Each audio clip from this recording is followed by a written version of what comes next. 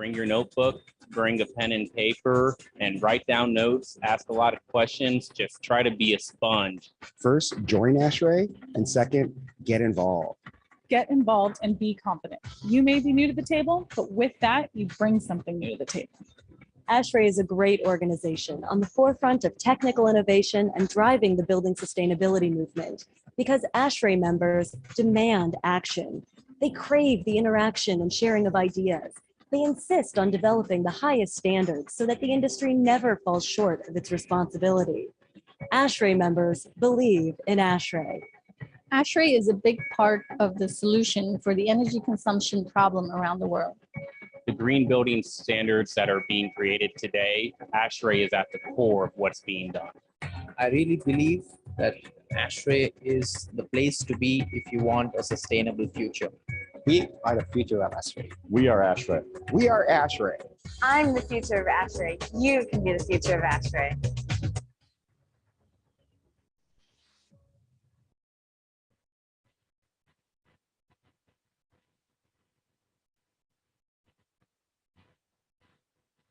Surging crowds filling halls and meeting rooms, backpack burdened members busily navigating crowded agendas and tight schedules. This ritual plays out year after year in city after city across the continent. They talk about the weather, they talk about buildings, they talk about the area. Typical small talk amongst busy professionals? Not quite. Not with these credentials. This is not merely a gathering of like-minded industry leaders. This is ASHRAE.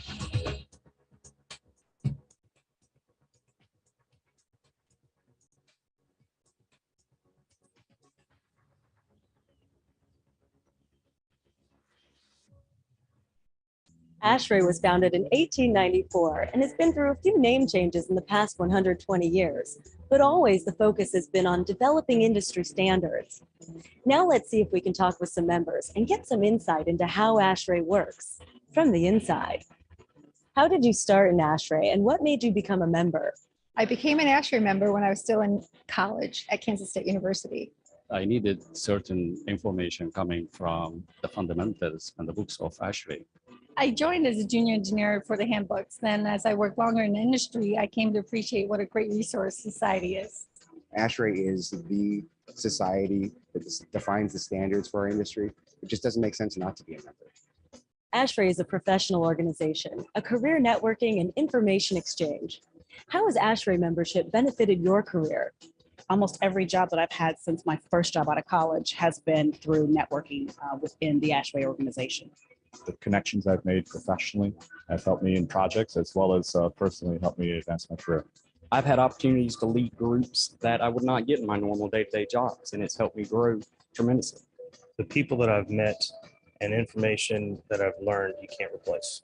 ASHRAE is focused on heating, ventilating, air conditioning, and refrigerating. But what's something people should know about being an ASHRAE member? ASHRAE really opens up the world of engineering for you and takes you beyond the boundaries of your working clients. Having your voice heard as a member is really important, and they listen. It's access to actually excellent resources. ASHRAE is an organization of diverse and great leaders in the built environment industry.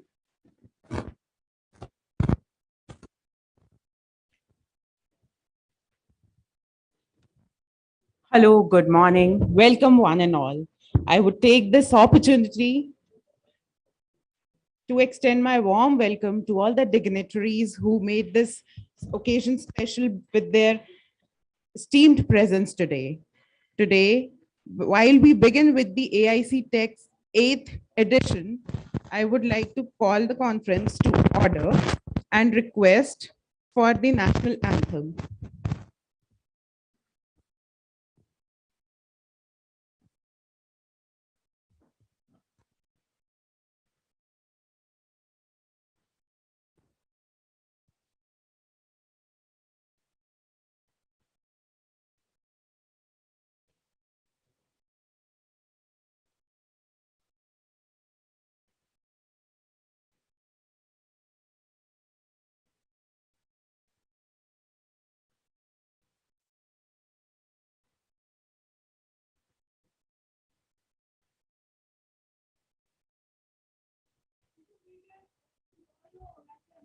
So we can, okay. Jane मन अधिनायक जय हे भारत भाग्य विधाता पंजाब सिंध गुजरात मराठा द्राविड़ उत्कल गंगा विंध्य हिमाचल यमुना गंगा उत्कल जगति तरंगा तब शुभ नामे जागे तब शुभ आशीष मांगे गाए सब जय Recording in progress. जने गने मने गायक जय हे भारत भाग्य विधाता जय हे जय हे जय हे जय जय जय जय हे. Thank you. Please be seated. Now I would like to request all the dignitaries to please come for the lamp lighting ceremony. Mr. Hanif Qureshi, Mr. Saurabh Bibi, Mr. Abid Hussain, the convener for AIC Tech 8th edition, Mr. KD Singh, Mr. Ashish Rakheja, Mr. Ashish Gupta, and Shri Kanagraj Ganeshan. Now I know that Ruchi Mittal is here, so sir.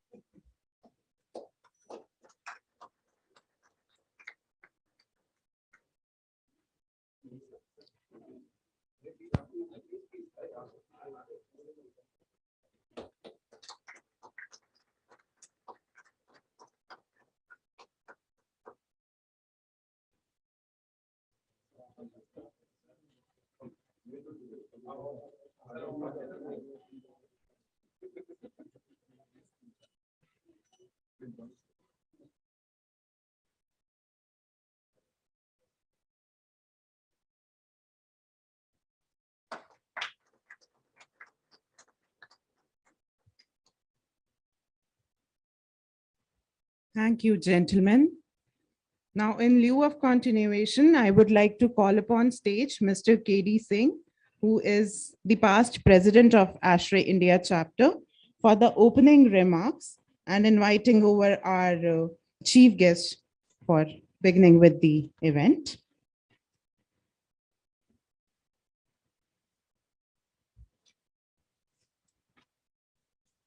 So thank you, Shruti, and good morning, everybody. Our honorable chief guest, Dr. Hanif Qureshi, who I met a couple of days back at the PhD Chamber of Commerce session on sustainability of hotels. I was largely impressed and very happy to meet him there. And I thought that we must have him here and must make use of his knowledge on one of our forums. So thank you, Dr. Qureshi, for being here. Mr. Richi Mittal, Mr. Ashish Akheja, Modgil sir, our distinguished moderators, speakers, dignitaries at the ASHRAE headquarters, participants, ladies and gentlemen. So a very warm welcome to you and good morning once again. It is my privilege and honor to welcome you for the, of course, the welcome address is going to be given by Mr. Abid Hussain, but yet I would say that it's a privilege and honor to have you here for the for the 8th edition of the AIC Tech, which is the flagship event of the ASHRAE India chapter. The last 7 editions have focused on sustainability. We worked across the various sectors of the industry, starting from the hospitality to airports to the healthcare industry. And this edition focuses on one of the very important areas which often doesn't find attention, which is the residential sector. So I think this idea came from Mr. Ashish Akheja. So thank you very much, sir, for having given us this idea to bring about this very important conference topic and and helping us to put this conference together. So for most of us who are here, we would know that the residential sector energy consumption is about 25% of India's total energy consumption, which is one of the largest or key areas which I think we must focus as we move towards our goal of carbon neutrality. If India has to be carbon neutral by 2070, I think one of the very important sectors that we need to address. And it is said that this the requirement for this sector is going to grow 8-fold by 2050, which once again brings us to this point that why ASHRAE India chapter chose this topic for the conference today.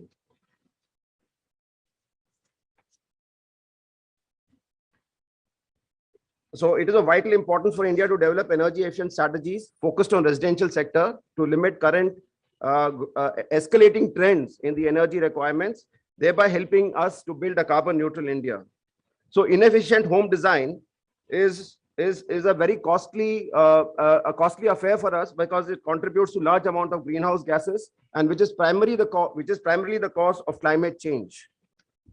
So through integrated design and comprehensive approach to building management and construction, we want to improve the environment and bring awareness among all the stakeholders who are here, whether it's from the government, it is from the consultants, or it is the manufacturers, or maybe system integrators like me who are here today. We want to bring on this forum, we'd like to educate and bring a thought-provoking discussion as to how we can reduce energy consumption in the residential sector. I think what is important, what we build matters, and how we build also matters. Building with sustainability in mind is the need of the 21st century. At this AIC Tech conference, we've tried to bring all the major stakeholders, have already said, to look closely at the sustainable design and construction in the building industry. So what matters actually in this conference, what we're trying to bring together or integrate together is what are the key factors in actually doing a sustainable home design, which includes the location, size, orientation, the layout, the local materials, the recycled materials, the insulation, the air sealing, window door selection, sustainable materials, Energy Star appliances, using of rated appliances, LED lights, water conservation. I think one of the topics that's going to come up for discussion is net zero water as we come towards the afternoon session. Rainwater collection, renewable energy, solar hot water, and many such aspects which are important to a sustainable design.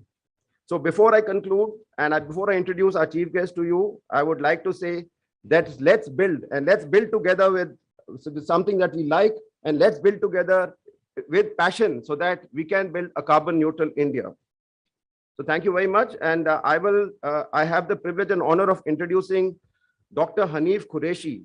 And I think he's a man, if I have to introduce him, it might take me 2 hours to actually talk about all his achievements. As I told you in my opening statement that I was privileged and honored to meet Dr. Hanif Qureshi at one of the PhD conferences. So Dr. Hanif Qureshi, for those who don't know him, he's an IGP of Haryana Police. He's the Director General Panchkula. He is the managing DG of the Renewable Energy Department, Government of Haryana. He's a BTech from the Jamia Millia University. He's an MBA in OB, a PhD in Criminology, University of Cincinnati, USA. He's an MTech in IT from Karnataka State Open University. He has a number of degrees, that I could actually list out. And one more degree that I could note down amongst many of them, that he's he's got a master's degree in police management from Osmania University. So, sir, we are really privileged and honored to have you here. And I know that you've traveled a long way from Chandigarh to be here right on time. I think you've been here before most of us have come. So we thank you very much for being here. And I would welcome you to give your inaugural address. So thank you very much once again on behalf of the ASHRAE India chapter and all of us. We are privileged and honored to have you here, sir. Please. Yeah, please. Can we invite you on stage too?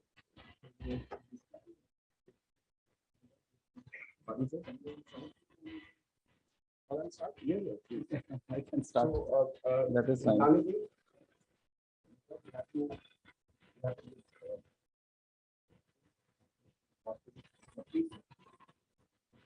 The program. Right. Thank you for inviting me here, and it is a pleasure to be with all of you here today. And I can see many of my friends from my college days are also here. I had passed out college in '92. It's a very long journey since then. I have forgotten most of my electrical engineering because I've gone on to many different fields now. But definitely, thank you for the generous introduction. Education is good, but too much education is also not a good thing. E.B. White has written an essay on education. He has written a number of essays, so like on education, on life, on children. In one of the essays on education, he says that education is a good thing, but too much education may not be a good thing, because then you are distracting your attention away from those things which really matter. And education is not an end in itself. Education is for a purpose. What purpose you want to achieve by your education? Have you achieved that purpose, or what progress you have made towards achieving that purpose? So education is a vehicle which can take you somewhere, or which can take others around you somewhere. So those are the sentiments he expresses. We always say that education is good, education is good. But वो कहते हैं ना, बड़ा हुआ तो क्या हुआ, जैसे पेड़ खजूर, पंथे को छाया नहीं, फल ला गया तो दूर. So you may be a PhD for all you know, but what is your contribution actually? So in any case, you have touched upon a very significant topic, and that is energy conservation. So we, all of us, I think, are specialists here. We need not go into the Panchamrit which the Honorable Prime Minister in Glasgow Those are the 5 principles which we have to, our Department of Renewable Energy in Haryana is also working towards those 5 goals.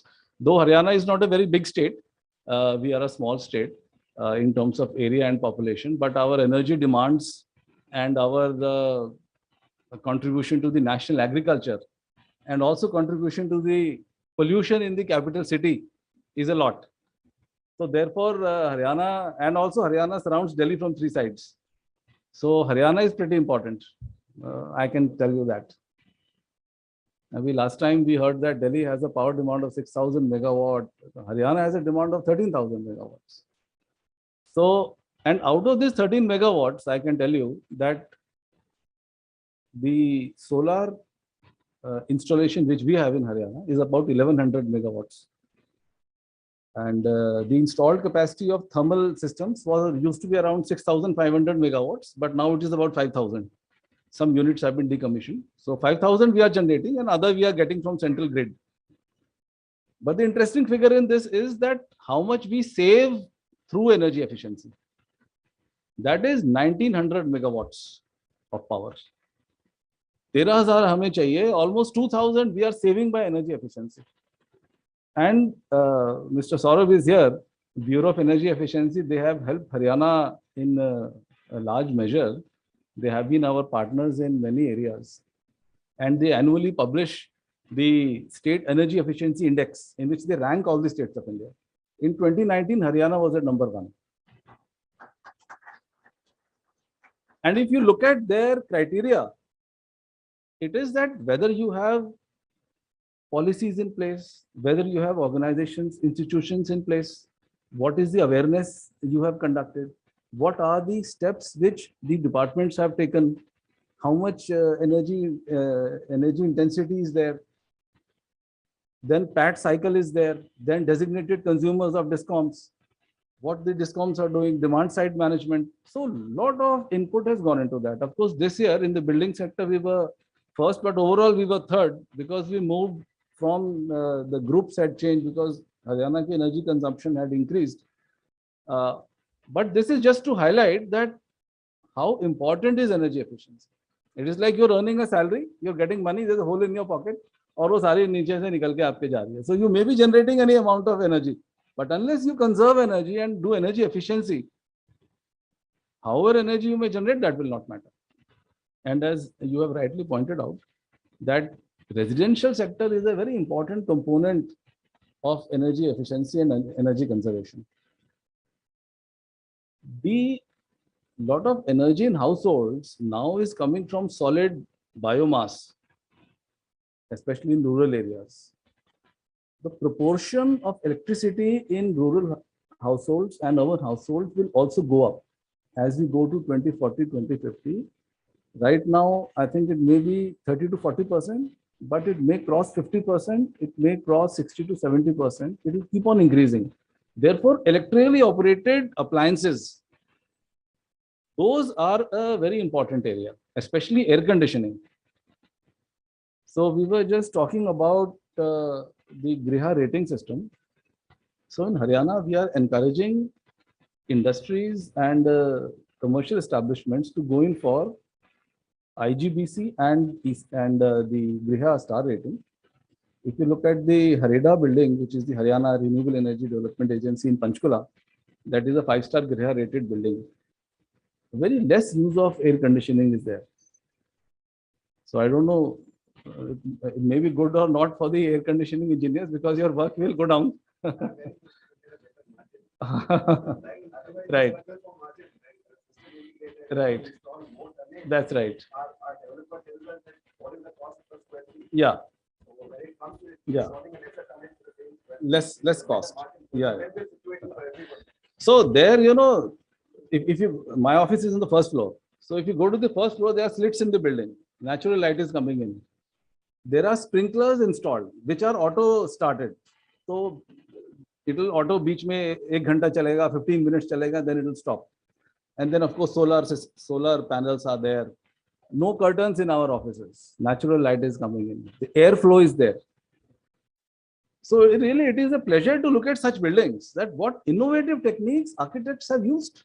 so that the cost of cooling comes down. But of course, we in the industry know what is to be done. But what about the stakeholders? Because when the architects design the houses and the commercial establishments, you have to sell your product to the owner. The owner must be satisfied. Okay, I'll get this. You can say I'll build the structure like old Red Fort or those old Vaisa banayenge, but that may not be suitable to the. You have to integrate it with the local architecture. So that is the challenge which architects and designers have to face. In Haryana, what we have done that all the loads above 100 kilowatt, they are required to get energy audits done. And energy auditors are of course certified by BE. So, and ECBC code, of course, it was there since I think 2012 and amended in 2017. Now also, I think you are planning some major amendments in it. And one thing which Mr. Saurabh told us when you came last time to Chandigarh, that now you are planning to extend it into residential sector also. So that is a very welcome step, I would say. Lot of residential sector units are going to come up, especially I know about Haryana, but that must be true all over the country. And this residential sector buildings, right now, we do not have a rating system. So we have a rating system in the appliances, but we do not have a rating system for houses. So this is one of the discussion points in our government, that we should develop a voluntary mechanism for star rating of houses. So we want to create some voluntary mechanism. So energy audits also, like energy audit, we have made compulsory for loads over 100 kilowatt, all commercial industrial establishments. But below that, it is not. So now we are encouraging voluntary audits. So we have given a target that 100 buildings in every district must be on voluntary audit system. So the ADCs in districts are our chief project officers. In every district we have our representation. So we are picking up these buildings, and then we will make the list of, we have 23 districts in Haryana. So these 2300 buildings, we will make a list, and then we'll see that what is the rating system. Everybody will try to get more. LED lights is also, we have talked about LED lights. In Haryana, we have made LED lights mandatory in all government establishments. All government departments must use LED lights. In 10 districts, we have 100% LED lights.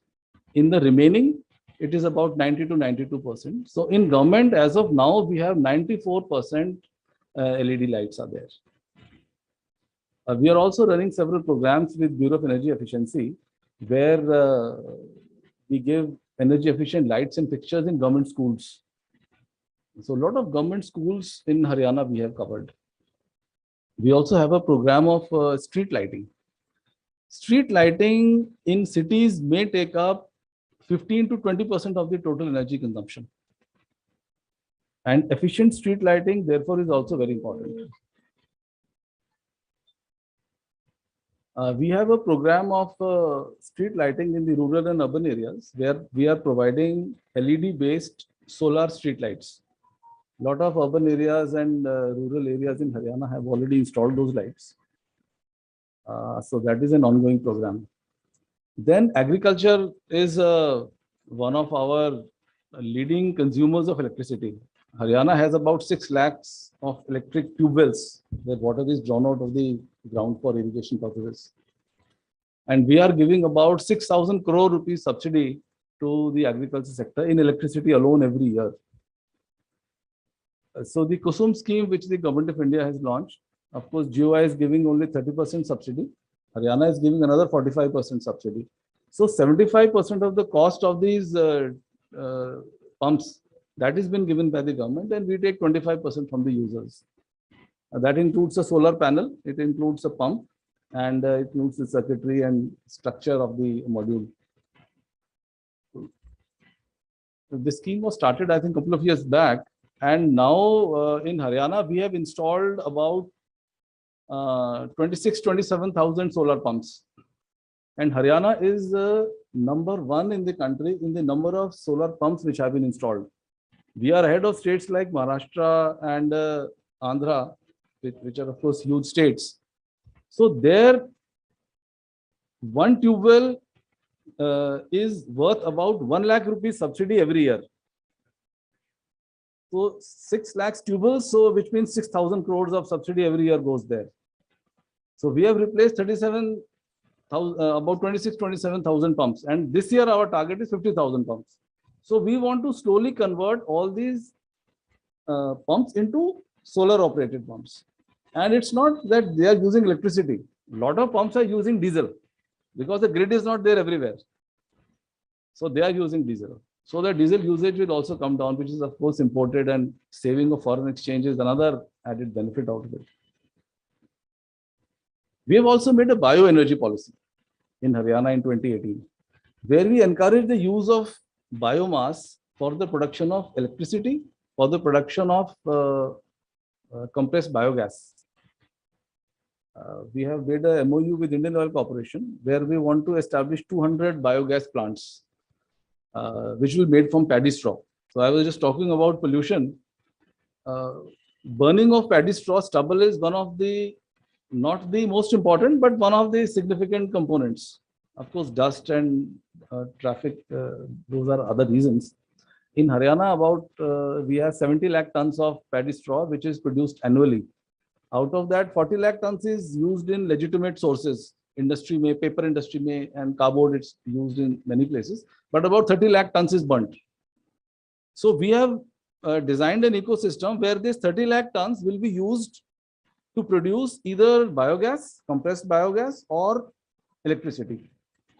Recently, 2 projects have been commissioned, one with 15 megawatt and one of 10 megawatts in Karnal and Kurukshetra, which are making electricity out of the paddy straw.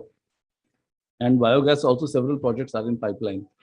Another big project which is using paddy straw is being made by Indian Oil Corporation in Panipat. They are making ethanol. So they'll be using 2 lakh tons of paddy straw every year. So we expect that by 2024 or 2025, all of this 30 lakh ton paddy straw will be utilized in some legitimate projects. That is our expectation.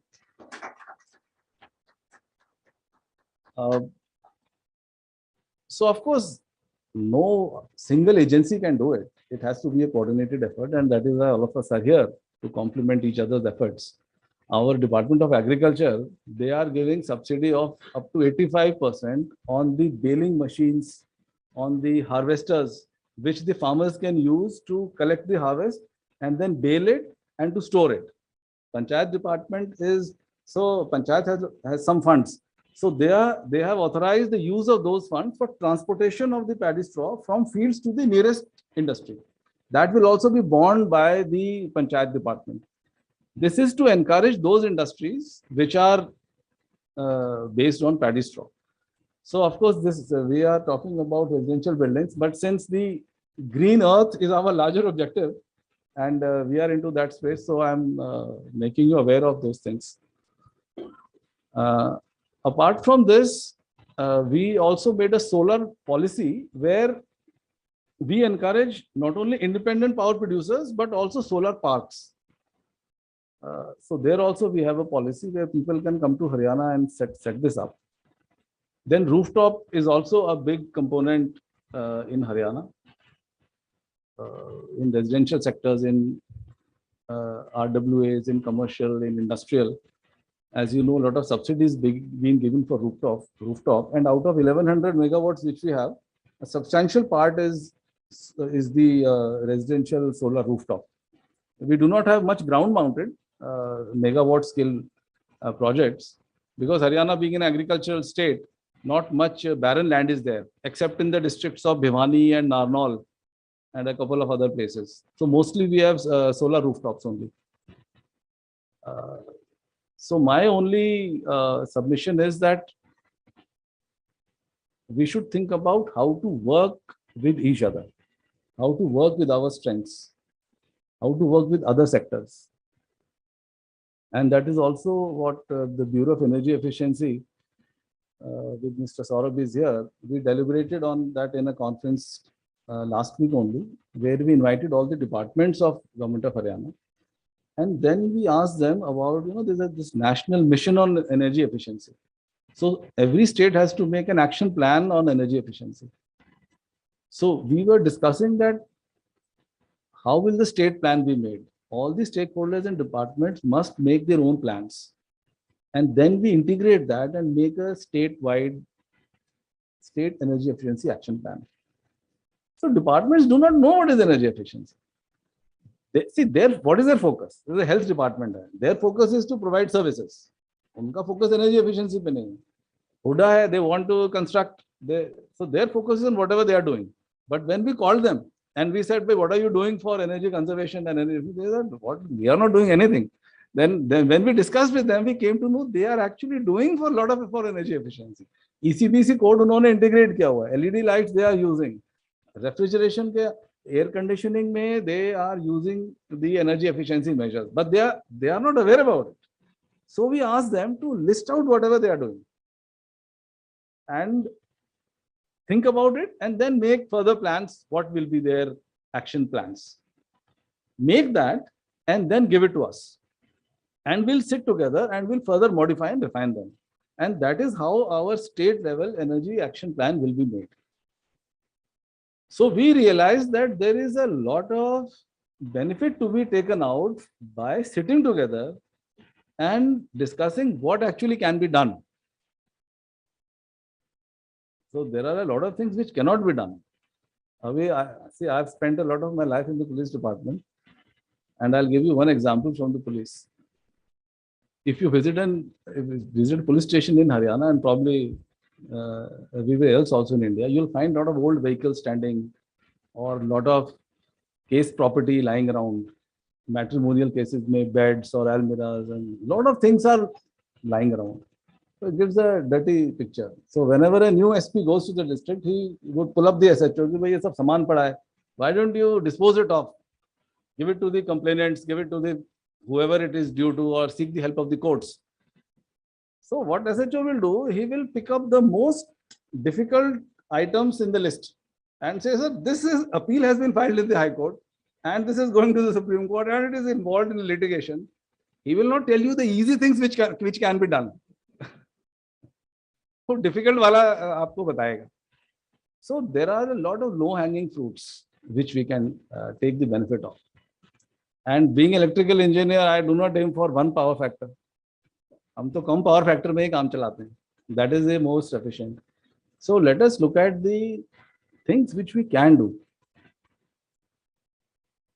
And then working together, I think if we come together, take the low-hanging fruit, well begun is half done. We start beginning.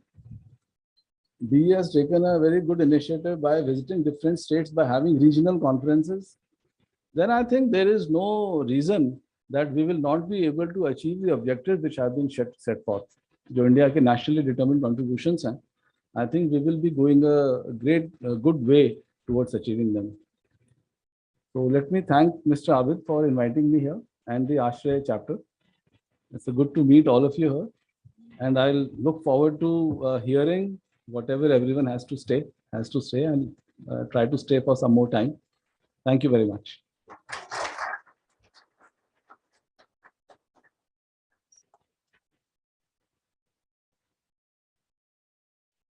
Thank you, sir, for spreading your knowledge across for various measures that have been taking place in the state of Haryana, and also how we'll be managing our straw lately so that the construction activities do not get hampered while we are beginning with winters this year.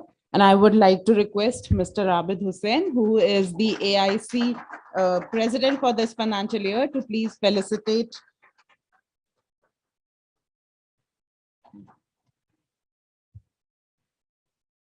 Now, I would request Mr. Abid Hussain, who's the president for AIC Tech this financial year, to come over the stage and please share the welcome address for this occasion.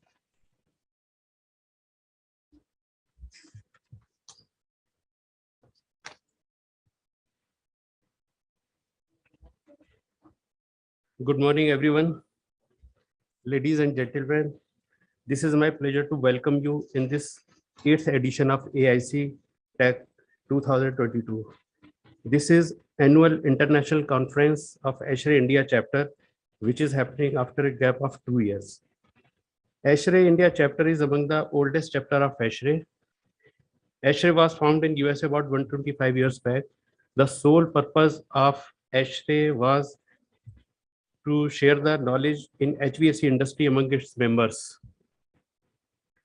First chapter of ASHRAE came to existence in India about 40 years back. Very renowned people of the industry joined hands to form this chapter of AIC. Its founding members were consultants, contractors, manufacturers.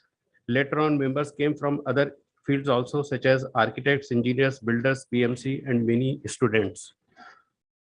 Since last 40 years, ASHRAE India chapter is flourishing. More and more people from many fields and of business are joining. ASHRAE India itself, there are now 10 chapters with around 1,000 members. This year, we are close to induct 50 new members in ASHRAE India chapter, and we have around 450 members as a student, ASHRAE student chapter. On becoming member of ASHRAE, we are connected with it throughout the world. This is great experience. Whatever new developments happening in HVAC field, these are being shared to all members through this platform. Each and every member is free to share its HVAC experience of any kind, any case study which can be beneficial to other members around the world in many ways. In ASHRAE, we are continuously working to make indoor environment comfortable, clean, safe, with more energy efficient system. I remember when I started my career in HVAC about 41 years back, the energy consumption in HVAC was 10 watt per square feet. But now, as we are working together and sharing knowledge with each other, the improvement are so surprising that now the energy consumption are 2 watt per square feet, and it is going further down. We could achieve this on working together with architects, electrical engineers, HVAC engineers, and manufacturers. AIC Tech is ASHRAE's knowledge sharing platform, where we will see today how sustainable residence can be designed from the point of view of architect, electrical engineers, and HVAC engineers. This is journey towards excellence. I am sure today's conference will be beneficial to all who are attending this in person and the one who are attending virtually. Here, I would like to inform you very proudly that one of our student member won the quiz competition in RAL. Mithlesh Kumar Gupta of ABS Engineering College, Ghaziabad, has won RAL quiz competition, and this is a pride moment.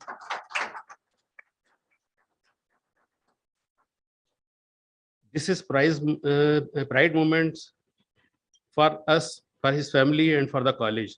He has really done proud for us. I am thankful to my committee team and the sponsors who helped us to make this possible today. And I'm very thankful to Dr. Hanif Qureshi with his knowledge sharing lecture, which he has given. We are really, we were not knowing how much things are going in Haryana. And also very thankful to Saurabh Didi, who has made us this conference. Thank you so much. I think Mithlesh is there. He's Mithlesh Kumar Gupta. You want to say something? Yes, sir. He's Mithlesh Kumar Gupta. Yes, all of you, good morning. I am Mithlesh Kumar Gupta from ABS Engineering College, Ghaziabad, and I am recently I have first position in all world to ASHRAE RAL quiz, and thanks to all the ASHRAE team who organize this type of quiz to participate in, and thanks to all.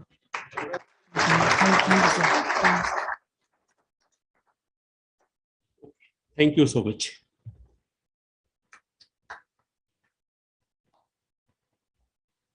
Well, heartiest congratulations, Mithlesh. And moving on ahead, I would like to call upon stage our guest of honor for the occasion, Mr. Saurabh Didi, who is the director at Bureau of Energy Efficiency. He's a mechanical engineer with Masters in Business Administration, Finance Division. And in the Bureau of Energy Efficiency, he's in charge of energy efficiency in buildings and transportation sector. Earlier, he was in charge of the standards and labeling program, awareness, international cooperation, and he also was instrumental in development of perform, achieve, and trade mechanism in Bureau. He is having over 15 years of professional experience, combining intellectual and managerial experience in the field of energy efficiency, climate change, green growth, and green carbon market. As director in Bureau of Energy Efficiency India, his primary responsibilities are to provide strategic, technical, and operational guidance to the Bureau's knowledge and policy program in the energy sector specifically. He formulated and managed the national mission for enhanced energy efficiency under National Action Plan for Climate Change India, and the NMEEE plan targeted to unleash investment worth 12 billion US dollars on energy efficiency in India. Welcome on board, sir. Stage is all yours. We would like to get some view of how you are proceeding ahead in this domain. Thank you very much, Dr. Hanif Qureshi, Modgil Saab, other members from Abid Hussain ji. I can actually, it's difficult to take everyone's name, but very good morning to all of you. I thought I will speak after Dr. Hanif Saab because it's actually difficult to speak when he told everything, and he actually covered Bureau of Energy Efficiency as well. So it's very difficult to say what means additionally to that, but I will try to discuss something. Now, if we look at the residential sector, and I will try to focus on the residential sector itself, demand for residential sector is roughly 24% of electricity consumption. And energy, if we talk about this, doesn't include LPG or the PNG gas.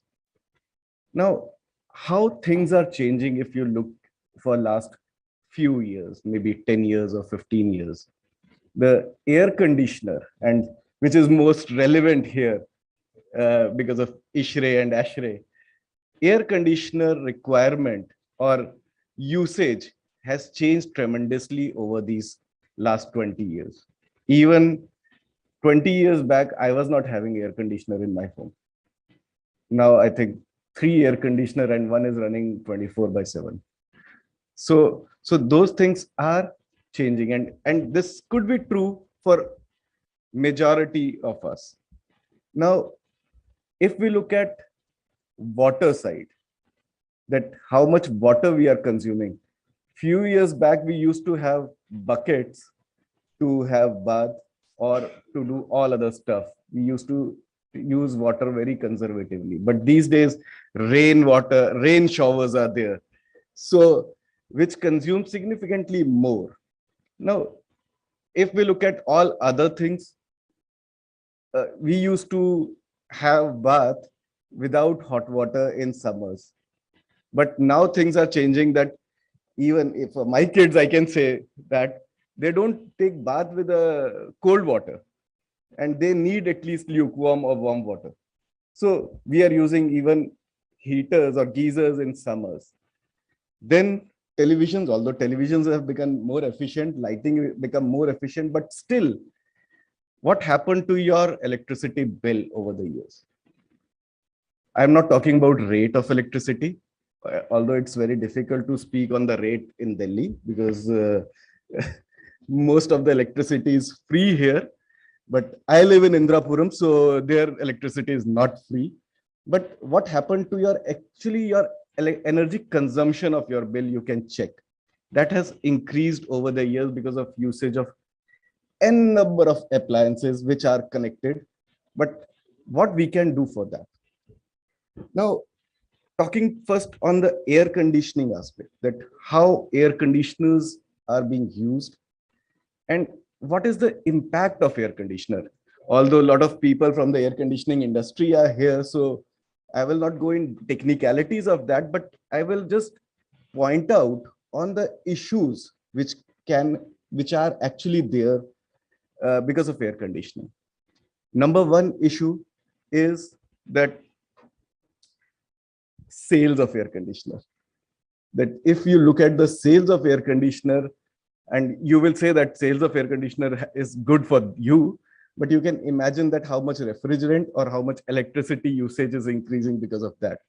So when I initiated this, started this program, and started means I took over that program in 2012 or 13, standards and labeling program. Sales was roughly, I think, not more than 20 lakh of air conditioner annually, 20 or 25 lakhs. And what I heard today is 75 lakh air conditioners annually are being sold.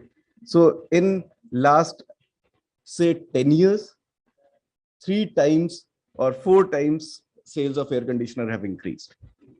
Now, this is one thing.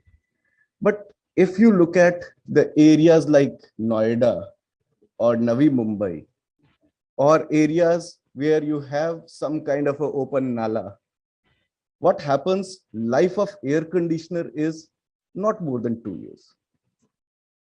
And if you look at the refrigerant requirement for these air conditioners, because these are being again rectified or repaired, and then you are filling again that refrigerant in that. And if you are having low GWP refrigerant, and I don't know whether they are filling the same kind of a refrigerant, because a lot of people are not going for the authorized representative for repair. Now, what happens to that? So then another issue which recently one of my friend told, that when these repair person, you go for cleaning or servicing of air conditioner, they give a pinhole in that. They do intentionally pinching of those your air conditioners. And what happens after the end of year, you will find that they have conked off, or when you restart that air conditioner next season. And that pinch or that small pinhole is so small that it will take at least 4 or 5 months to vent that refrigerant. Now, what happens because of that? How much refrigerant is going into the market is another point of concern. Another area, that how your air conditioner are being installed. And this, I don't know how many times I have told, but one of my friend installed air conditioner, and he said that my air conditioner indoor will be at ground floor and outdoor is at 3rd floor. So you can imagine that whether it's a 5-star air conditioner or 4-star air conditioner, how it will work. So how they are being installed is another issue. So how we can actually have technicians in such a way that they can actually repair in an efficient way, and also they can install in an efficient way. So in Bureau, we are in the process of discussion of development of some kind of a skill development program and also certification program, whether that will be done by the Skill Council or Bureau, but we are trying to push that program, that how we can certify those people. And their role of ISHRE and ASHRE is also very important, that how we can get those people trained in such a way that the leakage of refrigerant should not happen. Now, as earlier said, Abhijji said that I think 10 watt per square feet to 2 watt per square feet we have achieved. How we can make it to 0 watt? That is the major question. Now, 2 ways. One is that how we can design our residential buildings in such a way, and which I will come to later, that how we can design our buildings that we don't need air conditioners. As Saab said that in his office, air conditioner is minimal requirement. Now, but other thing is that how we can make more efficient. And in 2012, air conditioner average efficient EER was, if I'm not wrong, 2.3 or 2.4. But now average EER is roughly 3.6 or 3.7, and which is maybe 10 watt. And you're talking about commercial plus residential or unitary type together. But how we can make it more efficient? And issue which pop up from here is that cost of air conditioner. That cost per ton of air conditioning is increased because of the latest technology and things like that.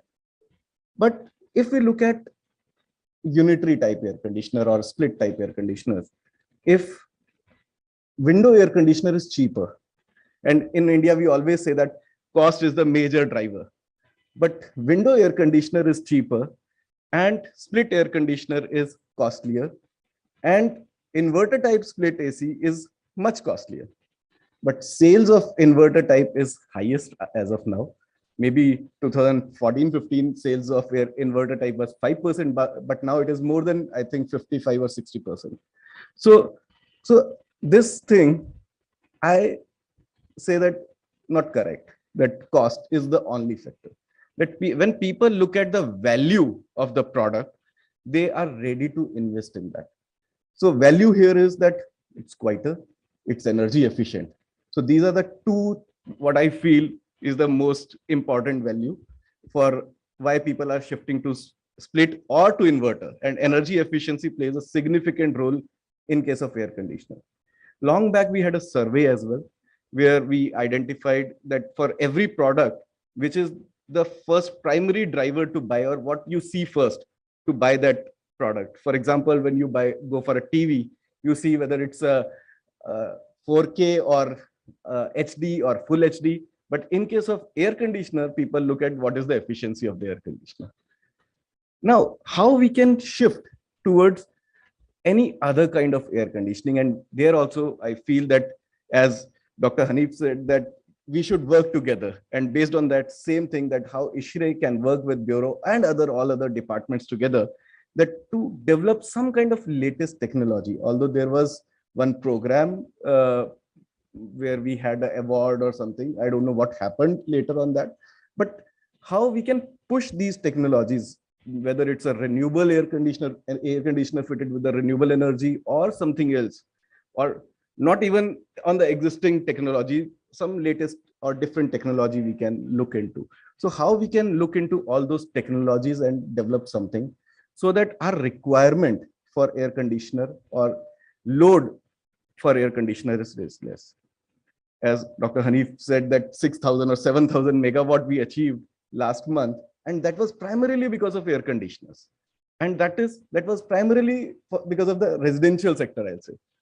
If we look at the Corona times, air requirement of electricity increased like anything in our residential sector, because every time we were living in home, and if those residential premises are not efficient, then what will happen? Then you will use more air conditioner. Now, coming to the design aspect of the buildings, although I don't know whether how much that will be relevant here, but if we look at the design aspect, how we can make those buildings in such a manner that your requirement of air conditioner is less. If you need 2 tons of air conditioner, and instead of that, the same place need only half a ton capacity. That win-win situation, as you told that, or you told, I don't know, that your cost per square feet will come down for the air conditioning. So that way also you can help. So how we can make those buildings in such a manner that requirement is less. And one of the example I always quote is ITC Kohinoor Hotel, where more than 2,000 TR capacity air conditioner was envisaged. But after improvement in the design of the building, it was hardly 700 or 800 TR capacity. So you can imagine that half of the TR load was reduced because of the efficient design of the building. And the same amount which was saved was used in the construction of that energy efficient building. So there was no additional cost. Now, how we can make it to the residential sector for the same thing. In the residential sector, we initiated in 2018 one code, Eco Nivas Sanhita. Although that code, we cannot make it mandatory because it is not the part of Energy Conservation Act.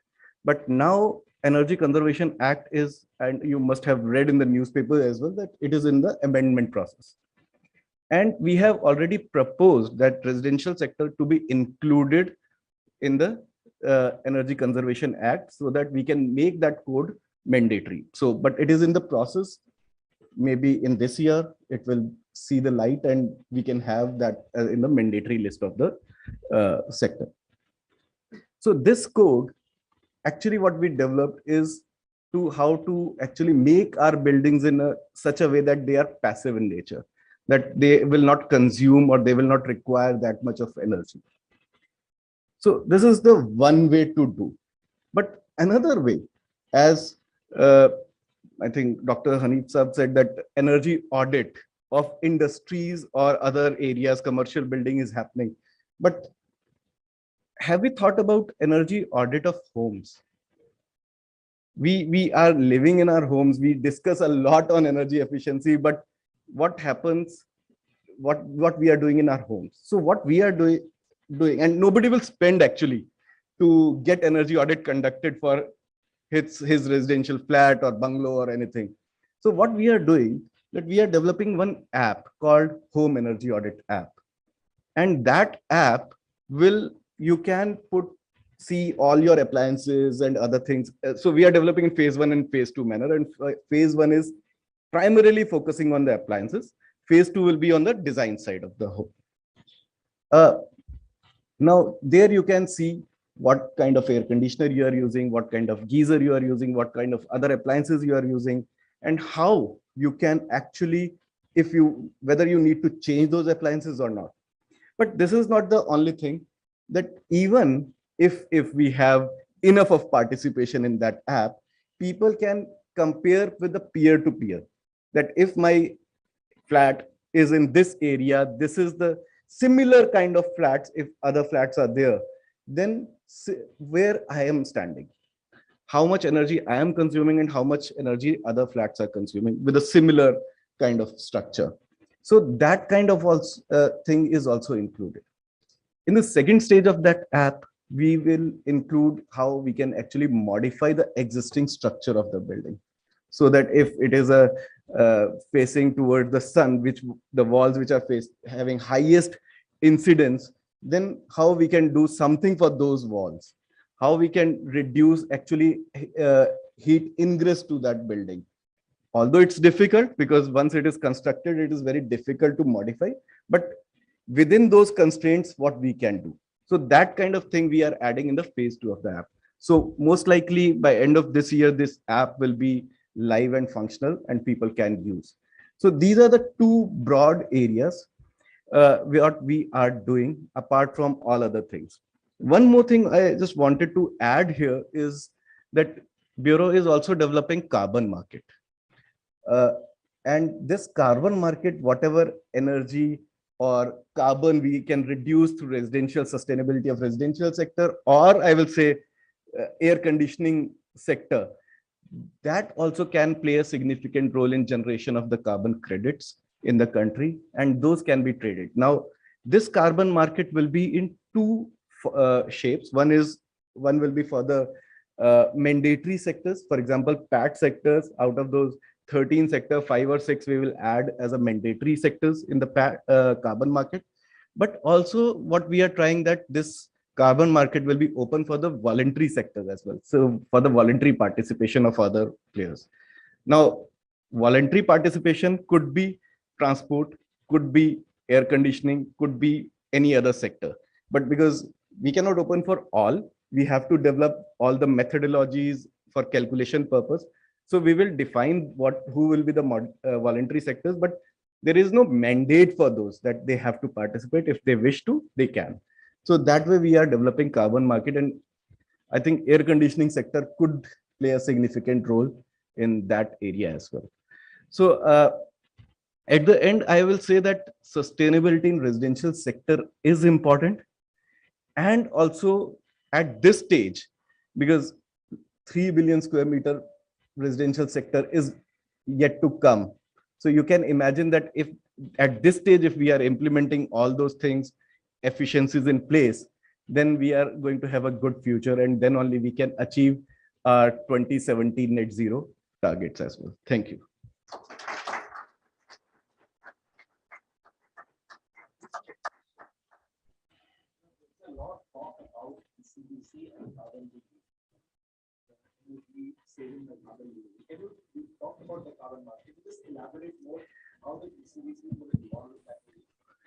As of now, it's not clear that how they will be linked. We are in the process of development of linkages between the sectors. So right now, what we are doing, we are developing policy document where which sectors will be included, and we will write, because we are hiring, if you have looked at our website, we are hiring a consultant as well to develop all those technical details that how they will be linked. And then we are going to discuss these documents with all the stakeholders. Similar to PAT, we had almost 200 workshops when we developed the PAT program. So similarly, here also we have anticipated at least 100 workshops by December next year, where we will discuss with all kind of stakeholders, transport sector, building sector, cement, iron and steel. So every sector, even all other kind of stakeholders, so that we can have a foolproof plan. We want that people should accept that program, so that if they are part of that development process, then only they will get involved, or they will accept that program. So that way we are developing. Thank you.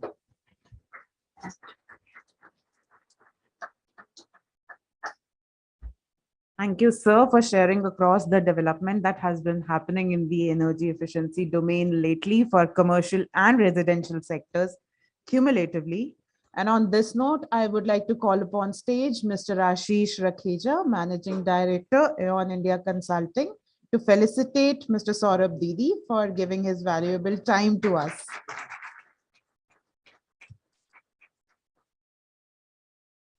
Thank you, sir.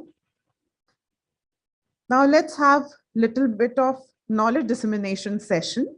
And on this note, I would like to call upon stage Shankar Narayanan, who is working with Advisor Technologies in the capacity of Strategic Business Unit Head, and also and Savior Technologies are our platinum partners for this event.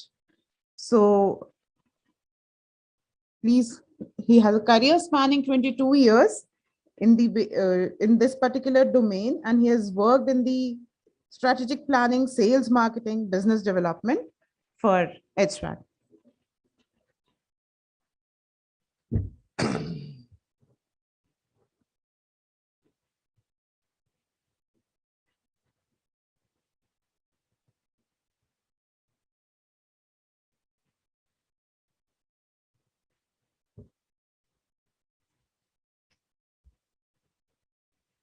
Good morning, everyone. I'm Shankar from Ensavior. Ensavior was founded in 2011 for a single objective: to be a leading solution provider dedicated to greener and sustainable future.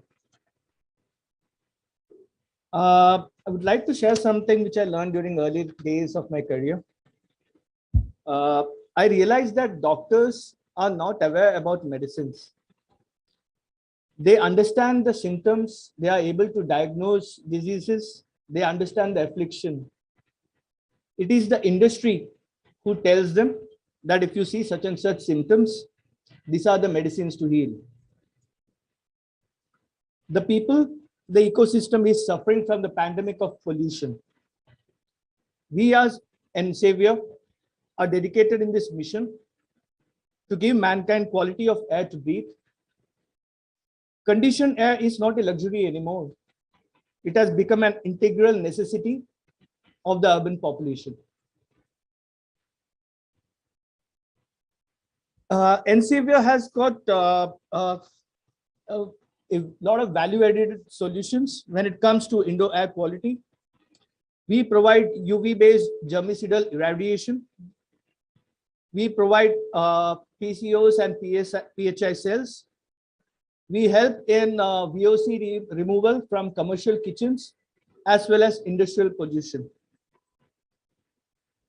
Ensavier provides various water-based solutions. We are passionate about conserving water, which is a depleting resource, and we provide customized pumping and filtration solutions to address this concern. Rapid urbanization has led to a requirement of air-conditioned environment and growth in cooling demand. See, mostly I'll be repeating what Mr. Hanif expressed out here. But yes, I would like to stress on that residential and commercial and industrial buildings account for 40% of peak electricity demand. This is a very conservative estimate, mind you. Because the temperatures are rising and commercial cooling systems is becoming a must-have, this trend is going to increase. The world needs clean energy storage to power commercial cooling systems with renewables. Commercial air conditioning demand in India. This was presented earlier in Acrex by one of my colleagues. And the data stands true. So we are looking at somewhere around 40 million TR at present to exceeding 130 million TR of installations. Cooling demand in India is projected to grow 18 times by 2050. Cooling contributes to 40 to 60% of this demand. And this is something I believe we as a whole, as stakeholders, need to address in energy efficiency. Ensavier's sustainable solutions reduces a building's carbon footprint and enables flexible demand while also cutting energy costs. We need to transform building into energy assets. Energy efficiency in cooling do not only bring financial returns to the users, but it also creates benefits in terms of lower greenhouse emissions, reduced carbon footprint, and promote sustainable developments. By embracing water-based energy storage, commercial buildings can shift their energy demand, save energy costs, accelerate renewable integration, and contribute to fighting climate change. Water is a fascinating substance with the highest capacity of storing energy. It is safe, and its ability to store energy has endless cycles. It never degrades. There aren't any substances that are safer or cleaner. It's obviously a no-brainer. It's the obvious choice. Thermal energy storage is a direct contributor in achieving your sustainable goals and is an integral part of global sustainability, carbon reduction budget, and objectives. We harness the power of renewables to meet commercial energy consumption. Key benefits of thermal energy storage: HVAC installation downsizing and thus saving capex. Chillers, cooling towers, pumps, etc. You can downsize up to 70%. Electrical demand charge reduction up to 70%, and reduction in backup generators up to 50%. Thermal energy storage also contributes in optimizing your OPEX. Chillers can be stopped during electricity outage on peak periods to optimize operation costs. A maximum cooling, reduced cooling capacity during electricity on peak periods. A free backup cooling capacity during predetermined period. Reduction in diesel costs in up to 50%.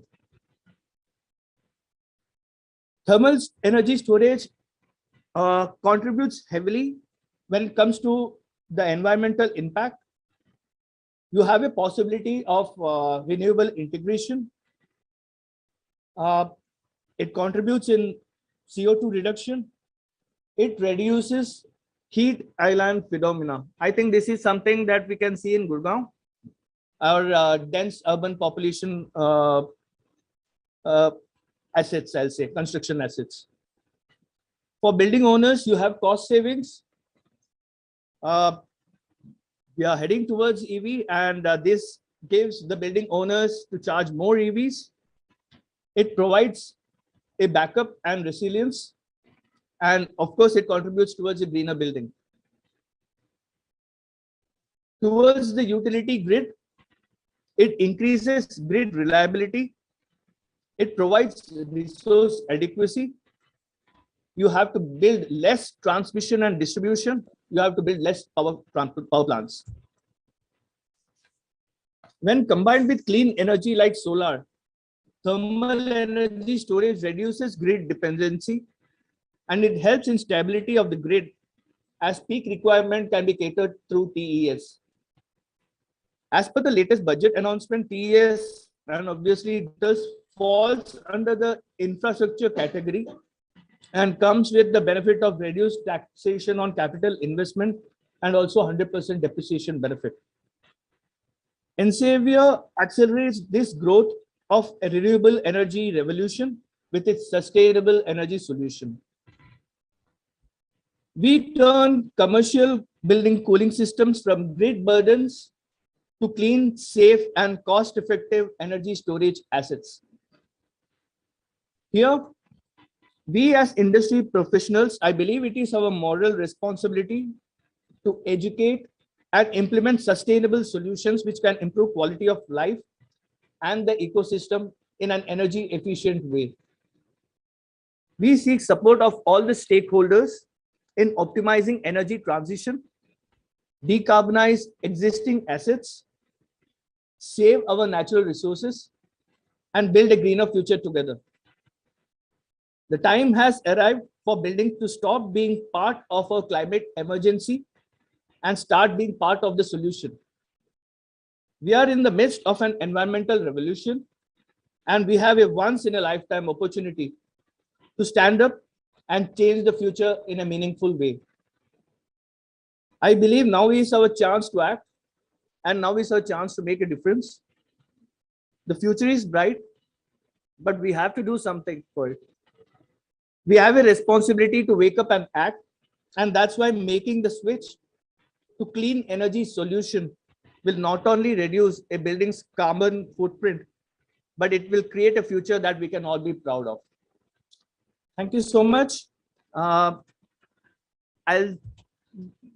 Since we are talking about residential, the topic is residential buildings. I did a quick analysis of a residential building project. Here I have compared with split VRV, and we can see the chilled water system with thermal energy storage. It cuts down on your capital investment as well. There is a 44% size reduction. There is no reduction in cooling. There is no difference in comfort. The challenge what we all face when it comes to residential buildings and implementing a centralized cooling system is the developer, once he sells off this asset, he has no control. But here I would require support of professionals. We have service integrators like JLL, Cushman Wakefield, Embassy, and I believe working with these system integrators, we can actually reduce the installation base of air conditioning units, individual units, and having a centralized consolidated system will definitely improve or highly reduce your CO2 emissions. There is a lot of other benefits also. I stay in a complex which has got 800 flats. Each flat has got minimum 8 HP to it exceeds to 17 HP. There is a outdoor unit and lots of indoor units. But when it look at the diversity factor, the usage of these installed units, I'll say when it comes to usability, it's only less than 40%. Not only that, we have refrigerant out here. Having a centralized system is going to drastically cut down on the investment part and severely contribute on CO2 reduction because of OPEX reduction.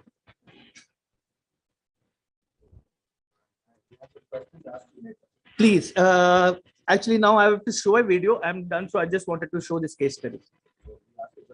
Please do, please do. So, you're playing the devil's advocate. Yeah. If you talk to VRV manufacturers, Yes. they talk of COP that's very low. Absolutely.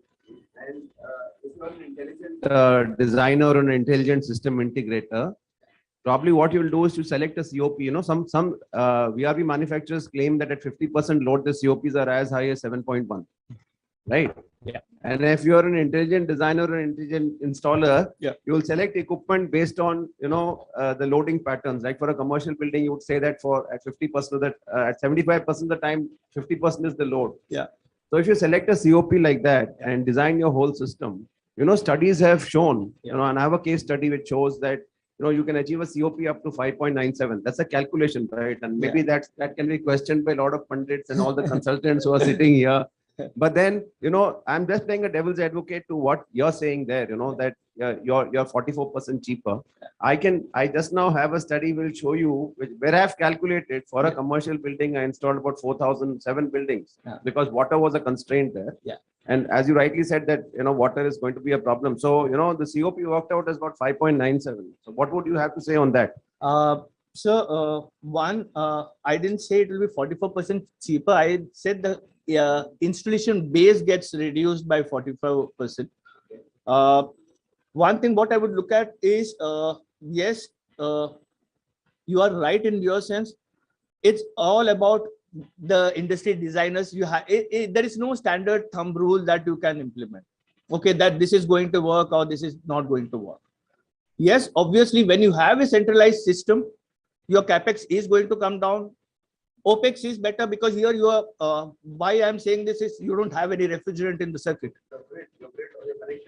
Connected, your infra demand from the grid comes down. So that's what I'm looking at when you have a I'll say a district cooling or that kind of setup rather than individual setups. If you have a centralized system, it becomes easier in operation. It's modular to expand, to update, and not only that, water is safe as compared to still refrigerants. I'll put it that way. But yes, but it will definitely come down or reduce your grid dependency. Particularly, I see outages, and during outages, what you have diesel running. So this takes care of all these concerns, which you cannot do with an individual setup of a VRV, even though you have the best COP.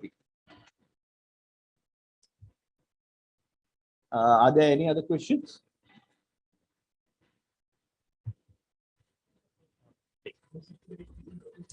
Yes, sir.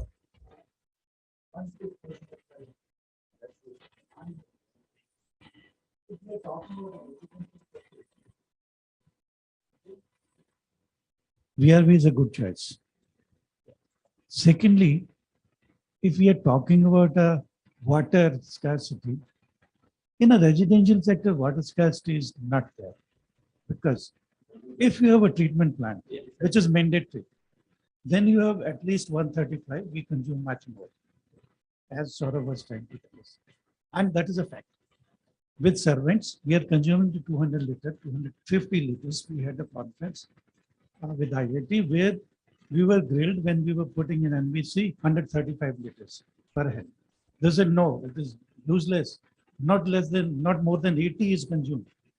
But in actual finding, it is more than 200 liters, which we consume. Now, if you have that much of water, what is your air conditioning? And secondly, what you said is VRV oversizing by VRV gives you diversity benefit.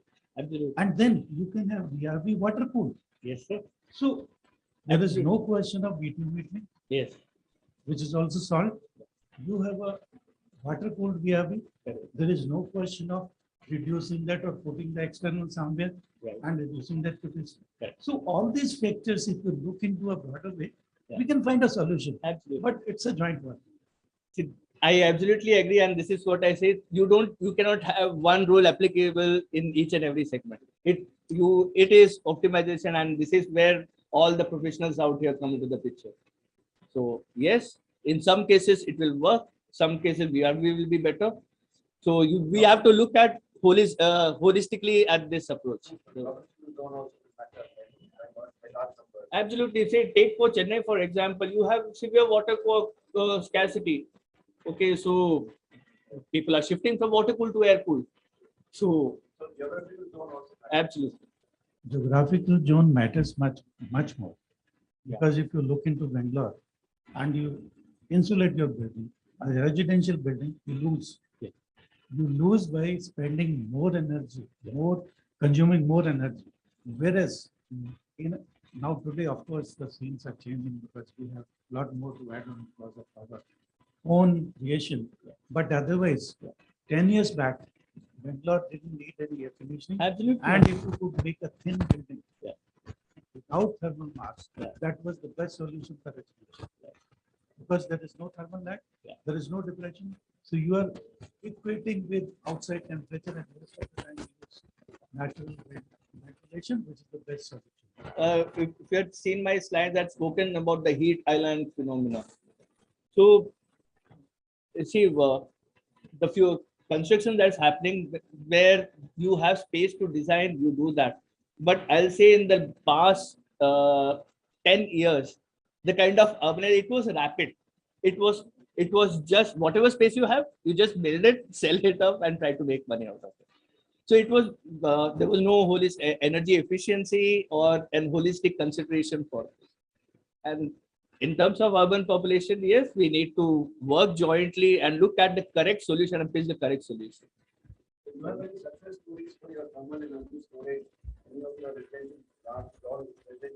Unfortunately, yeah.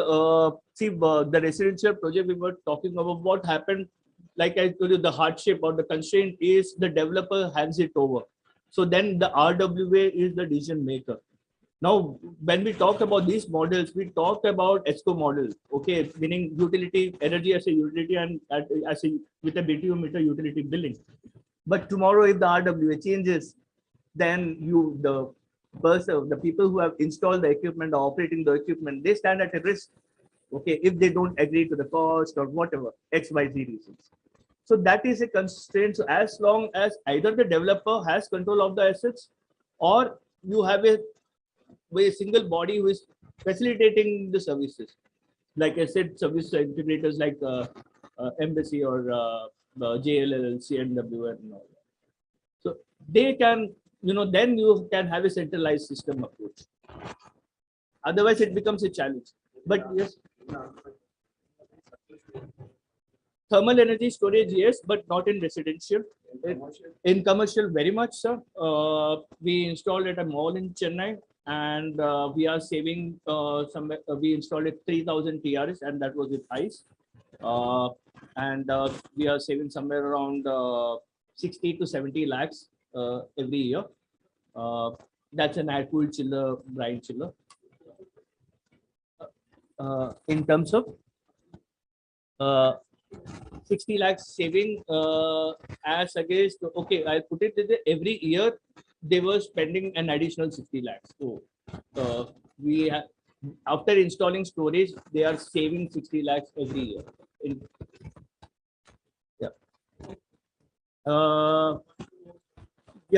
It was somewhere around 2.2 total. It's one of the biggest malls in Chennai. We also installed in an industry in Siemens. We also, and everybody most likely should be aware about the GIFT City installation of thermal energy storage, which is massive. That's a district cooling. And GIFT City, if you, one of my colleagues, Gaurang, he has prepared an article also, and you can see the initial plan for the whole facility was somewhere around 240 megawatt. But with thermal energy storage, it has come down to 130 megawatt. So there is a huge reduction in capex itself because you have a centralized system.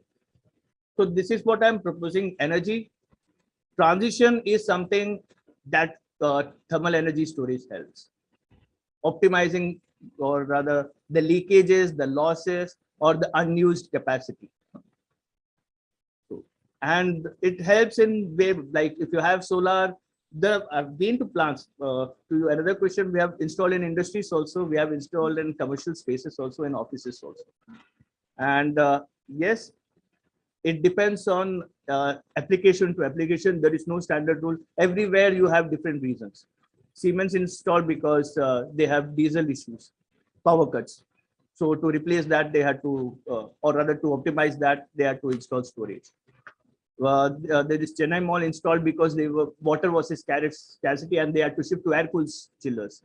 And daytime, you know, Chennai weather, the amount of power that is going to consume. So they shifted their load to the night time. So there is a misconception that if you have differential tariff, then only it works.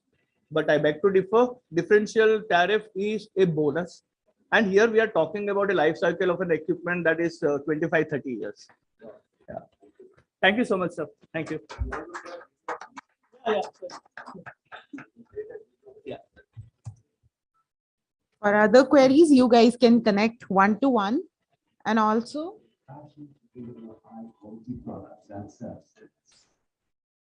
passion to create a customer-obsessed company, passion to work as a committed team. We work hard, we party harder.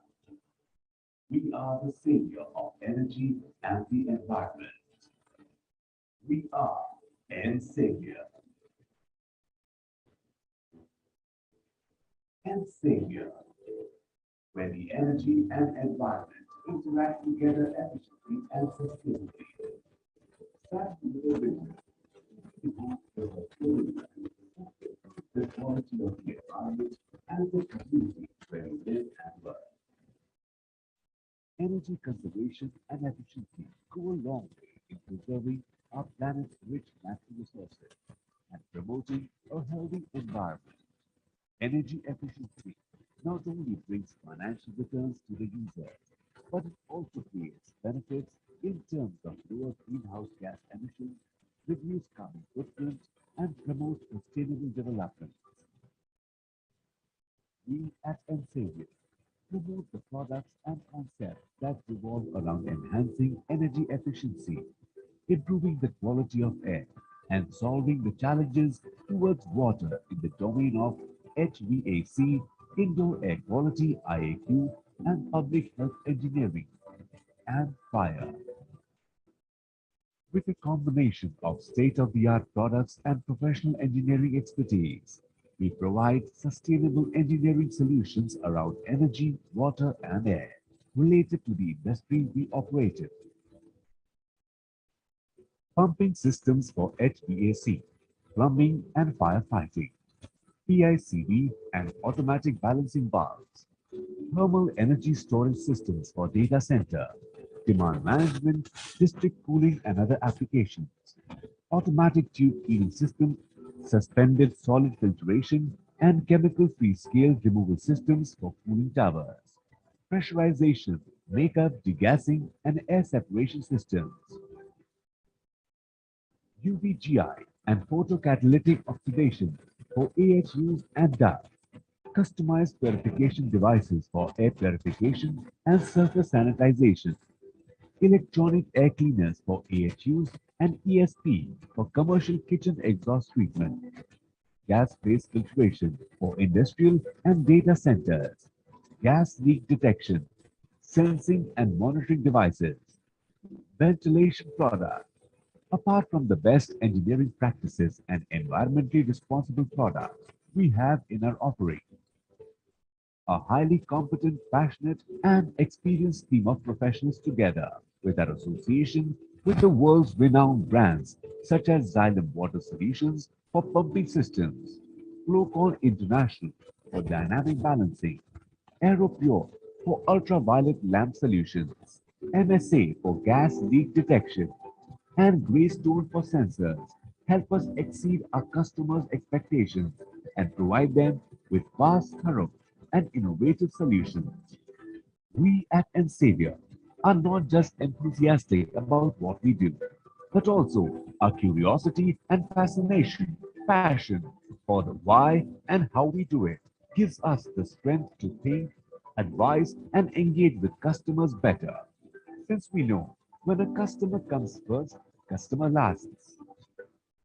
Together, we will continue even harder to deliver on our vision, brand, and product promise to the market, make our company a great place to work, and to make the communities we work in better places to live. After all, we are our biggest competitor. We challenge ourselves each day to be better than we were yesterday. Join us on our mission to a greener, energy efficient world in a sustainable way. Let's work together.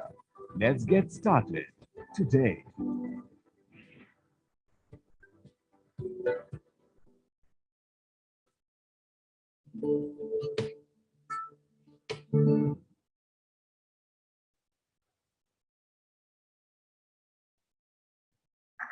On this note, I would like to call upon stage Mr. Richie Mittal to felicitate Mr. Narayanan and his organization, his team, for their undivided support to our chapter.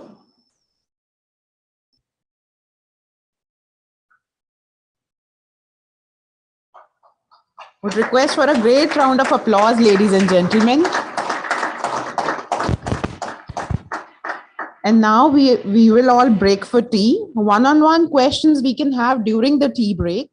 And within 10 minutes, I would like you all to be seated in your respective seats because we are already running short of time. So let's just quickly grab our cup of tea and snacks. Please do visit these stalls during this time period. And live streaming is going on across all the social media channels on Facebook and LinkedIn. So if at all your friends and your peer group are unable to associate today physically, please let them know about the live streaming that's going on and help them connect virtually with us. Thank you.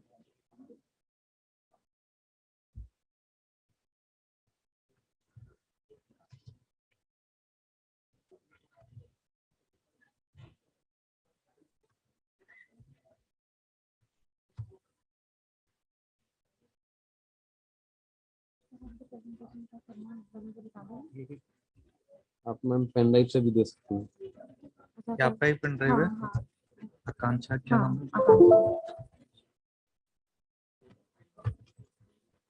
Pen drive ले लेना फिर, ठीक है? PDF है।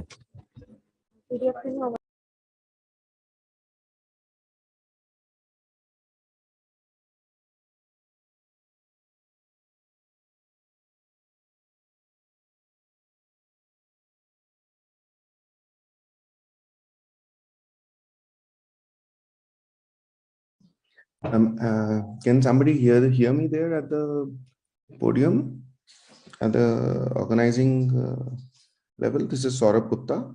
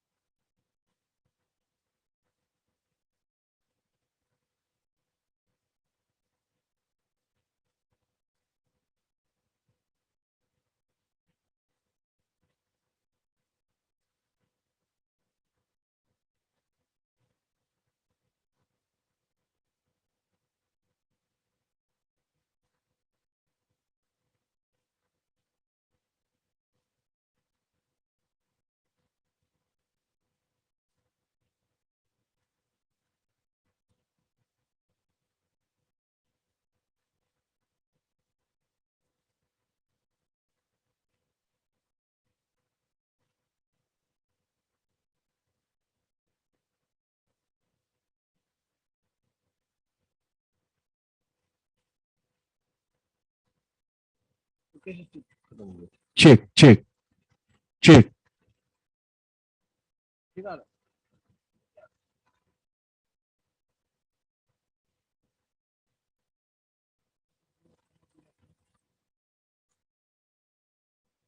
Check. Check, check, check, check, check. नहीं आएगा. Check.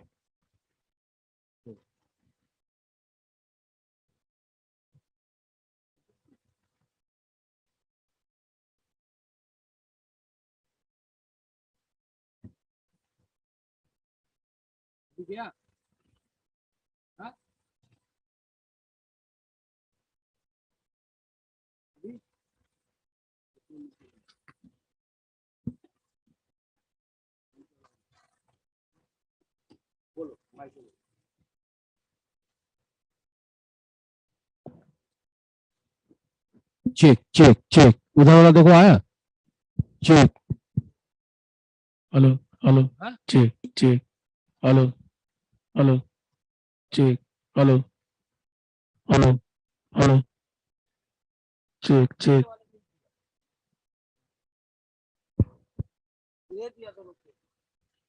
Hello, hello, hello. Check, check.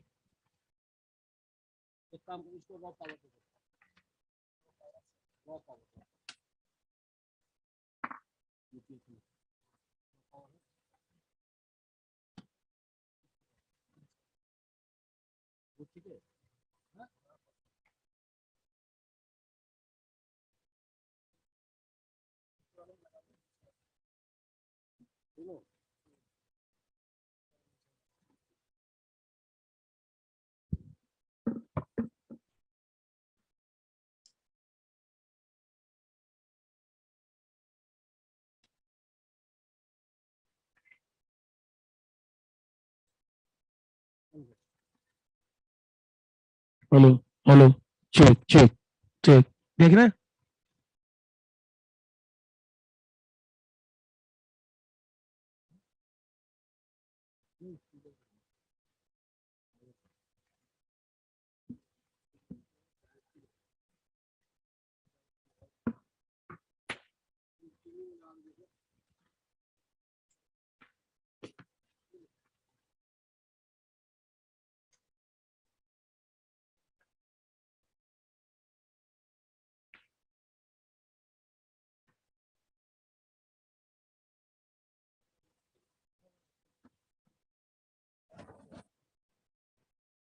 Check check check check hello hello hello check check hello hello check hello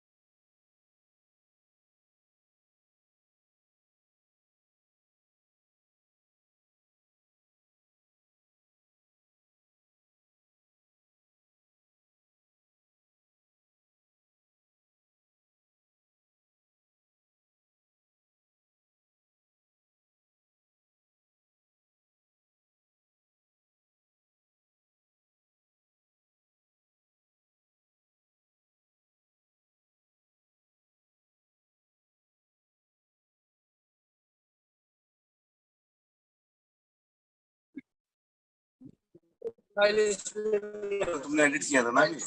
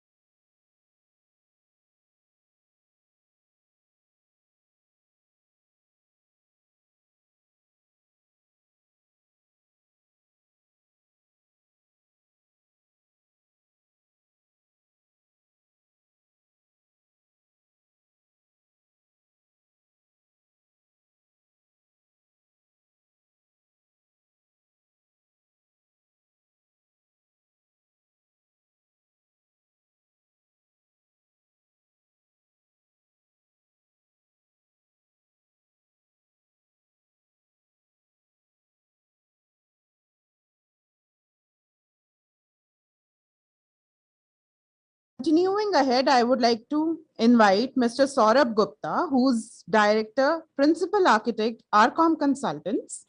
Saurabh graduated in architecture from the School of Architecture, CEPT University at Ahmedabad, Delhi.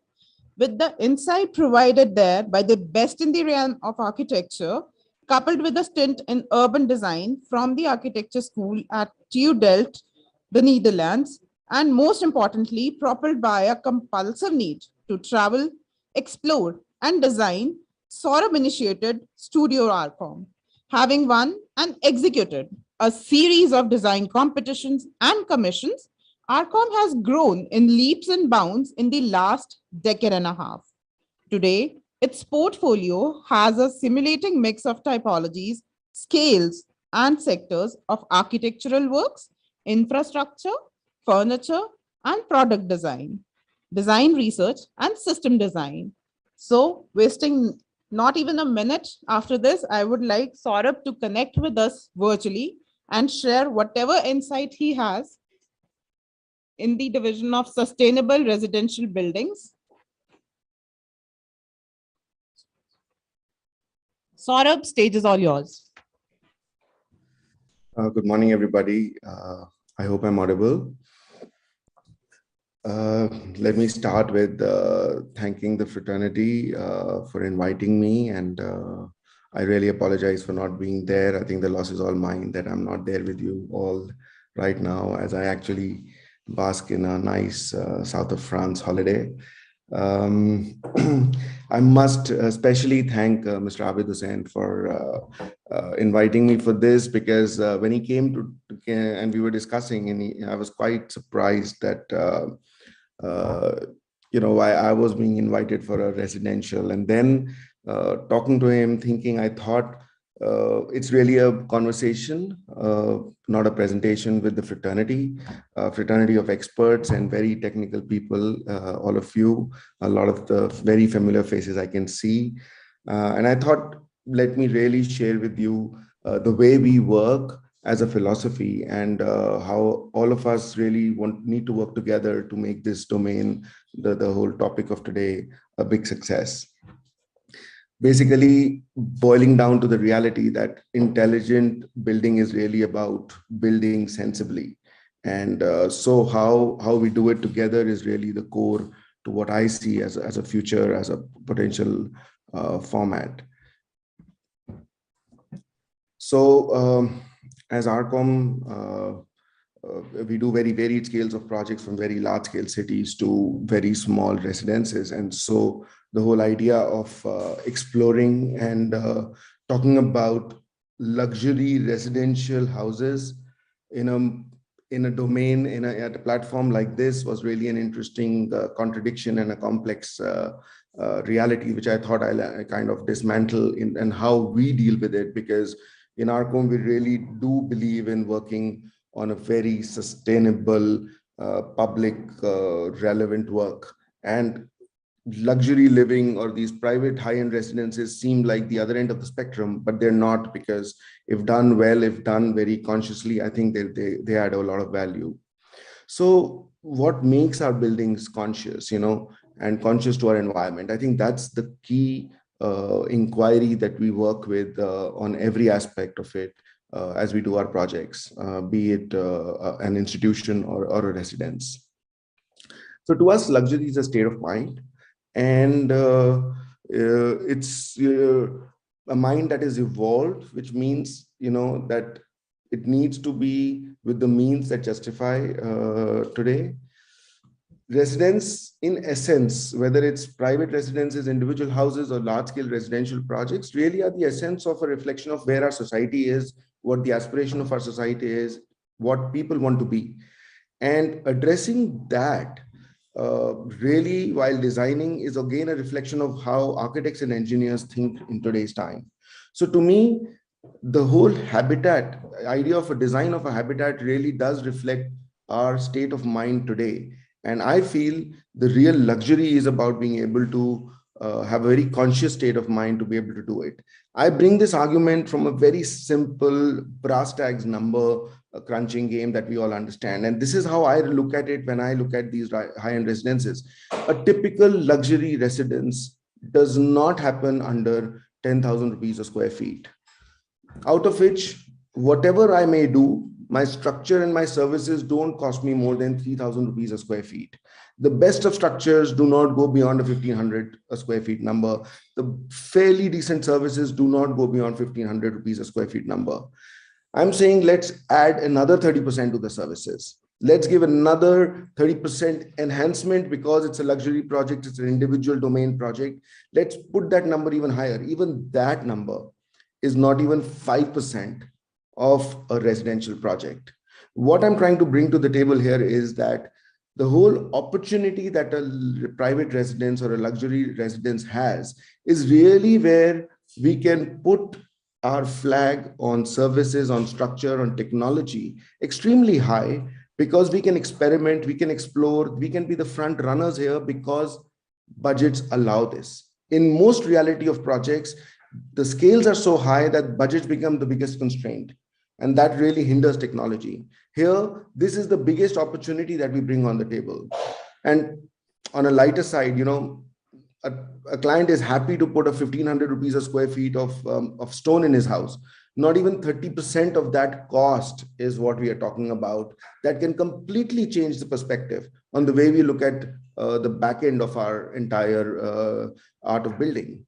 And, and this needs to be explained. And it's generally not a very difficult argument. At least for us, we have seen it's not been a difficult argument because it really, in percentages, can condense down to something extremely low. And the benefits are extremely high, whether they're long-term, whether it's operational, whether it's just building a positioning. So I think this really kind of puts things in perspective on why and how we address conscious luxury living. So, we don't need to greenwash our projects. I think a lot of us fall into this trap of trying to tick the boxes and get the number ratings. But I think we just need to educate our clients into building conscious buildings. And we need to do it together, because I think we are able to use, engineering and technology as something that's kind of beyond the apprehension of a lot of clients. And so it's kind of easier as an argument. So I thought that this kind of builds the whole tonality of what I'd like to show, and just share a few of our insights on how we build residential buildings at our firm. So, like I said, making these buildings, we need to make sure that the intent of the client is very clear. The client understands what he wants, and we understand what we want to bring on the table for a living. So we want to do the so-called, assumed conventional buildings through fairly unconventional strategies. And just a few, tricks of the game that we use through a few examples. So this is a residence we built in Agra. It's the terracotta house. It's really a machine. It's a 40,000 square feet of a building, but it really serves 2 families. So that's the kind of scale residences are in today's time. And here we can always play with the skin. We start with a residential, and that skin can be a play of materials, and that skin could be a very clean and clear play of services. We use concrete a lot in our work. I think there are multiple advantages to that.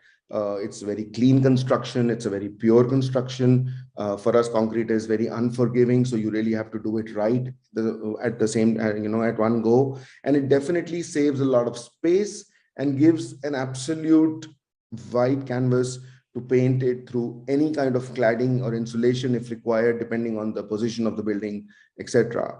We also use a lot of these earthy, sustainable cladding materials like terracotta, in this case being a terracotta house, and that would take care of the south and the west facade. And having a concrete backdrop to this, with the air gap, with a self-insulated terracotta, really brings in a very clean and clear way of insulating and making the building energy efficient and intelligent. So designing the structure itself, designing the services at the very basic fundamental level, I think that can automatically start making a building interesting, intelligent, even in its residential format.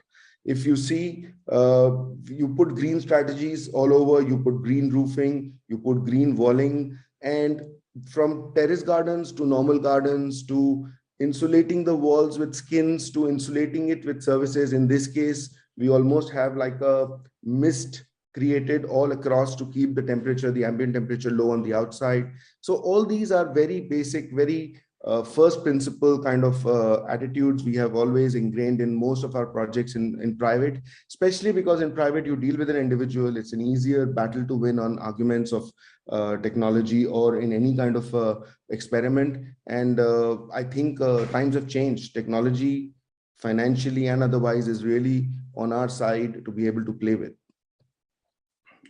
Light is fundamental to architecture, and the way it filters in, the way it kind of cuts, it really needs to build into an architecture. You don't need to be relying on artificial light, apart from it being a very pretty product.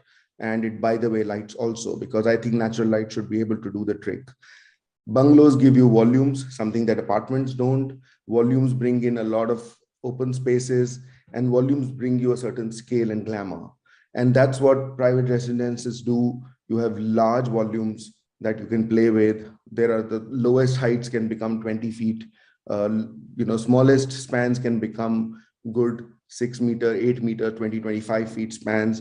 And of course, what you don't see here, and that's why this image now on your screen, is that the second ceilings, the services, are also at that level of high end. And high end does not mean expensive equipment. High end really means a high way of detailing things out. So if the previous two images showed you the light and volume that it came, this image of that same space shows that there is a second ceiling in concrete. So there is no false ceiling. And the whole idea being that it's very accessible. You almost have like a service floor. It's there is a notion of no ceiling which completely liberates, because it's high and you almost feel being concrete, being civil in its nature. You don't feel the sense of it being a ceiling at all. People are used to false ceilings.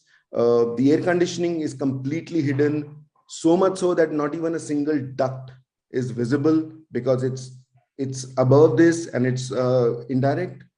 All the lighting, whether natural or artificial, is also built in within, because of these gaps on both sides between the concrete wall and the concrete ceiling. And so you almost see a lack of services.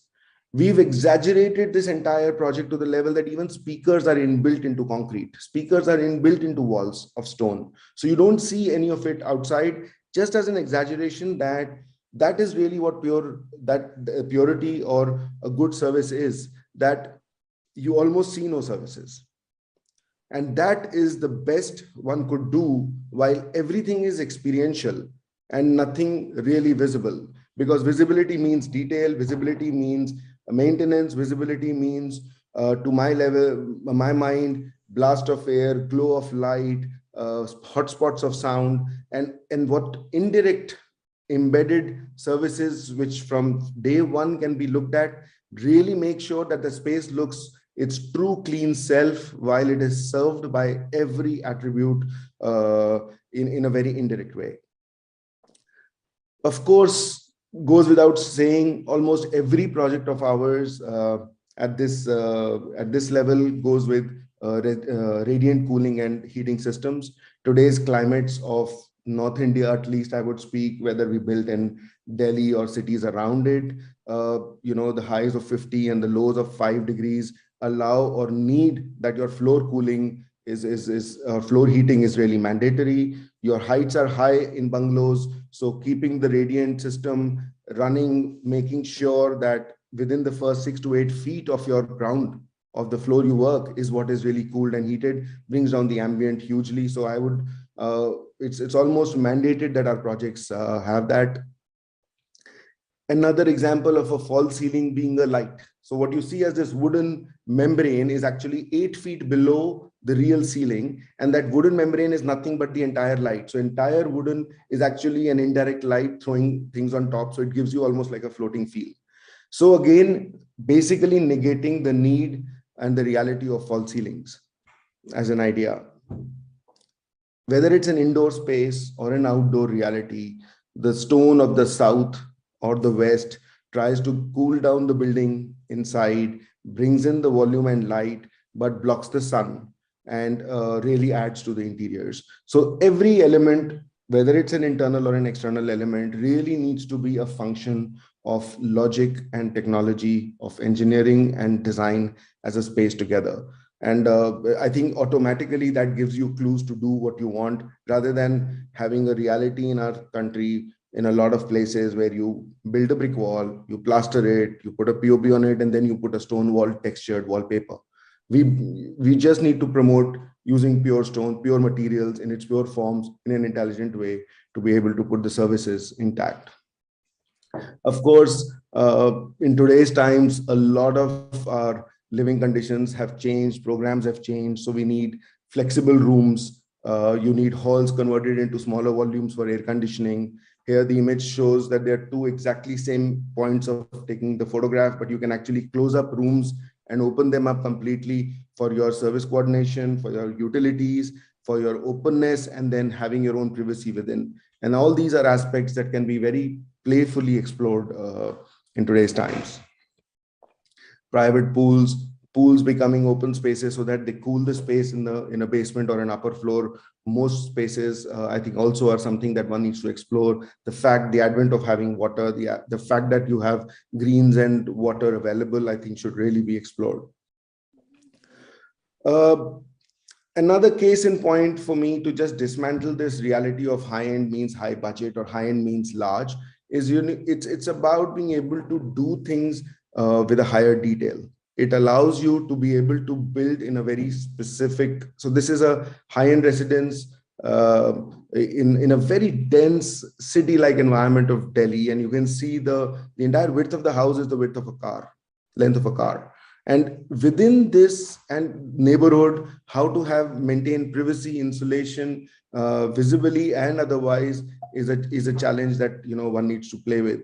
And the inside spaces can still be again well lit and well cooled and heated without really seeing too much of service. Smart roofing systems to make sure that your terraces become an open air rooms is something we've been using very, very often. It completely brings the temperature down. Putting green roofs on top keeps the building cool, we all know, but to make sure that your swimming pools and your terrace gardens are actually acting as services, are actually acting as support systems to our entire building project is something very fundamental. And it's something we promote at every level. So, a Mumty becomes a convertible roof.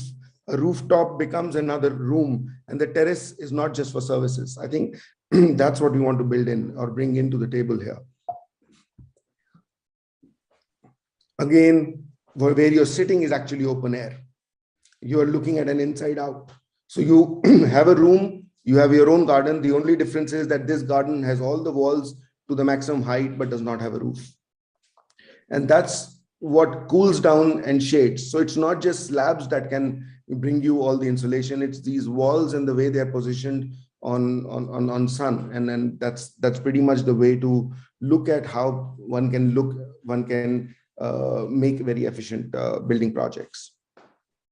I saw a presentation just before me with these industrial fans, and just thought the image actually shows an industrial fan in a high-end residence because the volume and the space is large. So a height of this room, for example, is about 18 feet.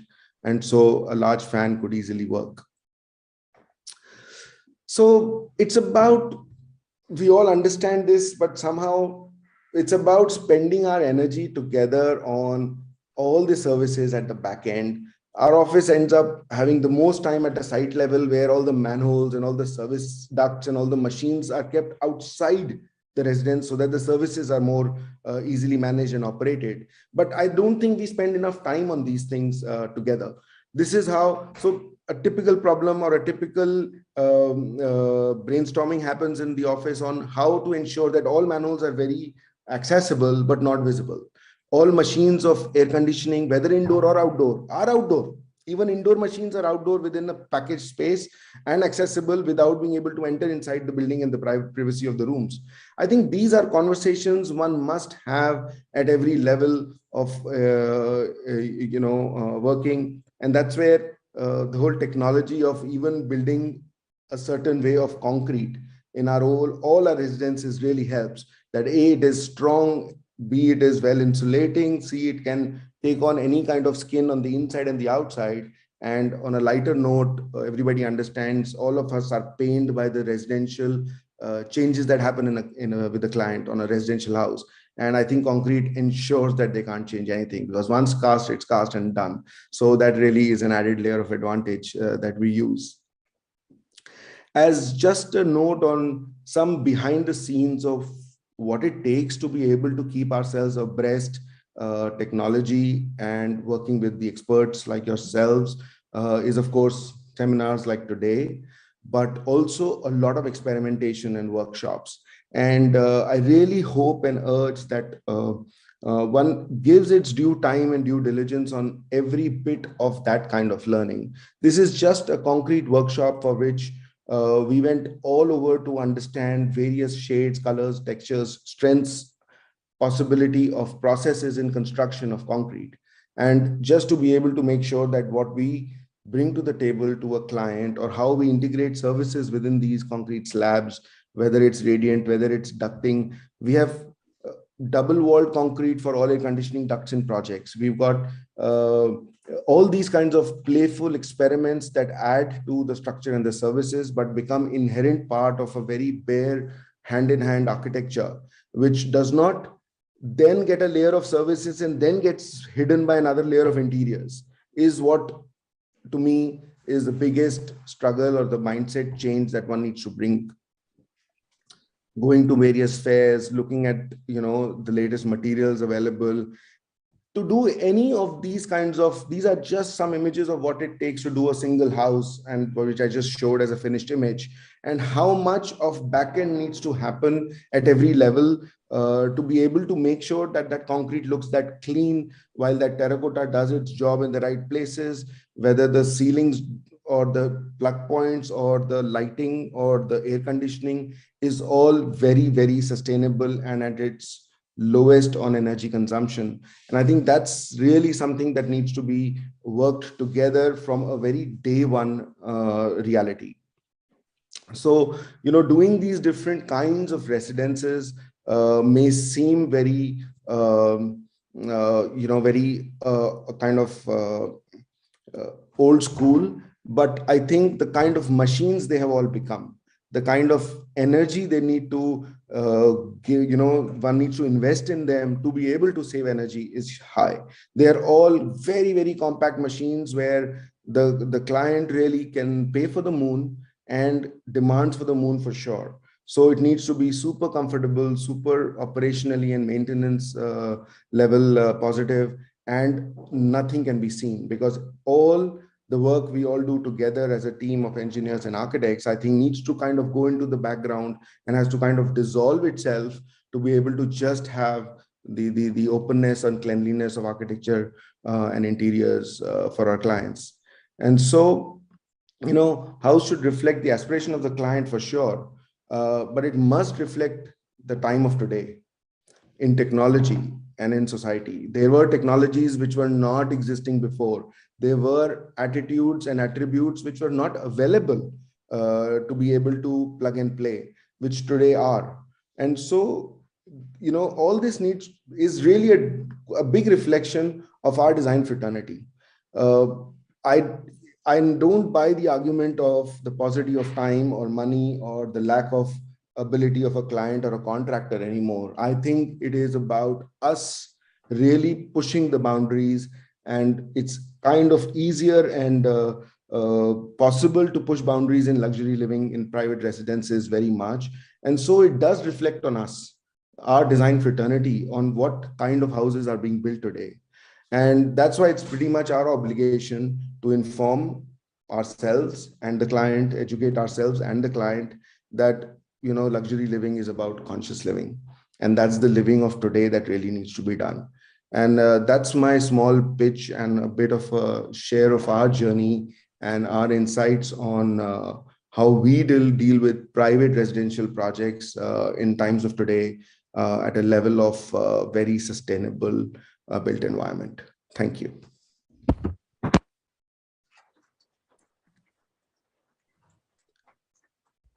Well, thank you, Saurabh, for sharing across your design intent. And I think looking at these easy breezy structures, wherein definitely not easy, because integrating passive design technologies with the conventional built environment is not that easy. But we were really taken back to the days when we enjoyed these features in our buildings when we were children. And on this note, I would like to invite Dr. Sunita Purushottam, who's the head of sustainability, Mahindra Live Spaces Developers Private Limited, because she will be now speaking in this context with respect to net zero. She already has over 25 years of experience in sustainability, strategy, and environmental consultancy experience in the areas of environmental impact assessment, air pollution modeling, and meteorology, GHG emissions inventory, and carbon offsets. During her career spanning 25 plus years, she has served in Infosys, Census Consultants, and Casella Staggers. As the founding member of a startup in the area of sustainability tech solutions, also she has contributed. And I will also give all of you a point to ponder upon. So for all those of us who are sitting in this room wearing blazers, including me, in the peak summer of, northern region of India at this point of time. So do we have our thermal comfort index set to this, realm that we thought that wearing a blazer will be more comfortable? Or are we psychologically prepared that if we are going to a conference of this kind, maybe we'll be more comfortable wearing the blazer considering what the set point temperature of our ACs will be. And on this note, Sunita ma'am, please proceed ahead with the net zero intent. Thank you. Stage is all yours.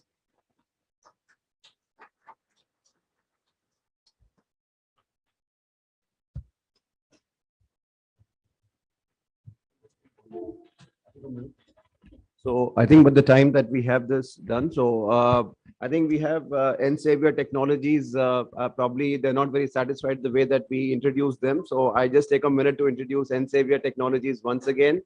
So I think N-Savior Technology is a very known name in the field of air conditioning. They believe in, they've done all quality products. They represent a lot of quality companies, and starting from pumping systems to thermal storage to automatic balancing valves to PIBCVs. I think they're the leaders and the pioneers in every field that they have, they are in. They have a wonderful team of engineers. So it's just not about product selling, but I think they are a team of engineers who can provide you solutions. So there are people who come up with solutions. So they've developed a product for the indoor air quality. So this is one where, so we've got an enclosed hall. So a live demonstration of air purification unit, which has got the HEPA filters, the carbon filters, so it'll help you to maintain the PM 2.5. They have a UVGI for germicidal infection. So thank you, N-Savior, for having helped us put this conference together. So thank you very much. Thank you.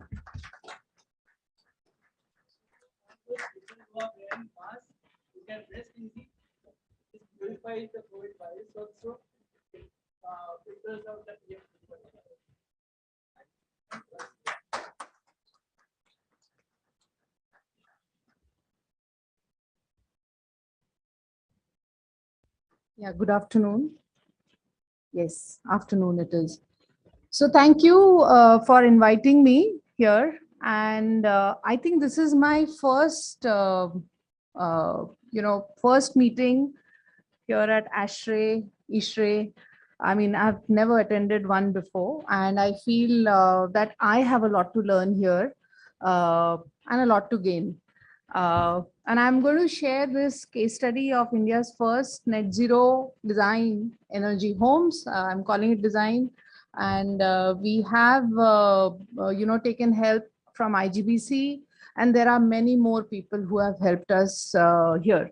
So it all started with, what happened was that we have taken something which is called as science-based targets. How many of you have heard of science-based targets? Very few, very few, very few. You have to think what it is.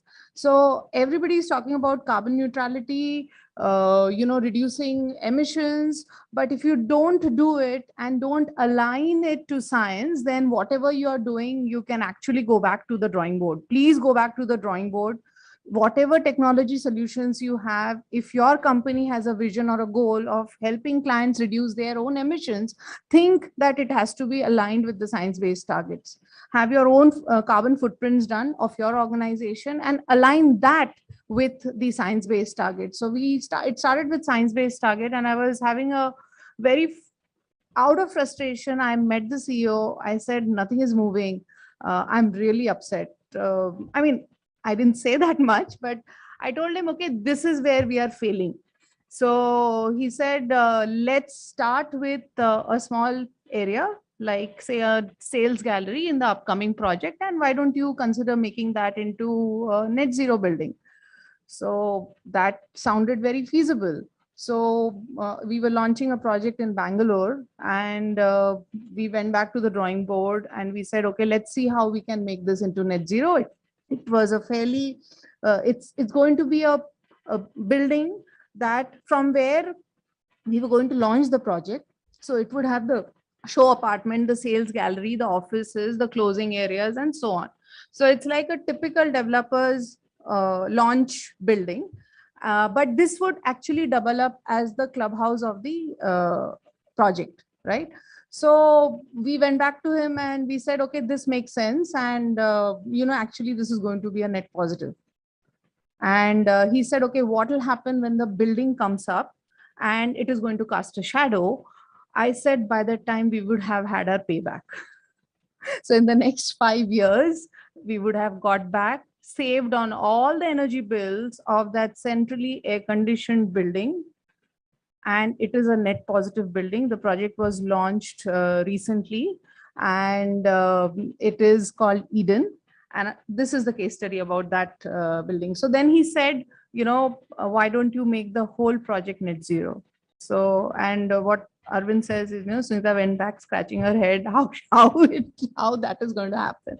So we got a lot of help. So I must appreciate the help received from Ministry of Power and the Swiss Development Corporation. Under many of you must be knowing this is under the BEEP project. So Building Energy Efficiency Program. We availed it fully.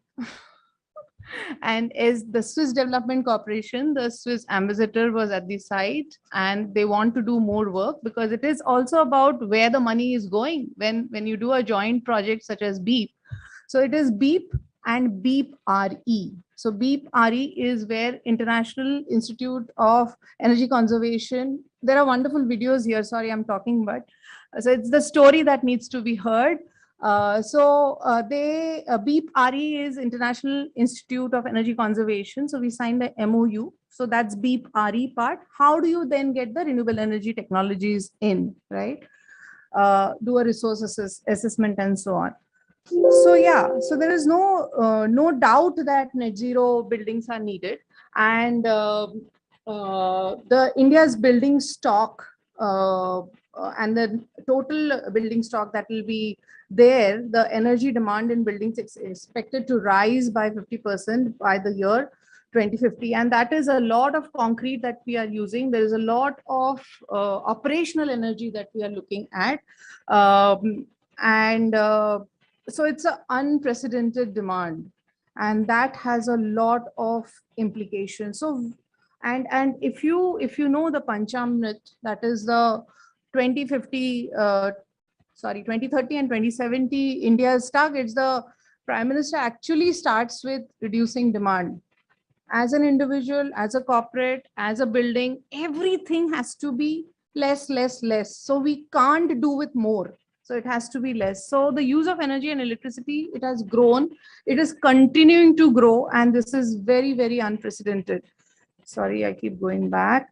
And it contributes to 36% of energy consumption and close to 40% of carbon emissions, the building and the construction sectors. And actually, I mean, if you do, it's actually more than 40% of carbon emissions. And apart from that, if we look at this as a carbon silo alone, there is pollution that we need to mitigate with the construction sector. So there are co-benefits if we take an approach where we are reducing the consumption, right in the way we design buildings. So net zero buildings is therefore the way forward and has to be the way forward. So even from customers who want to buy a home, they should be asking for it. For whatever products you are selling, to whoever you are selling, it has to go into a net zero building, because if you don't do that, you have not aligned to science-based targets. So if you continue selling your products to buildings that are not net zero, inefficiently designed, we are actually doing ourselves a disservice. So this project is based out of Bangalore. And we all know what has happened to our urban environments. So just a short video out here. Now over the past 50 years, the garden city of Bangalore has witnessed rapid changes that have endangered the very identity of the garden city. A population growth of over 1,000% since 1973. Average temperature has risen by 2 to 2.5 degrees Celsius over the last decade. An 88% decline in vegetation cover, a 79% decline in water bodies in the city, frequent flooding since the year 2000, deteriorating air quality, and really a city which doesn't feel the same anymore. Yeah, it doesn't feel the same anymore. Very abrupt. Let's look at the city of Bengaluru. Yeah, sorry, it's pretty abrupt, but in the sense that it doesn't feel the same anymore, and that's what Bangalore is. While I talk about net zero energy homes, this is also a project where we have while we have not taken the net zero waste certification, we have designed it for over 90% diversion away from landfill during the use phase, over 95% diversion away from landfill during the construction phase. It is a platinum certified building. It is also a nature positive building. So there's no certification for that either, but it's got tremendous biodiversity. I will circulate those videos in this forum, and you can look at the richness of the site. So what's a net zero home? That they don't depend on fossil fuels for energy, and it is renewable, and therefore reduce carbon footprint. Embodied carbon still exists, so that is something that we will still have to work on. Okay, so the use phase building carbon emissions, because it's renewable energy, we have actually the equation is zero in terms of energy, right? So we have These homes are consciously designed to not only sustain nature, but also retain and enhance the biodiversity through various nature-friendly measures and features. The project positively contributes to 6 of the goals set out by the United Nations as part of sustainable development.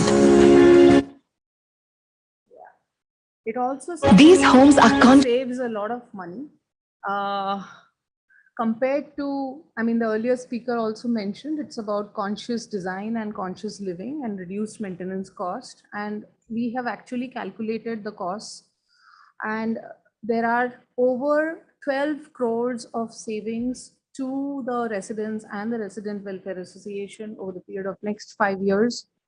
So we've calculated that in terms of maintenance cost reduction and total cost of ownership reduction. Okay. It is not a home which is centrally air conditioned. There is a lot of passive intervention that has gone into the building. We are meeting the ECBC, Econivas Samhita R guidelines. The RETV values are less than 15. So this home, is the site is around 40 kilometers away from the international airport, and the design of the site is such that there's a lake beside it, and this lake is something that we are trying to see whether we can work with BBMP to help rejuvenate, and it also acts as a cooling for the property. You see a patch of blue out here. This is also open space and a pond which actually has 5 turtles when we started with, and now there are 7 turtles. So those of you who are familiar with Bangalore and Bangalore lakes, you must go and see Puttanhalli Lake, where I saw 3 turtles the other day. So these are all native species. There are a lot of native trees, flora, fauna, snakes, mongoose, lizards at the site. It's a beautiful, beautiful location, right? So this water body inside also we are going to retain and do stone pitching and have a old architectural feel which resonates with the temple architecture. So the contour is such that it goes from high to low, so that the natural flow is towards the lake, which was there on the right side in the earlier. So it allows us to have over 74% savings in water. And we have had a hydrogeological study and understanding of where the the wells, the pits should be, how we should be doing the deep recharge, and how what are the technologies that we should be using for reuse of the water, and of course demand reduction. So the way to achieve net zero homes, while there are only 2 over here through design interventions and technology, I would like to blow up the design interventions much more. It is climate responsive design. In fact, you should be able to say and work out of buildings where you actually don't need artificial cooling and artificial lights. And that's the kind of buildings that we want to build, because that's where we can look at maximum thermal comfort and maximum health benefits. Because artificially cooled and artificial lit environments have a lot of impact on the human body and the mind and it's inherently not healthy. We are a hot country, and we have been dealing with heat, and it's going to get worse. And if we continue to push technology before understanding that climate responsive design used to exist and can be incorporated in my one structures, so let that sink in. It can be incorporated in my one structures. It is through conscious design. The earlier speaker also spoke about it. We have to be able to put our foot down and say that this window needs a shade. This window needs a vertical shade. This window needs a horizontal shade. Shading analysis has to be done. Sun path analysis has to be done. Thermal comfort analysis needs to be done. How many comfort hours you are going to have? Visual simulations need to be done. Where is the light coming from? How is the light going to interact? What is the skin of the building? The skin is very important. If the skin does not support, then climate responsive design is so that's where a lot of probably policy intervention may also be required, because if we have to deliver the RETV value, we need to define the wall. The wall is important. So whether you put external cladding, the insulation, all of these add to cost, definitely. And sometimes the climate is conducive, so you can do with little and then add on the the shading. If you go down roads in Bangalore, Pune, you will find bad buildings. The first sign of bad building is bad orientation. The second sign is the chhajjas have disappeared. Then the third sign is glass. And the glass is from top to the bottom. So wall to window ratio is something that has to be completely defined. And of course, you can use high performance glass, but don't prioritize high performance glass until you have shaded. It has to be done. So it is all about building physics at the end of the day. While my slides don't say as much, it is climate responsive design that has to be thought through completely. We can then do, how we can look at the SRI paint on the roof, or bring in green on the roof, or bring in the solar on the roof, all of that. Utilizing renewable is the last thing actually. First, get the building design right, get the MEP systems right. You can get technology interventions, have more efficient systems. We should also think of resizing MEP systems. And that's something that nobody is actually talking about, because all of these have to do with what has been defined in the code. It is also about resizing our STPs. Whether after doing my demand reduction, why should I have that STP which is there in the code? So these are battles that we need to find. It is about reduction. At the end of the day, it is all about reduction. Okay, and then we get to renewable. If you put renewable energy on a building, or try to put it on a building where the demand is high, it will anyway not suffice, right? Okay, so I spoke a lot about climate responsive design. All these analyses are done. We've met the benchmark just about. So it's it's also the SAGC of the glass, the larger chhajjas, shades, SRI paint, high performance glass, and all these features that we have. Certain walls, we found that certain sides of the homes are getting heated up. Some rooms are going to be more uncomfortable. So we said we should paint those walls with SRI paint. We tried various options. We said, should we put green, the what do you call, the hot green wall? But we decided that we'll go with SRI paint. So SRI paint business case, that why we should put a SRI paint, also had to be done. Quality testing we did, because we have done roofs, we have not done walls. What will happen if there is reflection? Will it, what are the unintended consequences of technology? So we have done detailed analysis for selected flats, then later on did the simulations, and to figure out, okay, what could be the percentage reduction in, can we reduce the uncomfortable hours? Okay, and then interventions for common areas and, pumps, lifts, and lobby lighting and all of that.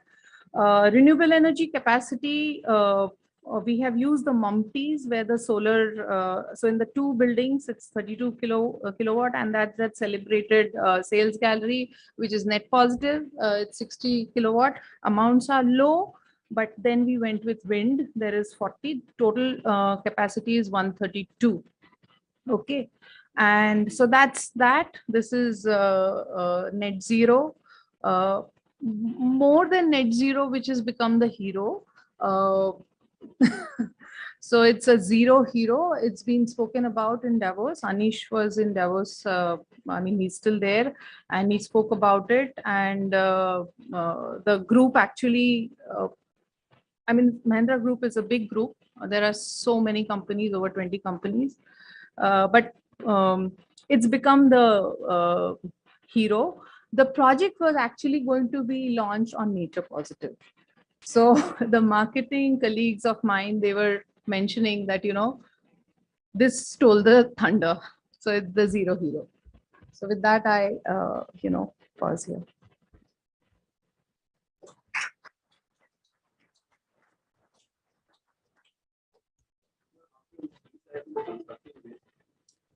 So we have actually tied up on the construction base.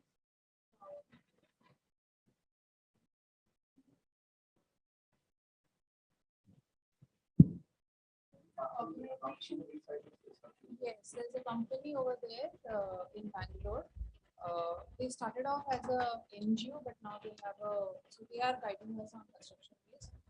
Instantly, we also have tied up with, I mean, partnered with Godrej on their CSR project. They are doing a lot on waste. There's an agency that visits the site on a regular basis to audit and take count of, you know, what's happening. So, and the remediation. It's a plan, recycling, upcycling, and so on. Construction waste, as much as possible, utilize. We did background work, put the tie-ups in place, nothing bullets.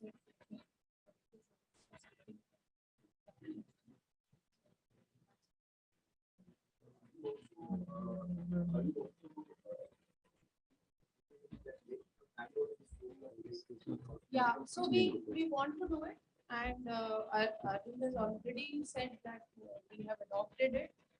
There are some battles because there's a court order saying that we has to do it without resorting to private funding. There are 4 to 5 people who have been, so it can be done. It is completely, and we have actually you know, budgeted for it. So we are licensing with people.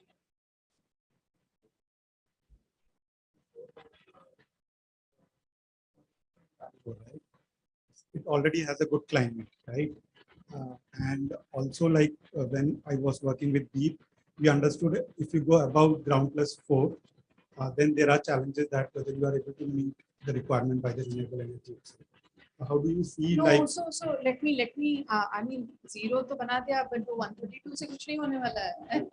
So Naveen is also nodding his. So how do you see for different climates and different high-rise versus? So this we have actually sourced energy from Westcom.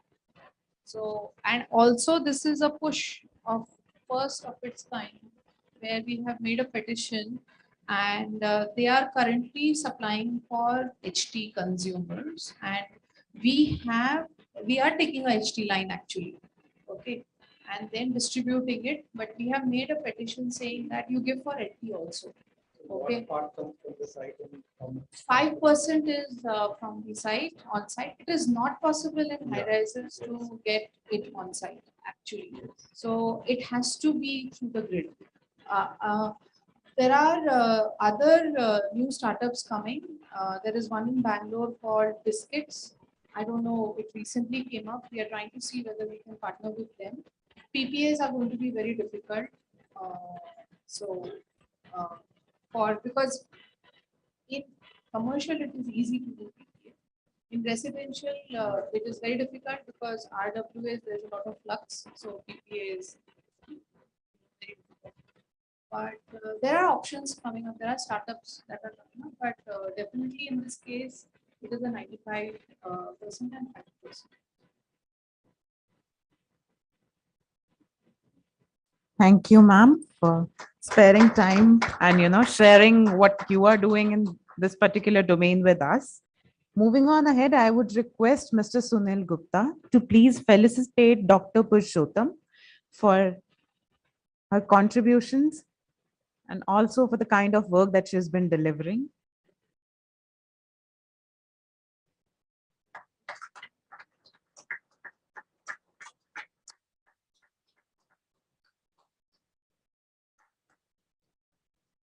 Moving on ahead, we are discussing policies, we are discussing different mechanisms for and technologies for having a conscious built environment. Then why not discuss implementation of renewable energy into the modern residential buildings?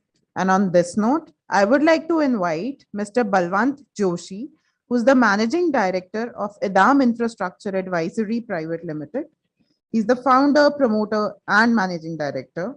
Balwant is also adjunct fellow of Center of Strategic and International Studies. He ranked first in think tank in USA by Global Go to Think Tank Index and Secretary of Indian Renewable Energy Federation. He's an energy and infrastructure expert with nearly 30 years of experience in power sector. His experience spans across entire value chain, that is generation, transmission, distribution, and supply. He has been extensively involved in restructuring, reforms of utilities, and has dealt with various issues ranging from financial restructuring and developing IT processes, etc.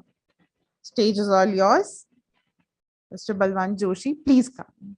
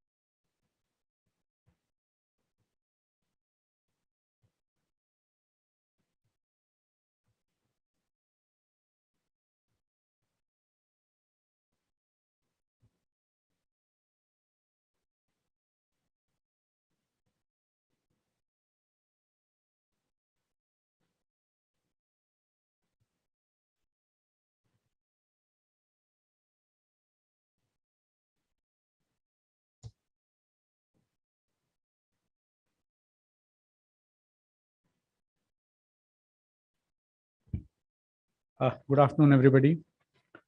My previous speaker has actually made my life a little easier. She talked about renewable energy procurement and clearly stated that 5% or max, probably in some cases, we have seen 10-12% of energy could be made through renewable energy. And even to procure that energy is a challenge. I have kept the presentation a little simpler. I wasn't sure about, this is the first time I'm presenting in this at this particular forum. So I have kept my presentation a little simpler, but what I will do is that I will talk about some of the challenges which she mentioned and what we are doing over there in that particular space towards the end of my presentation.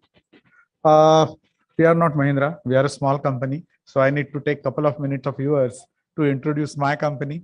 So IDAM Infrastructure Advisory, we are a consulting company and focused entirely on sustainability. If you see our logo has got Earth at the center, then the 5 smaller circles around it, which we say represents 5 basic elements, that is air, fire, water, earth, and space. And the green fins represents churning. And IDAM is a Sanskrit word, as you would know, which if I literally translate to English, it means this or it. So what we say is that this or earth is something that we need to keep stable. And since we started our operations in 2013, I'm proud to say we haven't taken any single mandate to promote coal-based or fossil fuel-based generation. We are a power sector consulting company, And so the real estate or residential sector is one of the consumer category for us. And we have executed more than 300 mandates in power sector consulting in last 8-10 years. And we haven't taken any work into the, despite working in power sector, in the coal sector. In the distributed renewable energy, this is the kind of footprint that we have. We are probably operating in more than 20 states right now, and activities include helping state governments coming up with the distributed renewable energy policies, helping regulators with the coming up with the regulations, tariff orders, helping utilities developing processes, IT tools, so on and so forth. Last slide on my on the company, that is the key clientele that we have. So we have got large number of regulatory commissions as our clients: Central Regulatory Commission, several state regulatory commissions, GIZ, World Bank, ADB. In private side, Tata Power, Suzlon, China Light and Power, Semcop, and so on and so forth. So that's 2 minutes about my company. Now I will come to the specifically, in fact, I really don't need to tell you what is the difference between the different residential structures, but the way we as a policymaker, or when we advise the policymakers, how do we perceive the structures and what do we see in terms of the for promoting renewable energy or promoting distributed renewable energy in the country. So typical individual houses, the characteristics of the 3 types of structures I have spelled out over here. Individual houses, small buildings, multi-story buildings, and multi-story buildings is essentially what we are talking about, modern residential structures over here. And the key characteristic over here is the availability of rooftop, because that's the place where you can integrate renewable energy. You can use it for the different types of renewable energy. There are other renewable energy technologies also, which don't use a rooftop, but their availability is very, very location specific, something like heat pump. And they are still not in use in a big way in any residential structure.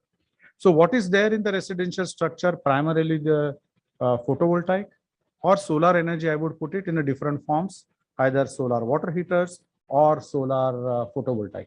So these are the 2 structures, and how these 2 technologies fare with each other is something I will talk about next. But over here, if we see the solar rooftop, or for the rooftop, roof size is smaller in case of the individual houses. And when I say smaller, I'm talking about a scale of economy point of view. It's to develop a project, the rooftop is a small rooftop. As a result, the capacity is small, per unit costs are higher. As a result, they are not viable. And also there is a significant alternate use for the rooftops in case of both individual houses as well as small buildings. What we see in the modern residential buildings, multi-story, 30, 35-story buildings, there is no alternate use of the rooftop, except for the fact that many builders, they give a kind of structure on top of the roof that makes developing any rooftop system impossible. Like where I live, my building, it's not possible to implement any rooftop because typical, what we call it, a Hiranandani type structures, who started this particular trend. So those structures make it rooftop useless, absolutely useless for the PV systems. Or even if you decide to install on them, it is so risky for the installers as well as maintainers that it's not really worth it. Means, even a period of 20 years, one person losing life because while maintaining, it's not worth it. So my building, there is no rooftop system. Even though we have been pushing for it, it's not possible to do it. Having said that, we are talking about what is the kind of residential consumption. We heard different numbers, starting with Saurabh in the morning from BE talked about certain numbers. So there are lots of numbers which are floating in terms of percentage also. What exactly is the percentage of power that will go to the residential category consumers, and out of that, how much really goes to AC? 9th April 2020 was eye-opener for most of the people. Everyone thought we will lose at 9 p.m. 15,000 to 18,000 megawatt because only residential category and lighting load was to go down. And what in reality happened was 35,000 megawatt drop. It was sheerly the tenacity and the ability of the system operator at that point of time that the nation's grid survived. So frankly enough, while we talk about a lot of numbers about the residential category consumption, As a country, we still don't have full hang of it. And we have done load research for in at least 9 states in the country, wherein we have actually carried out went to minimum 1,500 residences, try to collect their bills, try to collect their different appliances in each state I'm talking about, and collect the data and try to figure out what exactly is the load and what is the load pattern, how the load changes or increases. So a lot of the numbers that we see in terms of when we talk about saying that residential load is going to increase so much, there are, as far as the real data which goes in those is little poor. So that is something that we need to keep it in mind. But of course, when we do the planning for any residential building, that data is known to us. We know how many flats are going to be there, what kind of consumption going to be there, how many elevators are going to be there. So the consumption is it is simpler. While using, so now we have got a rooftop, and how much of that rooftop can be really used for the purpose and how effectively it can be used. Two big technologies: solar heating, either you use water or you use anything, heat something else, and then the solar PV. The only challenge for the solar water heating, we have to remember, most of us are over here, understand engineering. When you do water heating, and if you use the same electricity for the purpose of water heating, in the sense you generate electricity and use it for the purpose of heating by switching on geysers, you are doing obviously at least one more energy conversion. And as a result, there is going to be loss of efficiency. So in theory, it is always good to actually put up the solar water heaters and use that hot water. But in all multi-story building, there is always a challenge of the distribution of water. You can't really distribute the water the way the pipelines run. Every bathroom will have one, I don't know what it is called, but it would be running from top to bottom. And as a result of that, you can't really provide the equitable distribution of the hot water. And that's the biggest challenge. And I really don't see a solution to this. People have talked about releasing the water at the evening after the sunset hours, so that there would be a 20 liters tank at your home, and then there would be heater in that, which will ensure that the water. So in this entire process, whether it's economically feasible or not, I have my own doubts. I haven't seen any scientific calculations in this regard. So solar water heater, while in theory, it's a good option. Several years back, we carried out a study to see what exactly is the benefit of the solar water heater in the different cities. So calculations show solar water heater, when it is used in a city like Bangalore and Pune, the benefit is as high as 1,500 units of saving per one solar water heater of 100-liter capacity.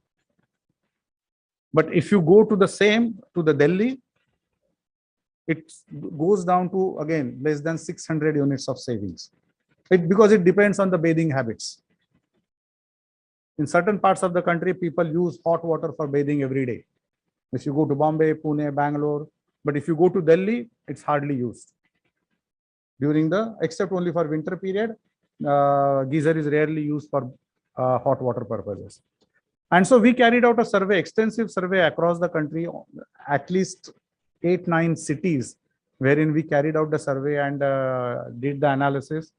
So solar water heater, while it's a good option, it's a challenging. Next one is heat pumps. There are several options, several technologies over here, but at least I haven't seen, some of you may have seen it, this being used with a good commercial application anywhere in the residential buildings. But the next one is very important. And we see a lot of new business models coming up over here. And that is waste to energy. Waste to energy, we usually say around 500 grams or 600 grams per household weight waste gets created. This weight waste actually increases with the affordability. Like the lower income or middle income households would have 500 grams of waste per day, while weight waste I'm talking about. But higher income, very high income, it would be 1 kg, 1.5 kg also. And there are studies published for that. So if you have got 100 or 150 households or flats or families, so from 150, 500, the bigger the size, the better it is.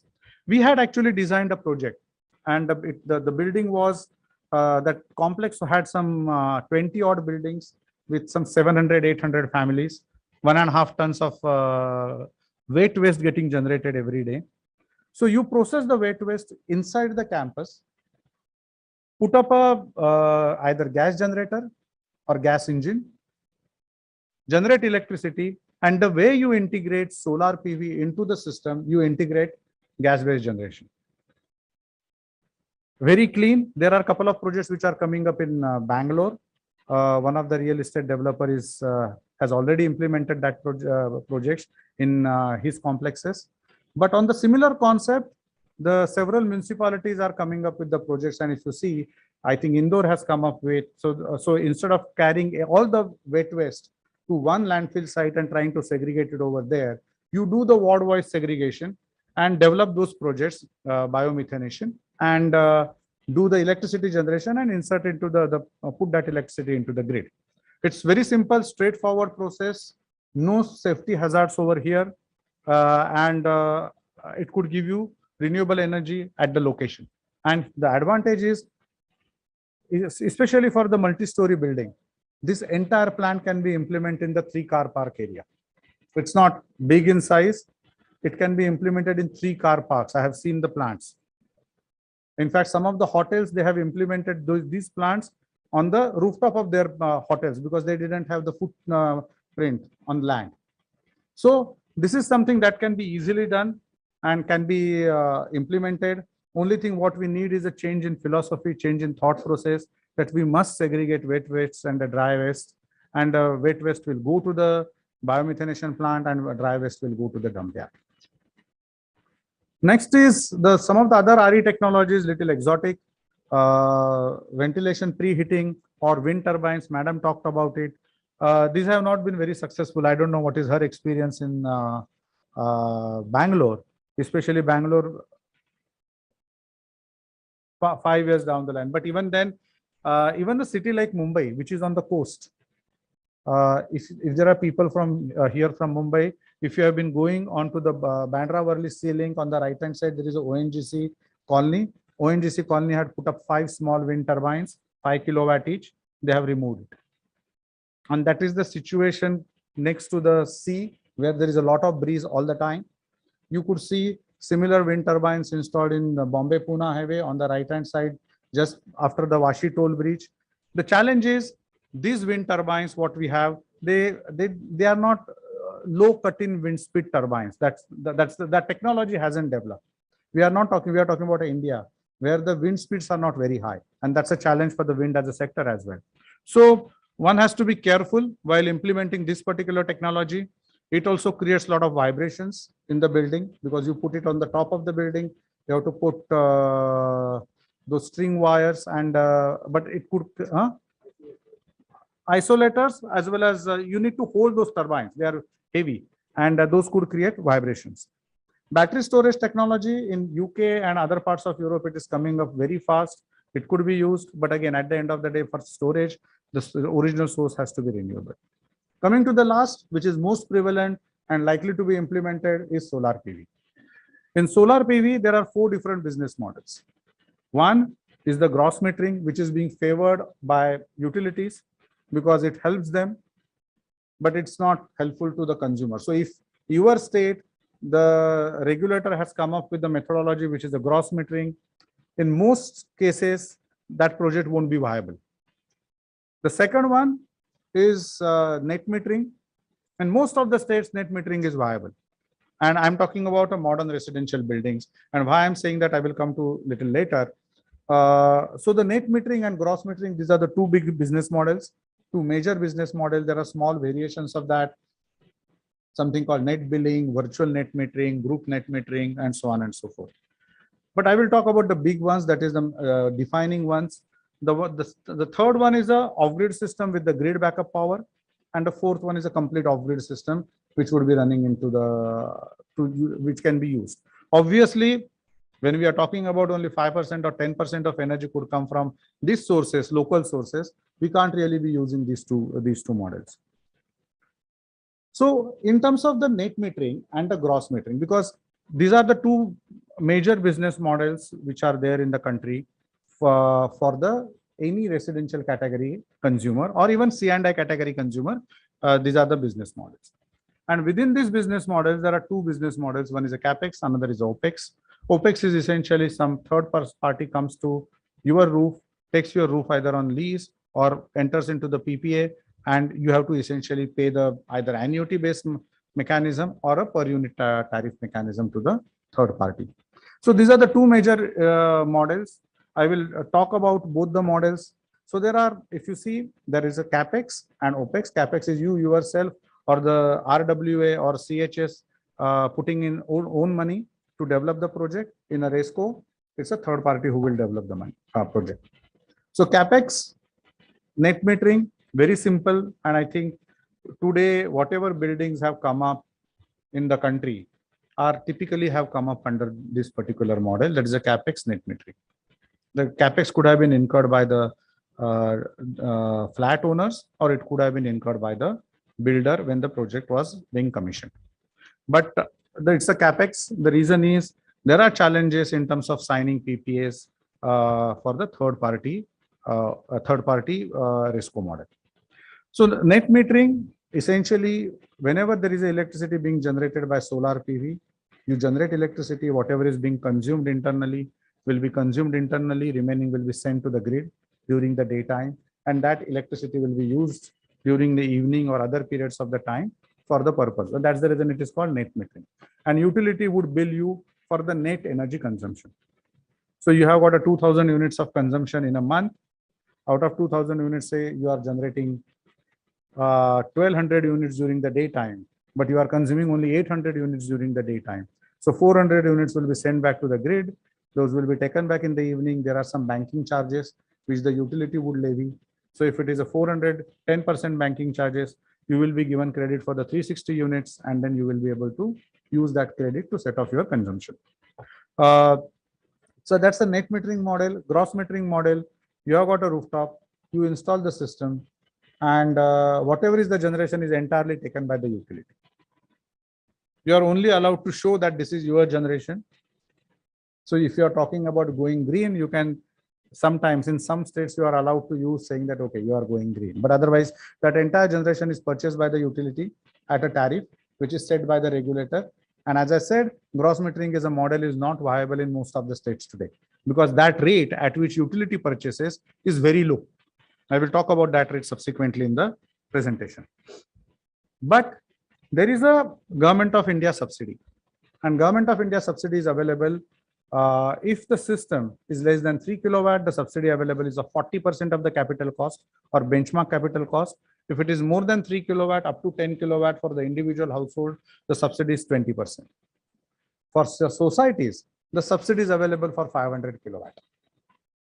One would say 500 kilowatt is a small number, but just to put the number in perspective, 500 kilowatt means close to 50,000 square feet of rooftop area. So 100 square feet, typically if I have to use rule of thumb, 100 square feet is 1 kilowatt. So earlier, 5 years back, when the panels were only 250 watt peak panel, 275 watt peak panels, we used to talk about 120 square feet per kilowatt because you have to put 4 panels. Currently, what is being used at 100, but if the 600 watt peak panels come into play in next 2-3 years, it would go down to 80. But still, we can talk about, or we can say 100 square feet for 1 kilowatt. So if you have to 500 kilowatt is a 500 multiplied by 100. That is the area requirement to put up, and no building has got that. So 500 kilowatt is a big number for the societies or the multi-story buildings to avail subsidy. And the subsidy is 20%. The projects can become really financially viable if there is a push for it. So these are the numbers over here. The utilities, the central government has also what I would say streamlined or made process easy for implementation of solar rooftop. If you look at the few states, I have looked at only 4 states over here, major states, that is Andhra Pradesh, Karnataka, Maharashtra, Rajasthan. What are the kind of policies they have? If you see, rooftop can go from 1 kilowatt to 1 megawatt. 1 megawatt always happens to be industrial roofs or warehouses. but not certainly residential. What is important is the last column, compensation for surplus. So suppose the same example which I was talking about, 2000 units of your consumption, and if you generate 2400 units, so 400 units are given to the utility. You are not able to even bank those units. So what is the compensation for the surplus? That's the APPC rate most of the places, which is less than 4 rupees a unit. And cost of generation, typically for the 25-year levelized cost of generation for solar rooftop systems, for say 10 kilowatt to 100 kilowatt is more than 5 rupees a unit. So one has to design the systems very, very carefully, looking at what is the building consumption, what tariff category the building consumption lies, and then work out what is the capacity that you can install. The right to consumer rules, essentially the 500 kilowatt which I talked about, it has been legalized by the government by way of the specific right to consumer rules. So earlier there was a confusion in terms of whether it is a each state regulator or state utilities prerogative to decide the number. So that confusion has been taken out by the government by way of this particular rule. Now I will come to the important part, that is a viability, challenges, and way forward, what can be done in this particular case. Opportunities in my view are immense.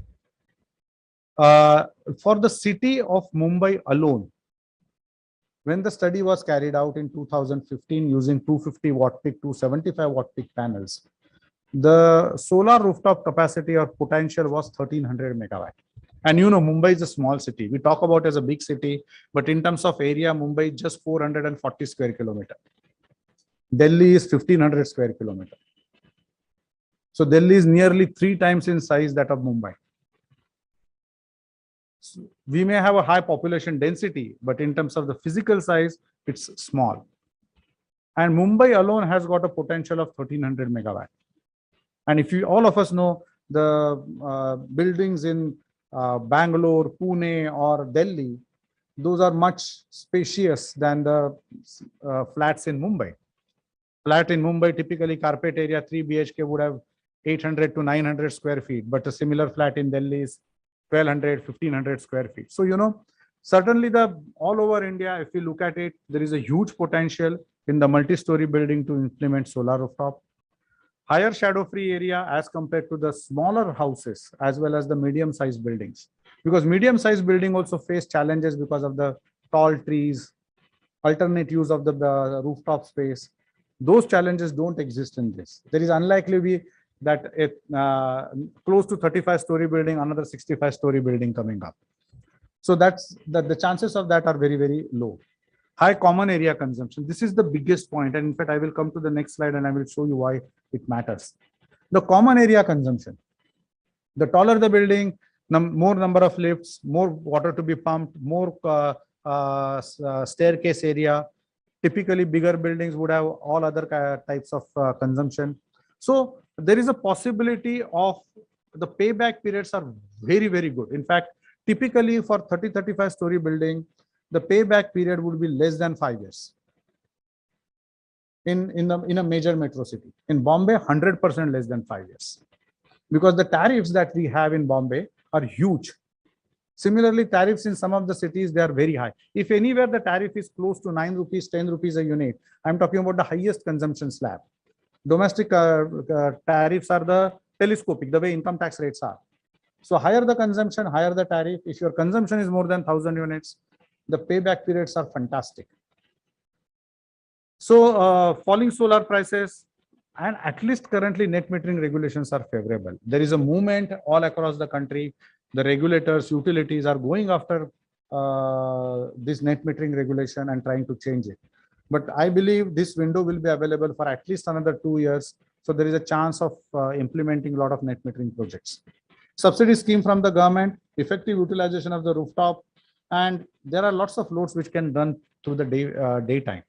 In fact, most of the places, at least what we have seen, I used to have a solar rooftop developer company. So what we have seen is that many a times the society would run the pumps in the evening or in the morning.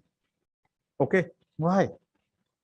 You can run the pump during the daytime also. What you only need to do is that you need to change the operating philosophy so that you are not dependent on net metering. Suppose tomorrow even net metering goes, you can still change the operating philosophy and run the net metering or run the entire solar system. So there are lots of loads which can run in these buildings purely on solar. Even if net metering goes, even if gross metering goes, even in islanded mode, this can be used. And as we know, while everyone may talk about green tariffs, trying to go green, being environmental friendly, no commercial decision is taken unless and until it's a commercially viable. We have seen all the companies that talk about RE100, EV100, or whatever the program it may be. It has to be commercially viable, and it is applicable even to the cooperative societies or these multi-story buildings. What kind of tariffs that we see?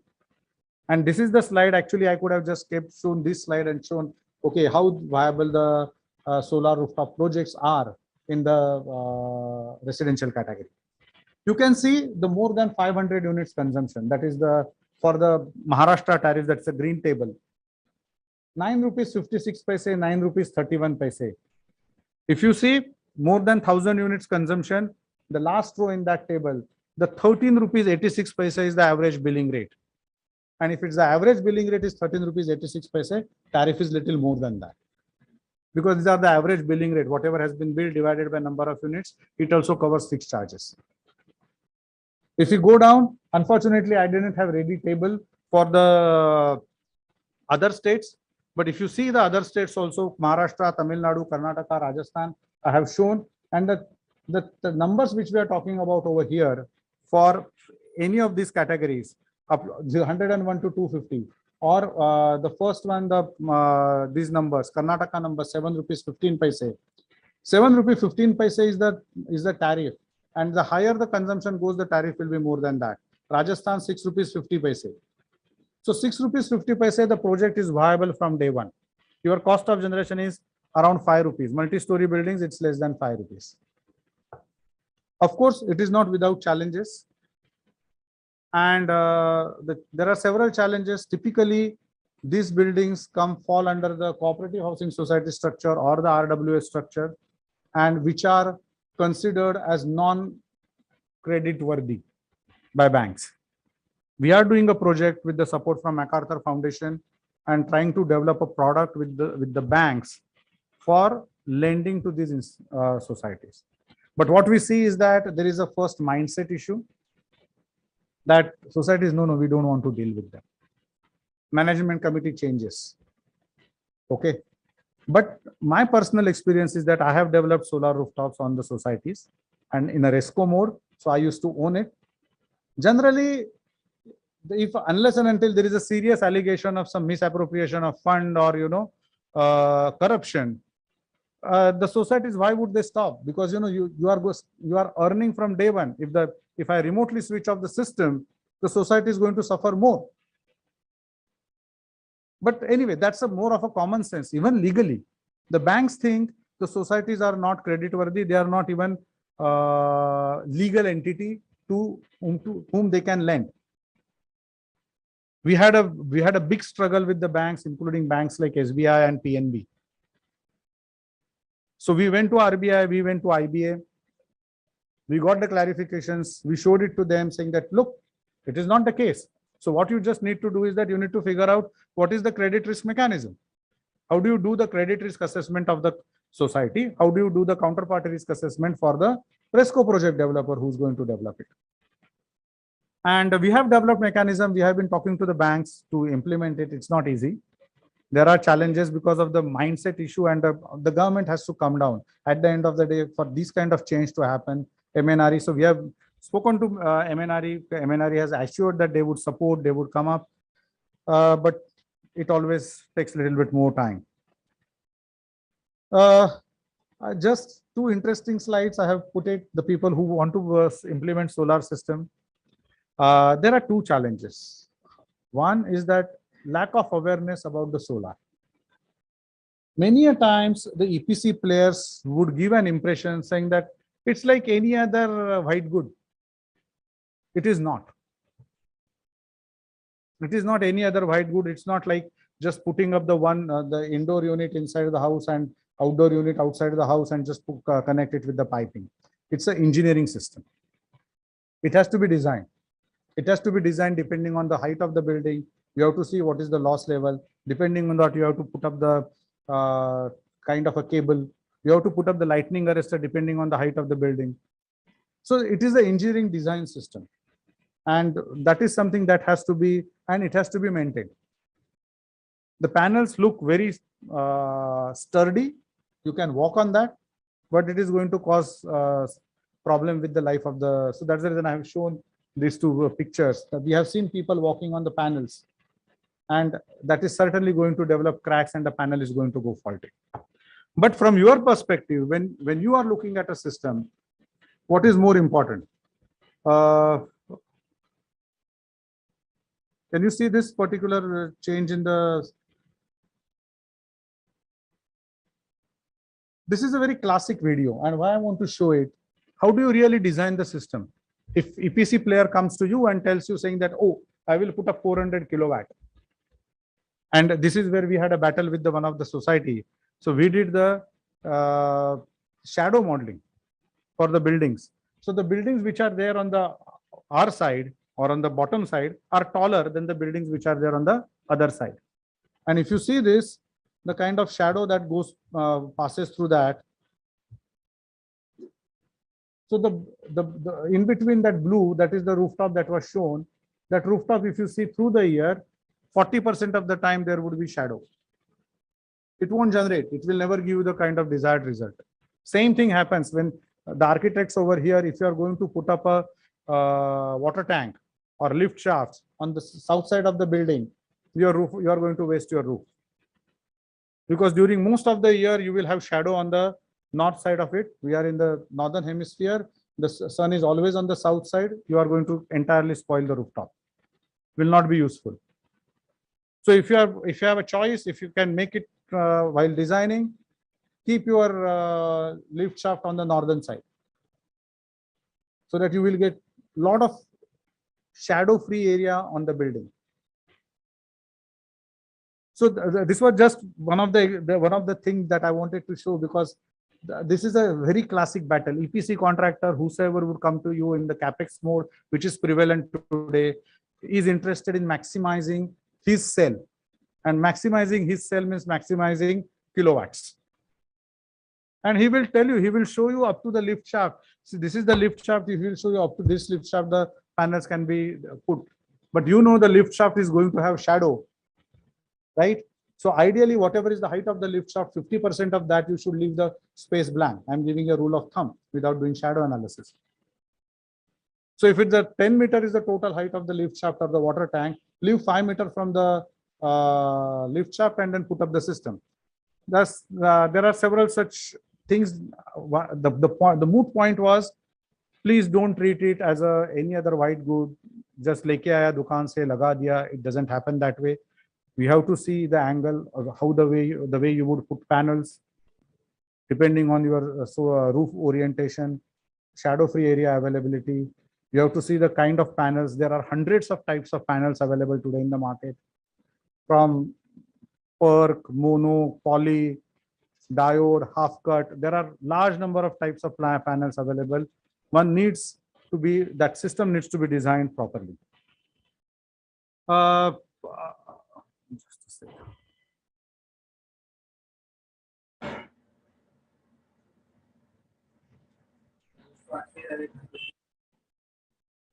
I don't know why it is not happening. Anyway, this was the content-wise. This was the last slide. The next slide was about the project that we are doing.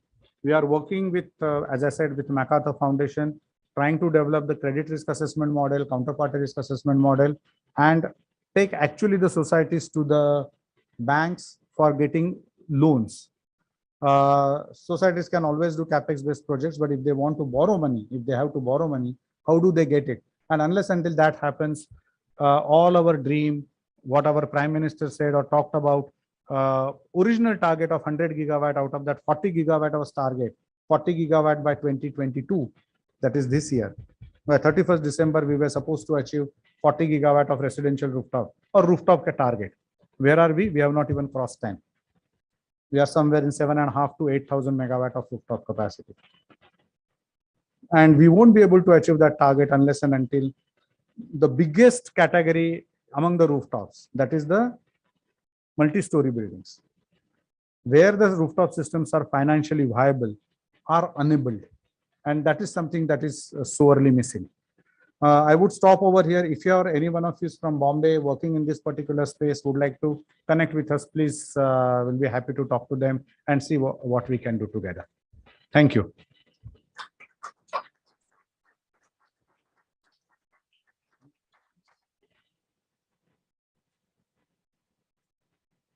The platform is open for questions if you would like to discuss one-on-one, anything you would like to infer from his experience and his knowledge.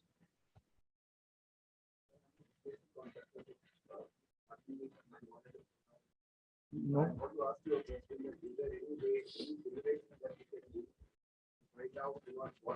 What time of the year, what time of the month, how much of solar power we can generate in a geographical area? Yes, there are standard tools available which will give you for a particular roof. If you map that roof, the way we had mapped in earlier slide, you can map that roof, you can map the solar panels over there, and then there are standard tools available which will give you the daily load generation, hourly load generation for those solar systems. Yeah. Over the year also, we know you can, if you want to find out during the month of May, how much would be the generation, June, how much would be the generation, standard, what would be the degradation from year on year, because these panels typically suffer 0.75% degradation year on year basis. So for a 25 years period, unless and until there is some structural change, what would be the generation you can easily get from these tools? And how viable it is going to be for people, maybe entrepreneurs, younger generation entrepreneurs to enter this industry? How do you see the future for the solar? See, at this point of time, there are large number of solar companies in this space, EPC as well as RESCO. At one point of time, MNRE had listed more than 3,000 companies in the country. And I know quite a few of them who have gone bankrupt.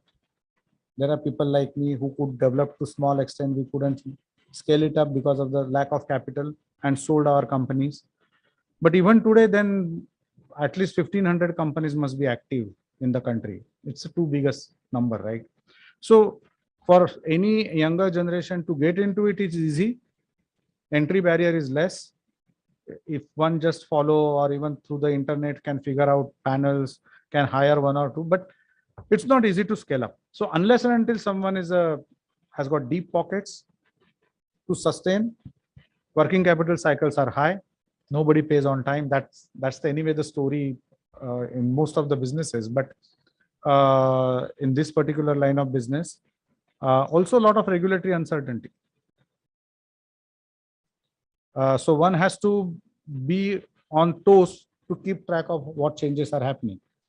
Like what change MNRE is doing, what change state regulator is doing.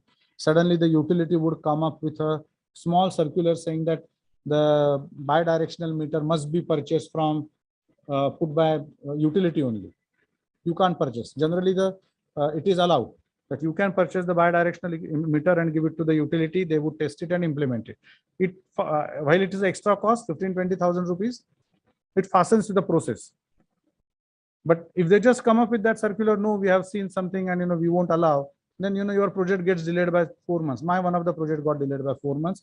Project is ready, constructed, ready to generate, ready to connect. Couldn't do it because utility was not ready to provide meter.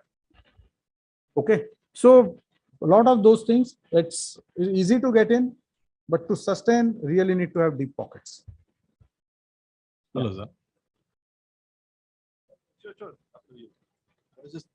I was just going to ask you about the regulatory forecast, right?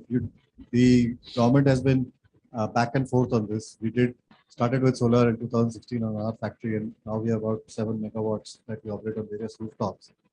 But they take 5 steps forward and 6 steps back, and then it's like a funny game. What is the comment statement that you talked about, the 500 kilowatt? Is that now mandated as a minimum for all states? Maximum. It's a maximum for all states, but states can still keep changing that, right? And Yes. keep Yes. doing that. Yes. See, it's like this. This is the nature of the electricity as a sector.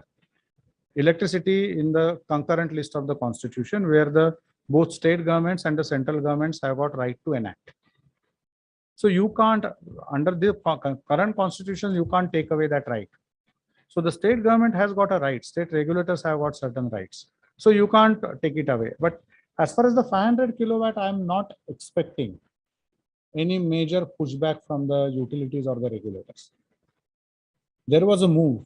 In fact, UP regulator allowed net metering for more than 1 megawatt for a couple of projects.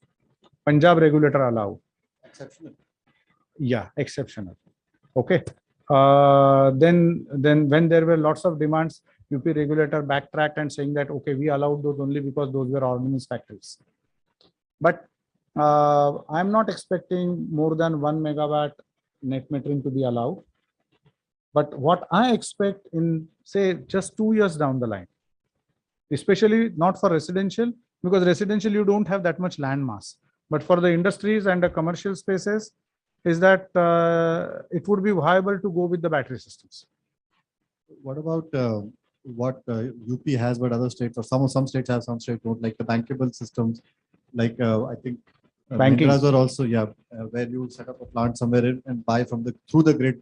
Open access. Open access. Is that going to be more widely adopted by the states? Do you see that policy direction? Because that could be a way to. Open access has been in place since 2003 when the Act came in.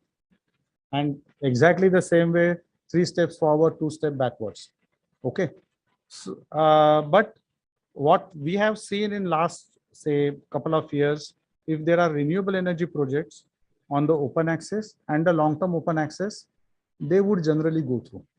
I think it's state by state. Some states have. State by state. That's the reason I said I've used the word generally cautiously, those would go through. But there are challenges. But long-term open access, if you have tenacity anyway, if you're developing a long-term open access renewable energy project, it's a crores of investments.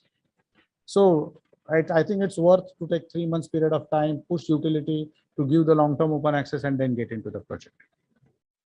Thank you, sir. Thank you very much for a very nice presentation as well as a detailed presentation on this policy related aspects.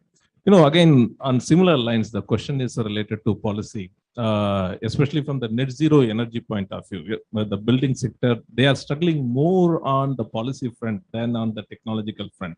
The technology solutions are available, but the policy issues are much more. Obviously, as you said, because of the states and the center, the concurrent subject, there are a lot more complications. What do you see is the way forward to address this and also to enable more and more the building projects to take up the net zero energy? What need to be done from your point of view? Thank you.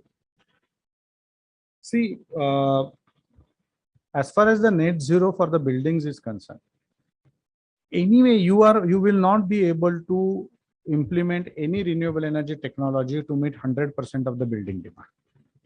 The taller the building, smaller the percentage. If it is a 7-story building with just 2 lifts, you may be able to do the 70-80% of the consumption through renewable energy.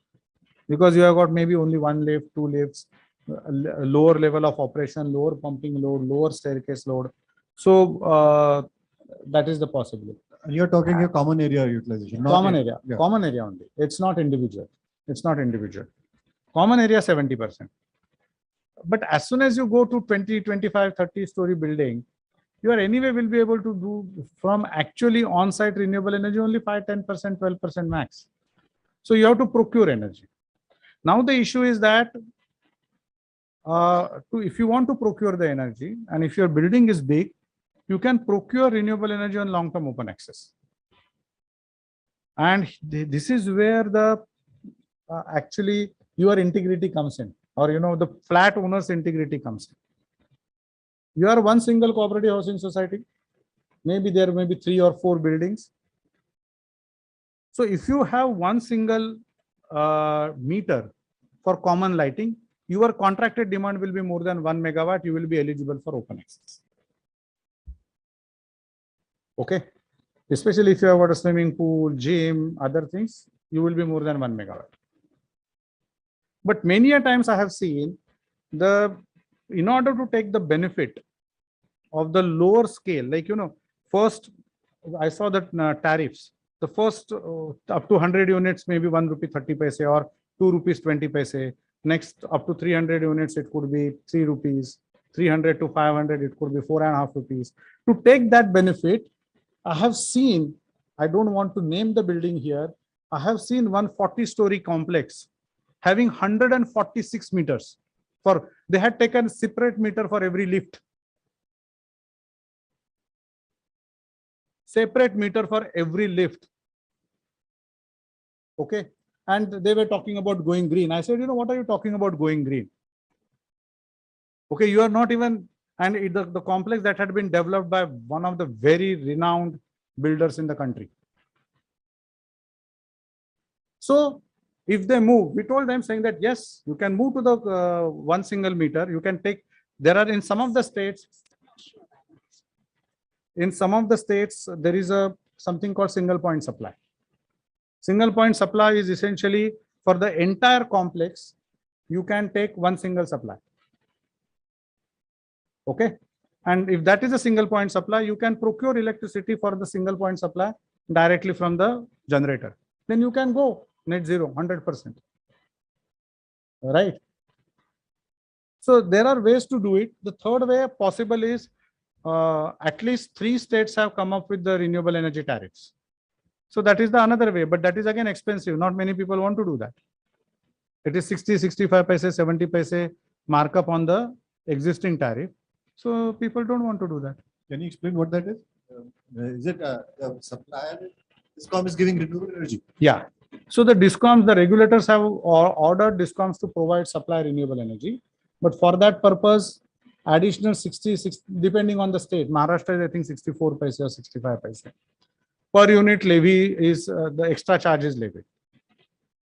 At that time, the consumers argue saying that, yeah, but renewable energy is cheaper than the, so we should be getting cheaper supply. But that doesn't happen that way, right? So that's the reason I said, whatever we may talk about being green, unless and until it's commercially viable, nobody implements it. So it has to be commercially viable. And how to make it commercially viable?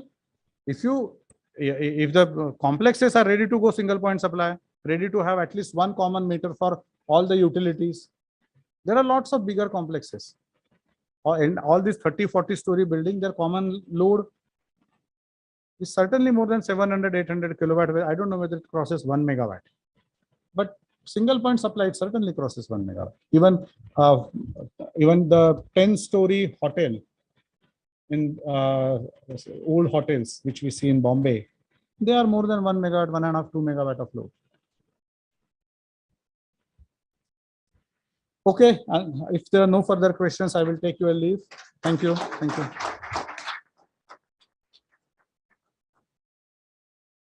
Thank you, sir, for sharing the information regarding built environment and also making us equipped with the fact that buildings altogether are systems of systems, and it has to be an integrated practice in utilizing each resource tactfully in order to attain efficiency in all the resources that are being used in the building. Now I would request Mr. Rajiv Gupta from CPWD to please felicitate Mr. Balwant Joshi for his presence today and for sharing across his developments in this sector by far. Please.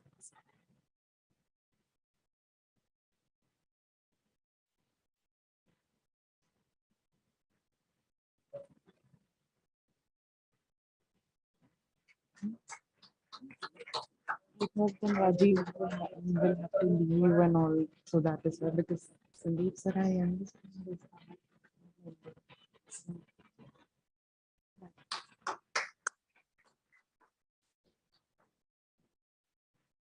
Moving on ahead, we are talking about integrating the buildings with the HVAC systems. We are talking about the policies being in place for integration of these systems into residential and commercial buildings. Then what do we have in place for corrosion in such setups, in such systems? So on this note, I would like to call upon stage Dr. Ruchi Grover to discuss about the anti-corrosion coating for air conditioning. Dr. Ruchi is the founder and managing director of Oxycoats, which deals in anti-corrosion solutions for HVAC industry. She holds a PhD in corrosion science from IIT Bombay and Monash University, Australia. Dr. Ruchi has worked as the technology head for Huntsman International and has expertise in various coating polymers. Her total work experience in the field of corrosion science lasts about a decade, and she has also worked as an academician and with Asian Paints prior to developing her own venture. Her journey so far is the right mix of innovation, R&D, marketing, and sales, which has helped her become a successful entrepreneur. Stage is all yours, Ruchika.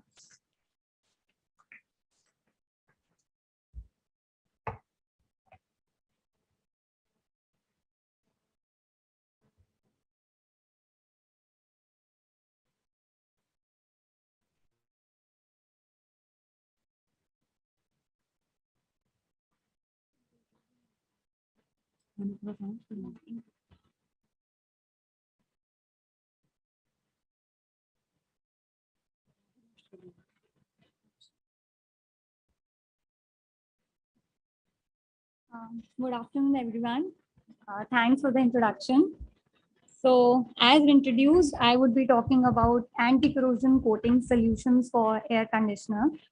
So, it is more about how to prevent refrigerant loss or gas leakages where the open drainage is there in the vicinity, nala is there in the vicinity, especially areas like Delhi, NCR, Noida, Mumbai, Malad, where huge sulfur emissions are there from the mangroves land. And also the saline and coastal areas are, they are harmful for the corrosion for HVAC coils. So to begin with, the places where the erosion takes place in an HVAC coil is at the aluminum fins part, and also the aluminum fin parts and the copper U-bends part. So the types of corrosions are when two dissimilar metals they come into contact, one is aluminum and one is the copper, so they create an electrochemical cell. And the presence of saline environment, any chlorides or fluorides in the vicinity, the entire cell is completed and one metal is compromised at the cost of the other metals. That is, one will behave as anode and one will behave as a cathode. So because of which the depletion of the aluminum fins takes place, and this is known as a general or a galvanic corrosion kind of reaction.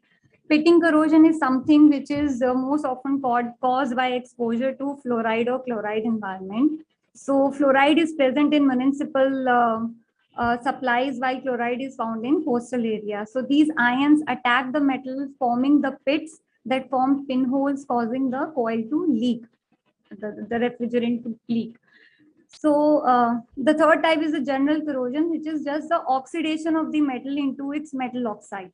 So when copper is freshly, installed, when the machines are installed without the coating layer, it will slowly start getting converted into its copper oxide, and the gauge size will start reducing because the pure copper will be getting converted into the powder form, the copper oxide form.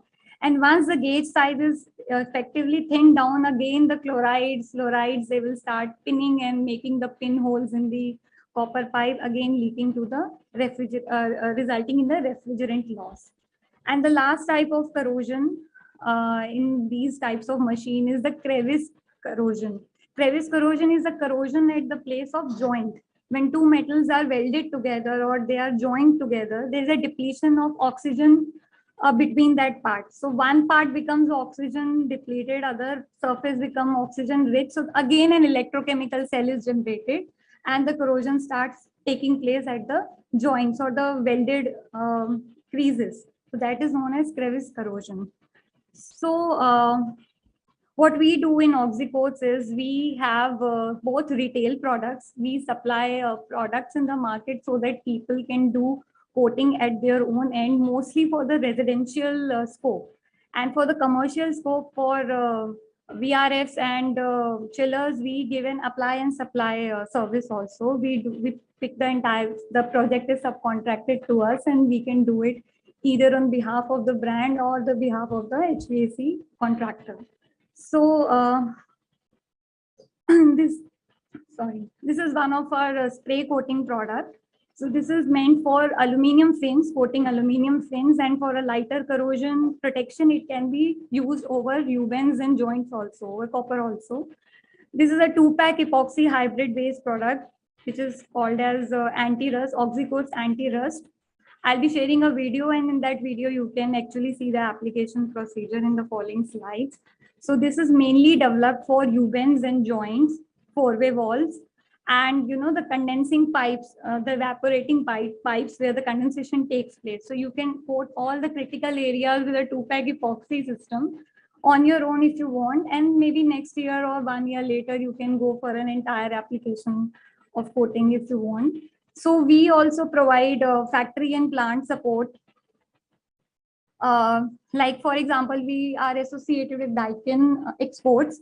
So we do the anti-corrosion coatings for Daikin export sales, like we do for Sri Lanka, Maldives, and Bangladesh. We do quite a bit of machines. And then if there is a tender specification that the coating has to be done from the factory, or it should be OEM done based, then we tie up with the OEM, and in their warehouse or in their factory, we do the coating for them. So this is also one of the way we try to support the HVAC industry. And then we do the after sale project. That is once the machines are, they reach the site, and then we can do the coating. So our team is very equipped to reach the site and give the coating support after the machines are already reached. And the third is the maintenance part. Once the machines are installed, maybe 1 year, 2 year later, if there is a requirement of coating, so we have a process laid for maintenance also. So this, since this is a residential building portal, so platform, so I'll be focusing more on the DIY type of products we have launched in market, which can be done by the user itself. Their own mechanics or their own people can use these coatings and give the protection to the HVAC machine on their own. And so let me just play a video, and you can just watch this video, and then we'll talk.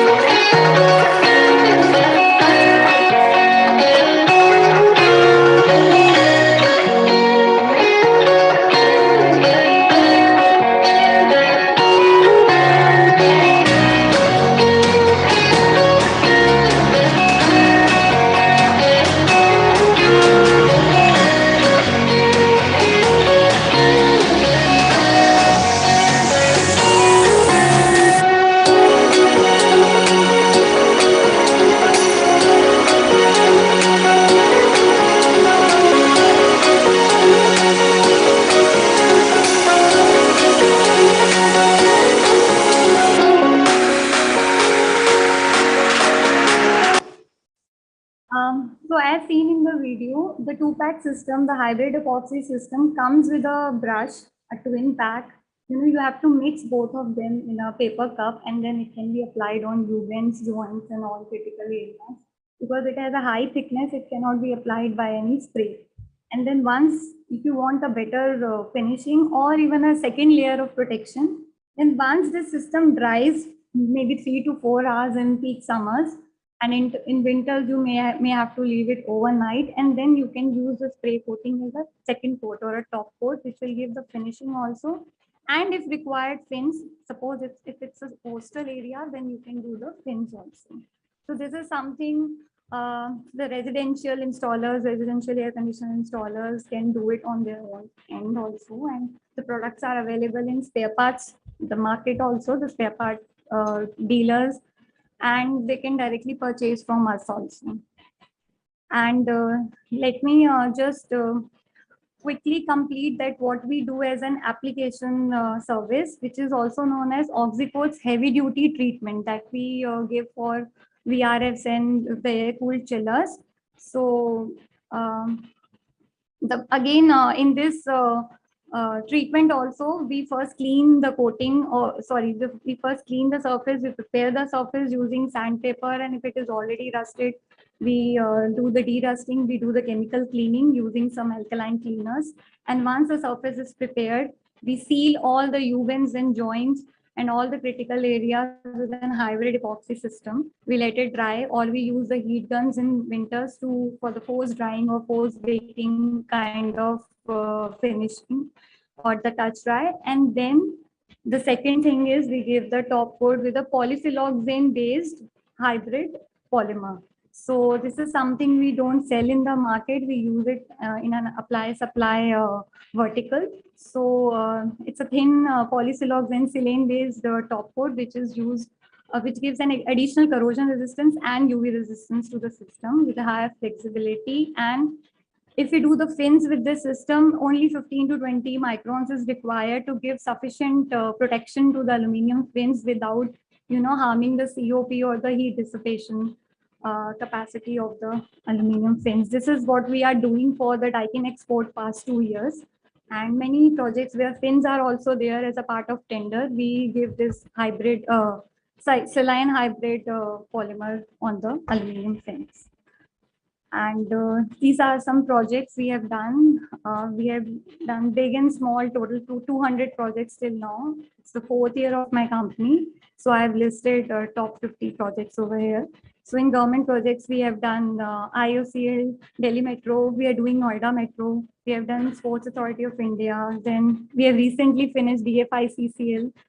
And in private projects, we have done schools, we have done malls, corporate offices, and banks, hospitals, etc. So these are the certificates of my products. All the products are third-party certified by NABL laboratories. And this bluefin is certified by IIT Bombay. That's it.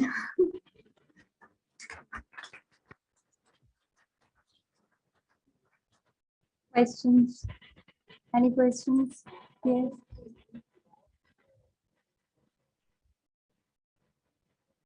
It's a thin coating, so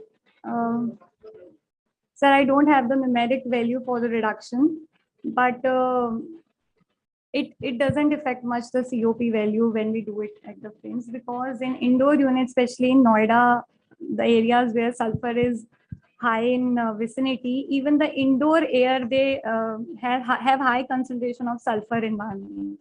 So the leakages takes place from the fins also, the areas from the fins also. So we recommend bluefin for the indoor units, and plus coastal areas. So you have to give a coating layer on fins, because aluminum will react with the chlorine and the humidity, the combination aluminum chloride is a powder. So it will just deplete the fins like anything. So if the installation is within 5 kilometers of a coastal area, then coating should be there. Else the coil won't be remaining itself, and the COP will drop because of the corrosion of the coil also.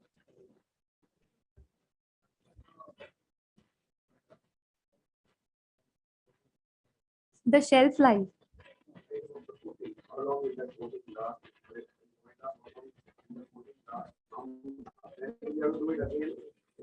See, yeah. See, when we suppose we are doing the combination of hybrid epoxy and polysiloxane, which is our highest quality, we recommend if it is on the new machines. And in area like Noida, where machines are getting leaked within 6 months only. So we gave a life of 2 years that you have to recoat or go for a recoating after 2 years. And if it's an old machine already, the gauge is compromised, already the copper is converted into copper oxide, then 1 year maximum we can give, but it can, stay for longer time also. That is a minimum time we claim that the recoating should be done after every 2 years. So Few brands like Blue Star Yeah. are promoting their equipment with blue coating and must be from Yeah. your- See, one is but blue. those products are also getting failed in weather like Noida, where you rightly said the sulfur dioxide content is more and the nitride content is also Yes, more. sir. So if these products are being coated, company coated and being sold into the market and they are failing, then what is the reliability? So you said that your Oxycoat is a better product than the Blue Star and the other brand promoting? No, Or sir. you See, still the- recommend we should go for your product Oxycoat over their coating? Even I want to answer this. First of all, the blue fin and the golden fin, which comes in an HVAC machine from the plant, is not the coat. It's just an hydrophilic coating, and it is claimed as an anti-corrosion component of the machine. But it won't prevent the pitting from the copper, first of all.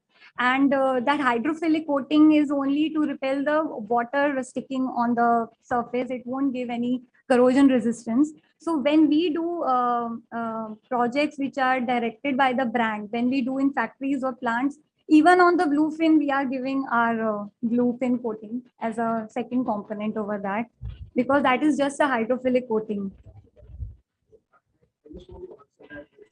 That the coating is a protection, right? So what matters actually, I'm a system integrator, so I have done some work on this. And what you can do actually, a lot depends on the gauge of copper pipe that you use.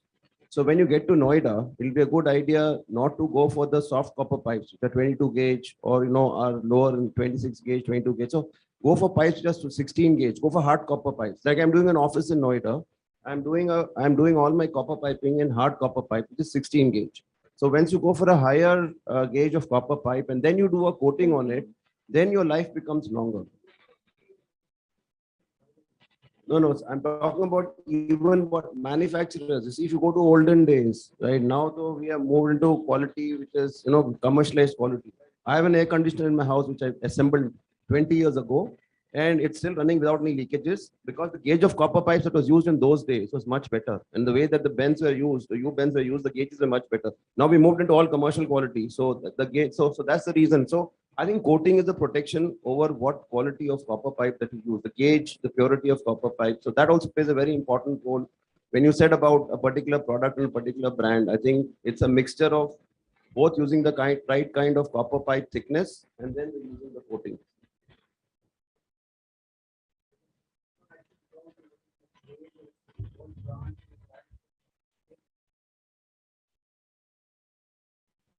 So you can apply on any gauge. It's a protective measure, just like you apply a film on mobile phone when you buy a new mobile phone. So Yeah. use a micron gauge or find out the thickness of the copper pipe and then contact Ruchi and she'll tell you what more thickness that you need to do for the copper pipes.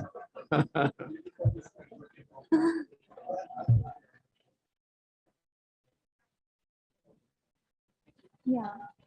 Pretty impressive, Ruchi. I just wanted to ask you that do you have any kind of product performance and quality certification in place? Yeah, I have the performance certificates. I have the quality certificates from NABL and IIT Bombay. If you want, I'll share with you. Yeah. Hello, Ruchi. I have a question. If a machine installed, a VRV machine installed near the NSE jet and Noida, what will be life of Oxycoat should be? Yes, for oxycoats heavy duty, it's again 2 years. If you allow us to do on the new machines, we are already doing many projects in SEZ. Tech Mahindra is one of them, and Cadence is second. I don't remember other projects. So if the new machine is given a chance to be coated, then it's a fair deal for the coating provider also, and considering the entire and everything comes into place, right, aligned with everything. Yeah.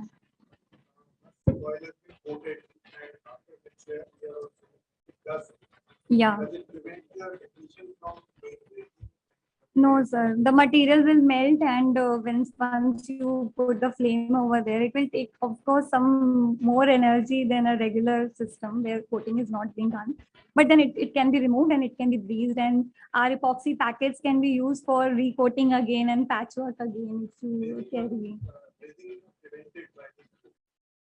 No, we have to remove it. Yeah, it automatically gets melted and removes. Yeah, it will come out. So we recommend epoxy over the U-bends and joint, and even when the piping is installed, the wide joints. So once insulation is done, the entire pipe is coated. At least the joint should be patched up or coated with this hybrid epoxy, and then the insulation should come over. So joint pay, the leakage is maximum at the joints. Yeah, the entire pipe won't get affected, but the joint will get affected.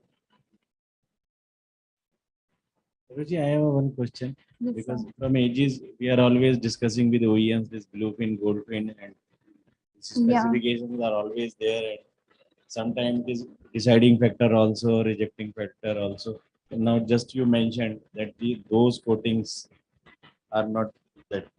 What industry needs to do, because the OEMs are also there, so they need to upgrade their specifications, or we should put the additional specification into that, because in the volumes we are approving this, and this is the one of the factor which any consultant Yes, or sir. any developer, technical side of the developer will see that this corrosion, especially in Mumbai and the coastal areas, this is the thing. So how any of the OEMs also can put light on that, what you mentioned. Yes, sir. We And- tried developing this inside the OEMs also, but because of the EHS constraints, they will still take some time, because so many things are there when you have to, lay a new setup like raw material disposal, incinerator, and so many fumes they get generated. So they need a very specific kind of arrangement for coating and getting permissions as per EHS and compliances are concerned, because all our Japanese and all the companies are based on international EHS norms only.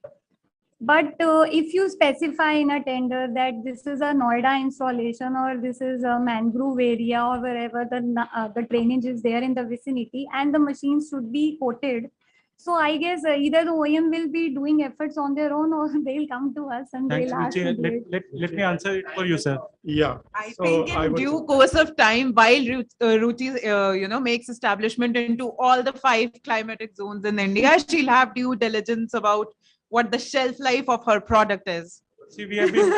Yeah, thank you, Ruchi. Yeah, hi. I am Anurag from Daikin. We have been using their coating since quite some time on the products on a VRV installation, and all the EMRC job that we are doing are with Oxy coating. So, yeah, it's spec'd in tender itself. It's there.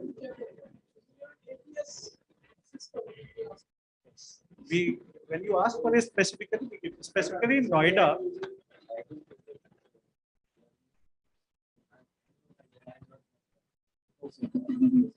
You can mention that now. So that's a good opportunity to interact, but it is working fine. Yeah, you have to mention it in tender. It's not by default. You have to mention it in tender.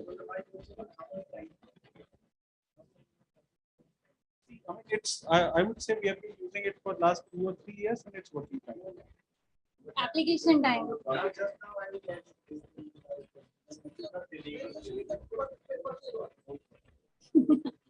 Yes.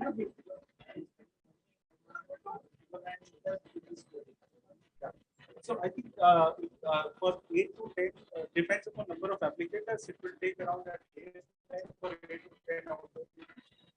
Yeah.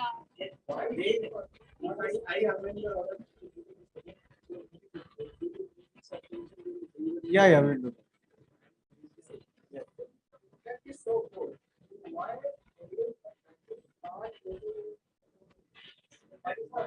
that. That we'll answer it in session.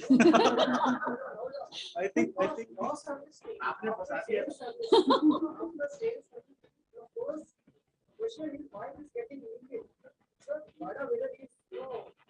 think why it is getting leaked is her topic. That she will answer.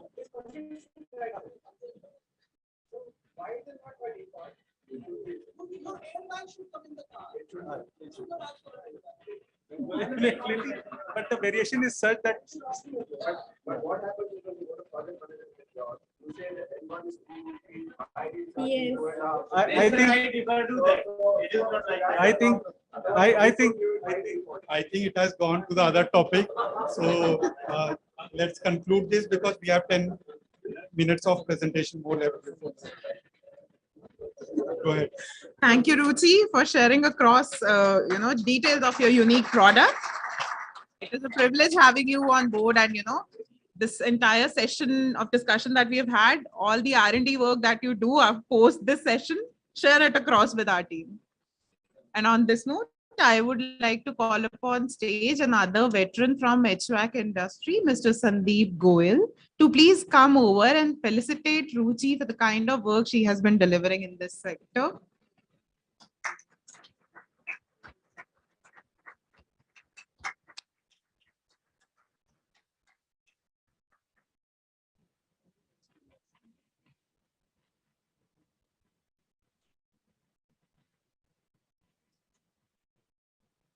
So when we are talking about system integration for HVAC into commercial and residential buildings, we definitely cannot miss on how and why there are policies in place by the Ministry of Power through Bureau of Energy Efficiency and on the implementation part of it. On this note, I would like to welcome Akanksha Krishnan from Bureau of Energy Efficiency, who's actively working on the Energy Conservation Building Code and its implementation in various states of India. Akanksha has a background in architecture, holds master's degree and specialization in sustainable architecture, has over 9 years of experience. And while she started practicing in mainstream design, she acquired various green building credentials. Then she started working as the building sector expert at Bureau of Energy Efficiency. Now she is working in close collaboration with various other agencies for developments in Eco-Niwas Sanhita, which is the code for residential buildings, and the code for commercial buildings, which is the Energy Conservation Building Code 2017. So Akanksha, please enlighten us about what are the measures that are in place right now.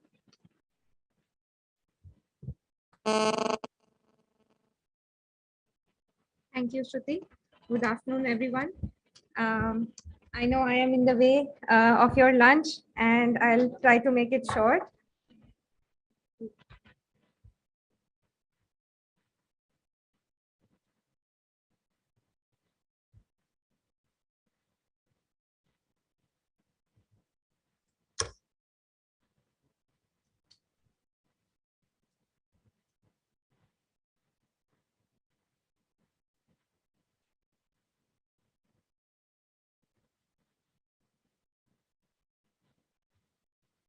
So I'm going to talk about some of the government initiatives that are there in place already in the residential building sector, the scope of Eco-Niwas Sanhita, and some of the ways that we have used in implementation of the different government schemes. I'm not going to talk about numbers. We know that India is fast urbanizing, and the numbers tell us that residential buildings consume about 24% of the total energy consumption. It's estimated that almost 3 billion square meters of new residential building space would be added by 2030. And with growing penetration of air conditioners in the residential sector, the energy consumption is going to more than double, and existing examples of high performance buildings show us that on an average, the annual energy consumption of such buildings could be reduced by 30 to 40% through energy efficiency interventions. Among the various initiatives that the Government of India has taken, the Bureau of Energy Efficiency, under the provisions of Energy Conservation Act 2001, has initiated a series of energy efficiency programs and standards catering to the building sector. We know that cooling loads in commercial buildings are dominated by internal loads, but while in residential buildings, the load is dominated by heat gains from the building envelope, as the exposed area, the envelope area to the built up area is almost 2 to 3 times more than commercial buildings.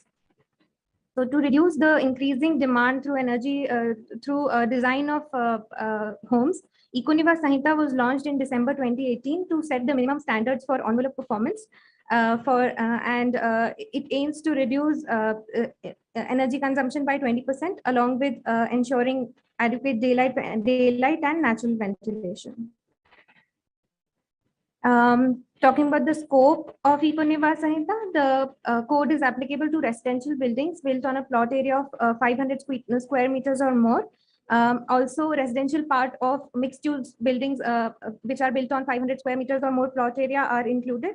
1 or 2 family private residences are included, and apartment houses including group housing are included. Exclusions are lodging and rooming houses, dormitories, and hotels. So talking about the code provisions, it aims to reduce heat gains and losses, improve daylight and thermal comfort with a minimum of 20% reduction in energy consumption.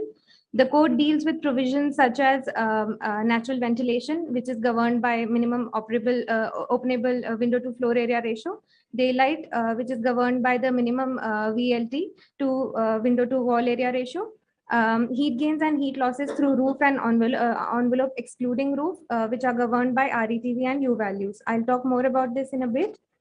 The combined heat gains from building envelope except roof and maximum heat gains through building envelope is what defines RETV, or the residential envelope transmittance value. If we compare how RETV is calculated through energy simulation and through RETV formula, you'll see that simplified calculations based on the RETV formula will help us predict cooling requirements of the building in almost equal detail, and the results would be very close to energy simulation results. The next provision, so RETV being the first provision, the next provision is thermal transmittance of building envelope except roof for cold climates, where the U value for the envelope is defined, which should not be greater than 1.8 watt per meter square Kelvin. The next provision being thermal transmittance of roof, which is defined by U value not being more than 1.2 watt per meter square Kelvin. So as you can see from the table, typical construction which includes insulation will meet the requirement of U value as prescribed in the code. The next provision is visible light transmittance, which is the minimum VLT of glass used in non-opaque building envelope components with respect to WWR. It is also defined on the basis of on WWR, the minimum VLT is defined for in the code. The last provision is openable window to floor area ratio, which is the minimum openable window to floor area ratio with respect to climate zone. So different WFR values are defined as per the climate zones, as you can see in the table. So Econiva Sanhita 2018 in general, so covering all the 4 provisions, sets permissible standards for maximum heat gains and heat losses through building envelope, maximum heat gains and losses from roof, minimum daylight potential, and minimum natural ventilation potential. Further, to deal with the electromechanical and renewable energy systems, part 2 of the code was launched last year. Econiva Sanhita Part 2, Code Compliance and Electromechanical and Renewable Energy Systems. It deals with core provisions for building services such as common area and exterior lighting, elevators, electrical systems and pumps, indoor electrical end use governed by indoor lighting and comfort systems, and finally renewable energy systems. So these are the code provisions where we deal with building services like common area and exterior lighting, elevators, electrical systems and pumps, indoor electrical end use, indoor light, which is governed by indoor lighting and thermal comfort, and renewable energy systems. So to comply, one must meet the mandatory requirements as set in the code and choose either of the prescriptive requirements or the point-based system as the compliance path. To achieve compliance through prescriptive requirements, one must meet the specified minimum energy performance standards for each of the applicable components. And to demonstrate compliance through point-based systems, minimum points must be achieved.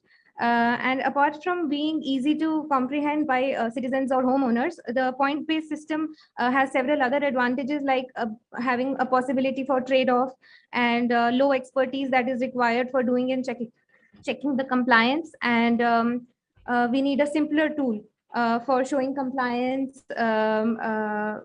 And there is also future accommodation of maybe excluding or including some of the components, and it's easier for states also to amend based on their requirements. So a compliance tool has been developed for the ease of understanding and demonstration, and to check compliance with both part 1 and part 2 of the code. This is how the landing page looks like. It has an easy to navigate tree view on the left side and component forms in the center, and a help section to the right.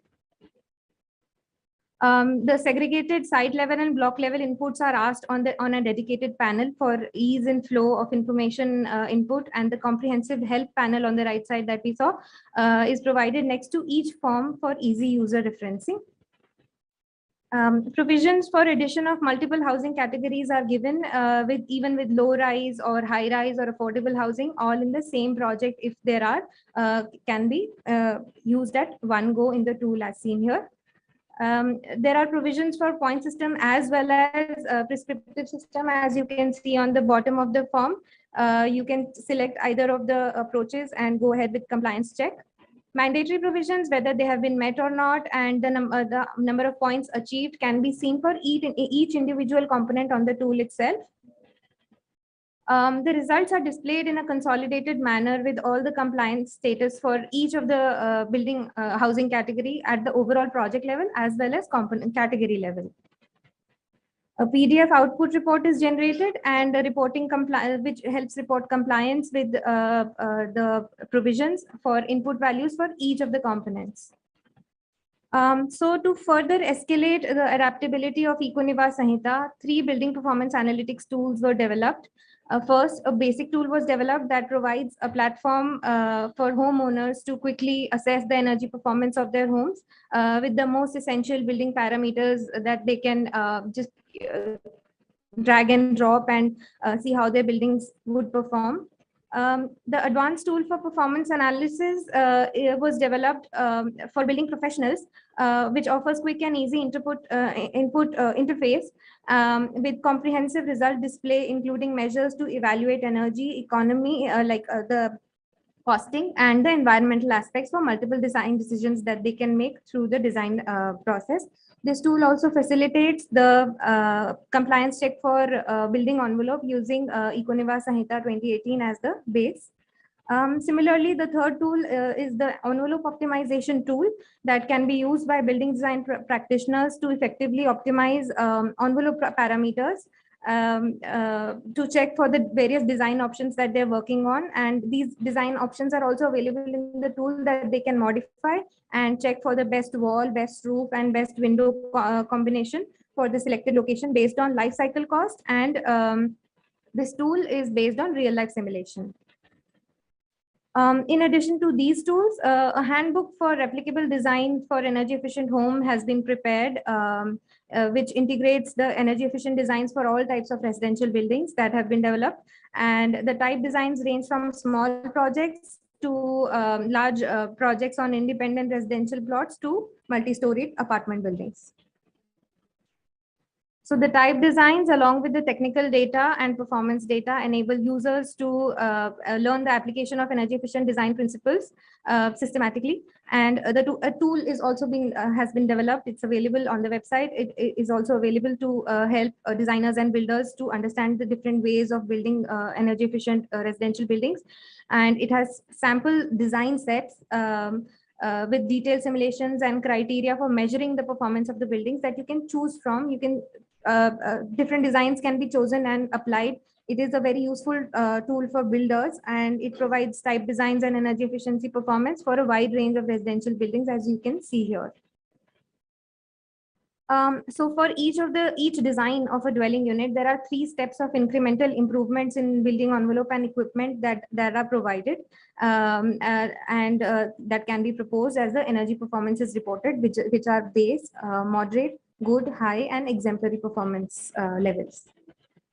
So these design templates are made available for building energy efficient homes that cater to various residential types across different house sizes in different climate zones across India. And we encourage builders to learn from the recommended design types and measures to check the impact of their buildings and make an informed decision on their projects.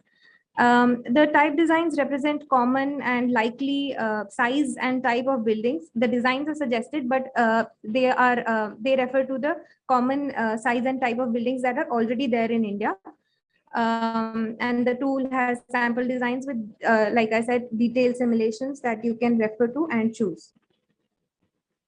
So another valuable addition is the building envelope solution sets for Econivas Sanhita 2018. It is a ready reckoner that can be used by architects or construction agencies to help meet ENS requirements on reducing heat gains through the building envelope. There are already solutions that are provided in the booklet, different construction types, and this booklet provides solutions based on real life practices. So there is pricing information also available. This was prepared last year, so it is updated, and you could select the appropriate solutions that best help facilitate the compliance with RETV values. So next is the star rating program for energy efficient homes, which takes forward the idea of ENS, about which I'll talk in a bit. It's similar to the star rating program for appliances, where anybody looking to buy or sell or rent a home in the future could look for the number of stars, which would define the scale of efficiency of a home. There is no minimum requirement as to the project being applicable for star rating with respect to either area or connected load for a dwelling unit to be covered under the labeling program. So coming back, how this scheme covers the scope of ENS is that the technical specifications of ENS have been kept as the minimum thresholds or baseline for this program, and which means that any ENS compliant home can be covered and will be eligible for rating under this scheme. The objectives of the star rating scheme are to have a rating system based on energy performance, to account for physical characteristics and location of the dwelling unit, to provide information to consumers for energy efficiency performance parameters of their homes, and to undergo market transformation in energy efficient residential buildings. The rating program is applicable to all types of homes, new or existing. The labeling program covers all types of residential units and is applicable to individual dwelling units only. As earlier mentioned, it's useful to note that whereas Econivas Sanhita, the code is applicable to only new residential buildings built on a plot area of 500 square meters or more. The labeling program is applicable to individual units with no size or no size restriction, and can be both new or existing. Since I said there is no minimum requirement, the star rating is awarded based on EPI. The energy performance index is the ratio. Most of you do know that it's the ratio for annual energy consumption in kilowatt hours to built up area in square meters. A simulation based tool calculates the EPI of a respective dwelling unit. Just quickly taking you through the validity of the label for newly constructed buildings that are eligible to go for applied for label is 3 years, and for the final label is 5 years. And now I'll quickly take you through the status of implementation of the 2 energy codes that we have. So in the current phase, more than 230 buildings for ECBC, the Energy Conservation Building Code for commercial and residential buildings, both. Demonstration projects are taken up each year, more than 230 projects for code compliance and 230 projects for technical assistance for star rating scheme, both commercial and residential. We have in this phase, we are conducting 480 training programs that in all the states in each year, and over 15,000 professionals are getting trained every year. 20 states and union territories have already notified ECBC for commercial buildings, and over 200 projects have been undertaken for ECBC compliance demonstration. ENS is yet to be notified. About 1463 training programs on ECBC ENS have been conducted till date, and over 56,000 professionals have been trained on both these topics. So I am almost at the end of my presentation. So to wrap up, I'd like to mention some of the Bureau's initiatives in the building energy efficiency sector. These initiatives are mainly in the areas of policy design, design, technology, and outreach. So all of the initiatives such as Econivas Sanhita Code, the star rating scheme for energy efficient homes, the handbook, and the online tool for replicable design of energy efficient homes, the building envelope solution set, and policy roadmap for smart homes, and the online tools such as the advanced tool and the envelope optimization tool have all been developed to address the building energy efficiency domain for residential buildings in a holistic manner. And some of the other initiatives that we have worked on in the recent past are database and adaptive model for thermal comfort for occupants in residential buildings, a book on heat transfer, a manual for external movable shading devices, and a CFT tool. Further initiatives in outreach to reach out to students and young professionals. A student camp is conducted every year. The camp is an intensive and immersive residential camp for students keen on learning about energy efficiency in the buildings domain. The participants get an opportunity to learn and discuss with subject matter experts and master mentors in a formal classroom setting, as well as informally. And the camp consists of 3 types of activities, mainly learning modules, interpersonal skills, and integrated design exercise sessions. For outreach, we also have the national training program on ECBC and ENS that was launched last year in July, with an aim to conduct over 750 training programs and train over 15,000 professionals by next year. Outreach in media is also covered under the media engagement program that we had, where several workshops were conducted with media professionals, and stories were published in various national and regional newspapers. To reach out to building professionals, an international conference on energy efficiency in buildings called Angan was held in 2019 by the Bureau. We are planning to hold Angan 2022 this September, and all of you are invited to attend this international conference and exhibition, where we will deliberate on various thematic tracks with an aim to make zero carbon transition for energy efficiency and resilience in the built environment. The conference will bring together more than 500 sector and subject experts and practitioners internationally, as well as from India. And finally, we have the Nirman Awards. This is an annual activity that we started this year to award exceptional projects in commercial and residential building categories. The different categories are commercial, residential. We also have the exemplary performance awards for building envelope, comfort system, lighting controls, and electrical and renewable energy separately, each of these categories. And we also have some state awards. So with that, I'd like to thank everyone for being patient for the last presentation before lunch. And we look forward to the uptake and wide adoption of the different schemes taken up by the government, and with your support. And we look forward to your suggestions and any comments that you have, and maybe we can take some of the questions during lunch if time does not permit right now. Thank you so much.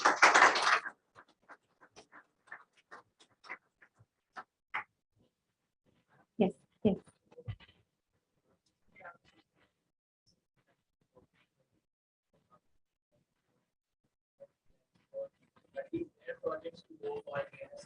So 2 questions with that is, first, has Bureau started any certification, like proper certificate being given for ENS compliance? We have the compliance tool, and with the, like I mentioned, we have different cells in each states. We have 25 building cells that are established in 28 states and 8 union territories. So there are we have manpower that are working on this, and they will help 230 buildings annually to achieve the compliance. But certificate as of now is not there. However, there are certain states that are coming up with proposals to award certificates. So we are in discussion with them, and at state level, these certificates are being provided. One more question connected to that is that most of the housing projects by Tamil Nadu, they are affordable housings and they will be naturally ventilated homes. When I look at the RETV, the back information of how the RETV is calculated, it is also based on a base set point of 24 degrees Celsius. So is there any, in future, any kind of, activity that Bureau will take up to, understand thermal comfort in naturally ventilated spaces also and link it to ENS? Yes. So, like I said, we had a study last year conducted by CEPT itself that on adaptive thermal comfort in residential buildings. I think its scope will expand to affordable housing as well. But as of now, no policy measure has been taken for thermal comfort, and we are still on the stage of going for the research on that part. Yes. Thanks.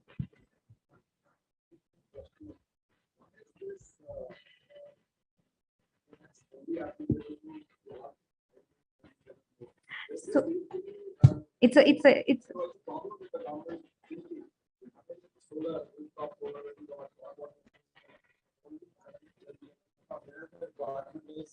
far larger in smaller number of laws. What is it? I mean, are we trying to get away with? No. We are aware that this requirement does not suit most of the places, most of the homes, and does not cover a lot. Since the code right now is in voluntary stage, and eventually upon once it gets mandated, we cannot force all the small homes to. Yes, please. No, but see, the number of, just a minute, the number of buildings that are there on smaller plots, they have very little open area. They need more energy, efficiency. They are, the daylight and ventilation norms have gone for a 6. The area, the FARs, ground coverages are being increased day by day. They need these kind of things more than the 500 square. I would agree to you, sir. Like I can just talk about when the code was getting developed. We were looking at RERA as one of the reference. So RERA also goes beyond this 500 meter square kind of a threshold. And the idea was not to put all the buildings under the ambit of the code. So once you start the code, you need to have a kind of a threshold, which are more important from the energy perspective at that time. It was not looking at, I would say, the lighting or other things, but looking at the energy perspective, what is important at the country level. But at the state level, each state can basically amend this threshold. So that is the kind of flexibility each state and municipality will get. But at the national level, to make it synchronized with the RERA, that threshold was defined as 500. There is also a certain update that we are not yet sure of when will that happen, but this requirement will get changed within this year. And the requirement as stipulated in Energy Conservation Building Code for commercial buildings is 100 kilowatt will also apply to commercial residential buildings. So this will get changed eventually. But we are also working with states and they are already asking to reduce, and we asked them to amend the requirement as per buildings in their state. Yeah, so it will be either meter square or kilowatt. So the idea was like, because buildings are more, residential buildings are more connected with the meter square. So it was considered like that. But the idea is like what she is mentioning is to also align it with the kilowatt requirement of a property.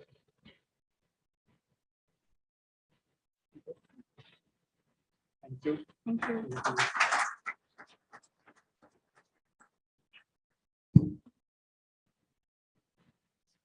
Thank you, Akanksha, for sharing across all the work that Bureau has been doing lately for the residential sector also, because commercial we were getting equipped with somehow, but residential is relatively new. So great round of applause for that delivery of work.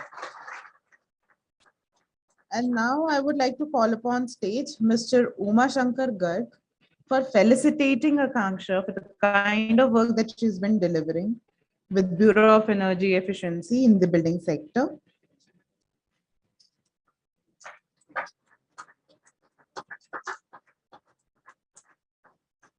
Membership promotion.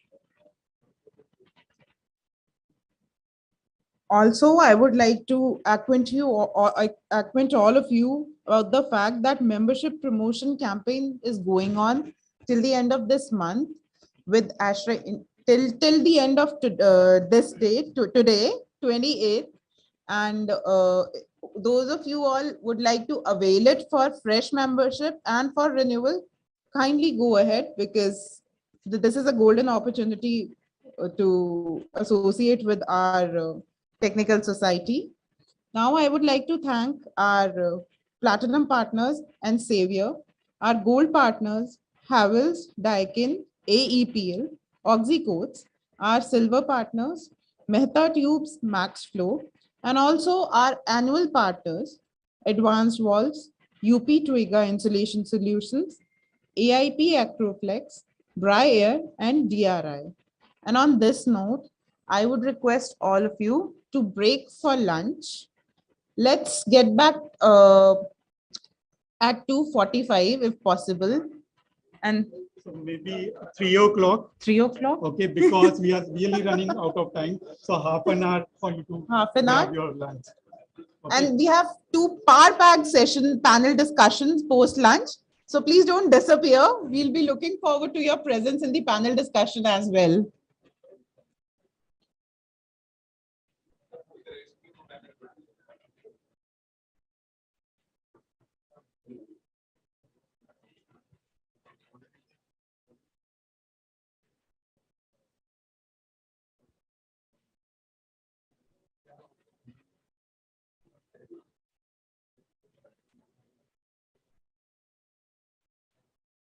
Recording stopped.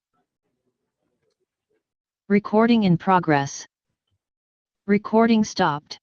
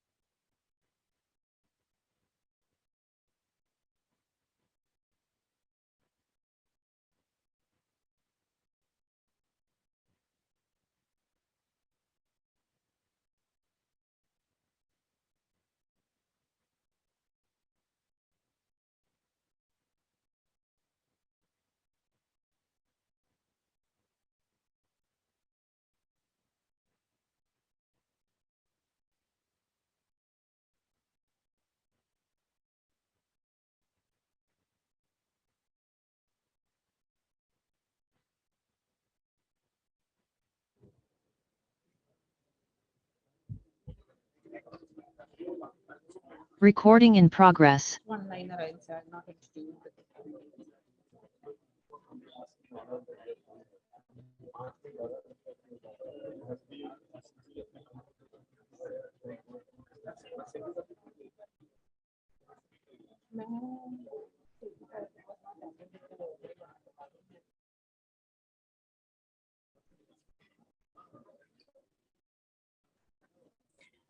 Welcome back, ladies and gentlemen. Please be seated. We can have this discussion during the tea session in the evening.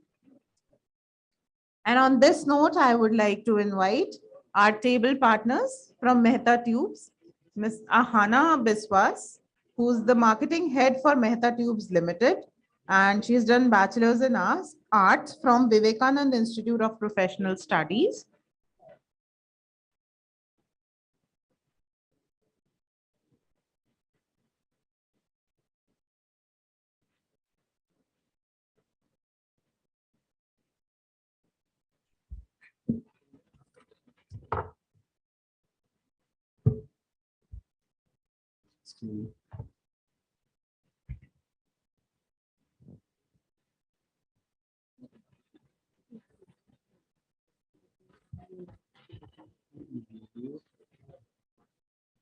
किस नाम से ना?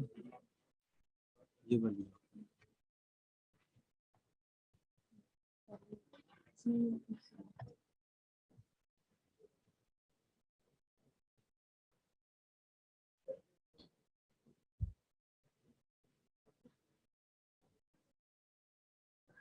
Hi, my name is Ahana. I am sorry for any delays. I am from Mehta Tubes Limited. I am a representative of Connex Banninger as well as Mexflow.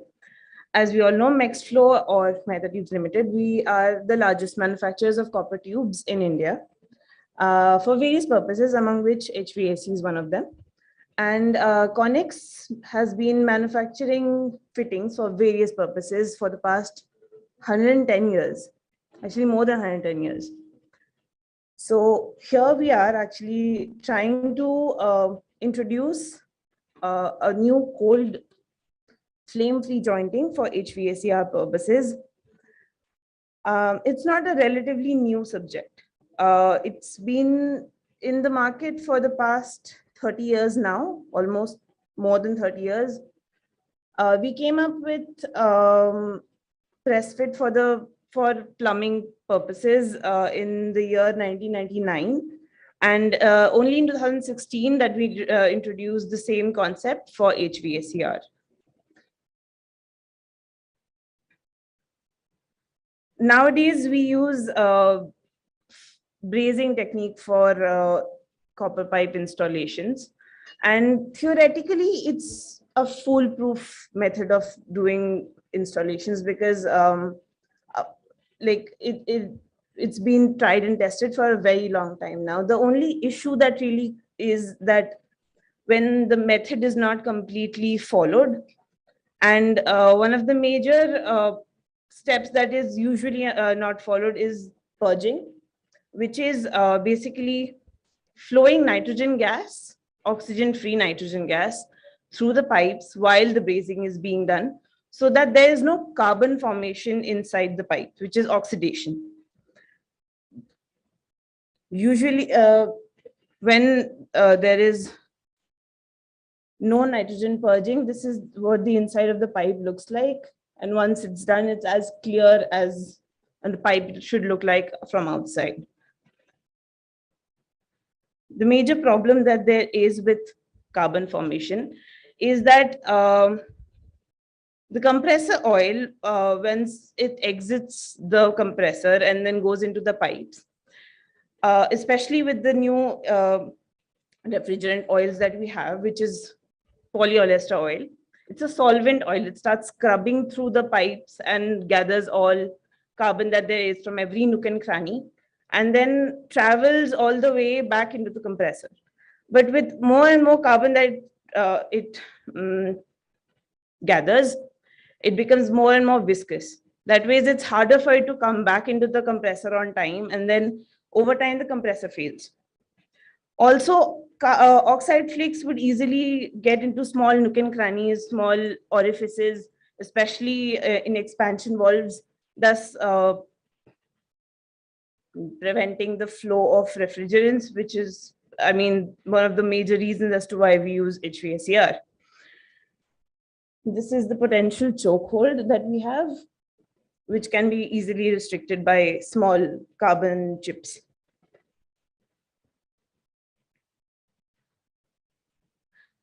What we have come up with is a cold press joint, which can be used anywhere where you can use copper tubes for AC and refrigeration. I'd like to show you a small video regarding our installation.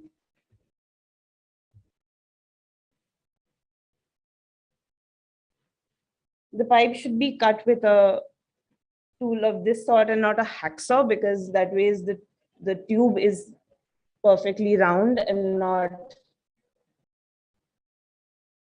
And we use a deburring tool from outside and inside. The inside is usually used with a pencil type deburring tool, so that it is not flared when you're using some other type of deburring tool. When we clean the pipes, that there's no harsh line or scratch that we, so that there's no leakage through that, we cut that usually off. And then we look at the fitting inside, make sure that it's all clean. This is how we measure the depth of the pipe till how much it should be going inside the fitting, the depth of engagement.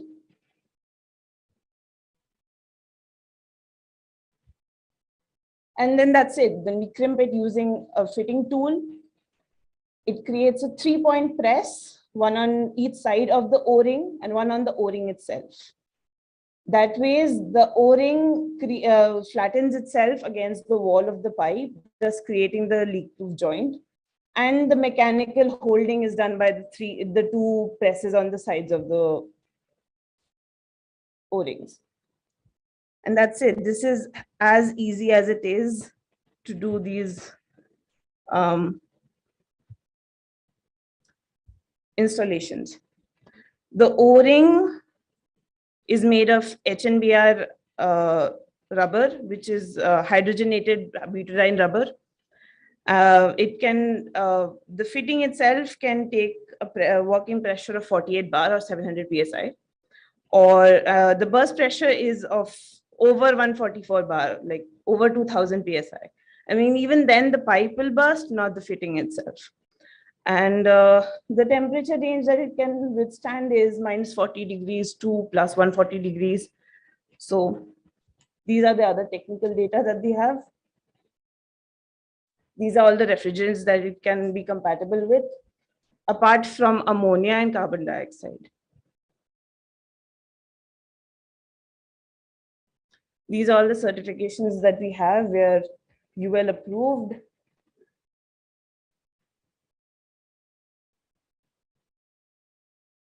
This is our range of fittings. We even have a long coupler for just in case if we, like if there is some kind of leakage that we have caught beforehand from a straight coupler, then we cut it off so that we don't have to use another pipe for it or two other extra fittings. We have a long coupler for the same thing so that there's no issue regarding that. These are examples of our previous projects that we have done in India and just example pictures of them. The key advantages are that there is no flame required. So these can be installed in places which are basically high. I mean, there's a fire safety issue and everything. And of course, there's no nitrogen purging required. It's completely clean of carbon, completely clean of oxidation, and there's obviously no leak. We train your installation workers and certify them, and then we give you a 10-year warranty on the fitting itself, so that there is any problem later on the installation, you can come to us and we'll give you a warranty for that. Yeah, that's it. Thank you.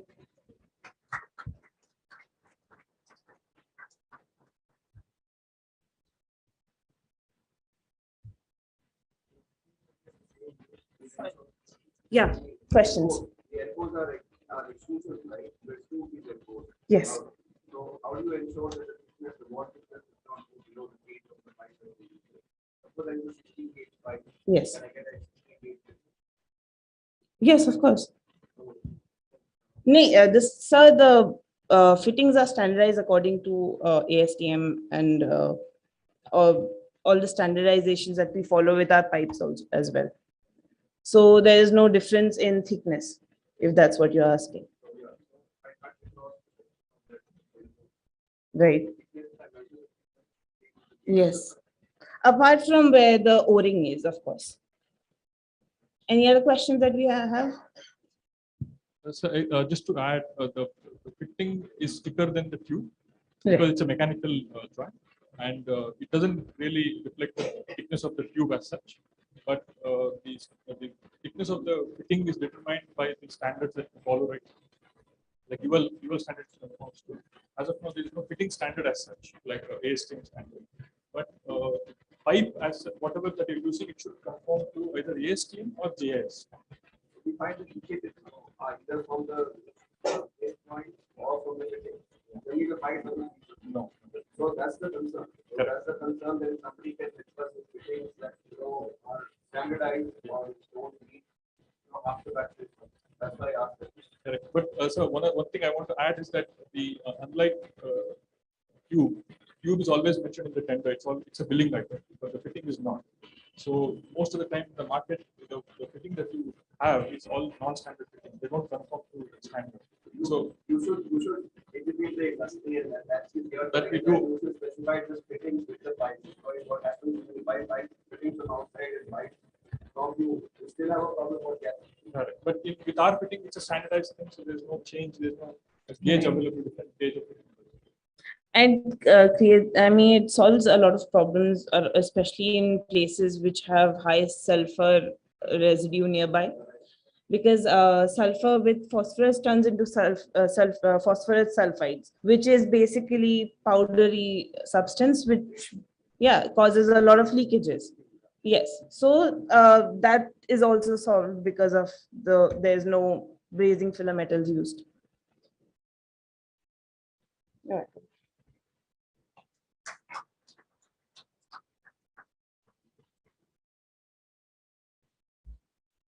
I would like to thank our table partners, Mehta Tubes, for their support during this event and also throughout the other activities that the chapter has been conducting in the financial year, be it technical sessions, webinars, or knowledge dissemination sessions for students.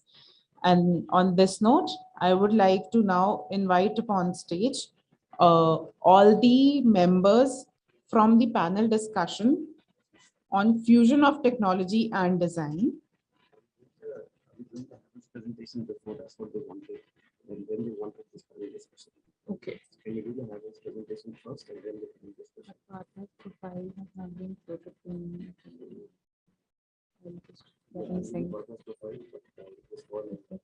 Okay.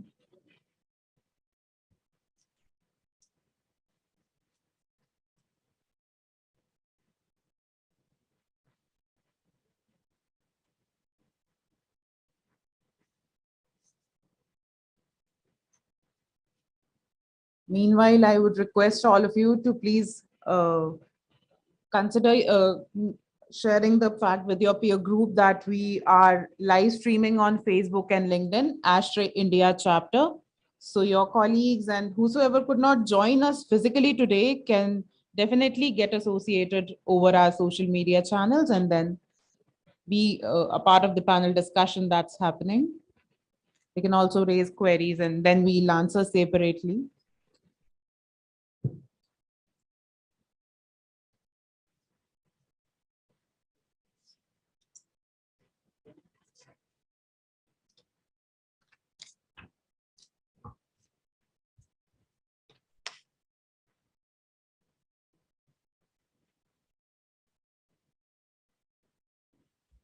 There's a little change in the program. We'll be having panel discussions back to back.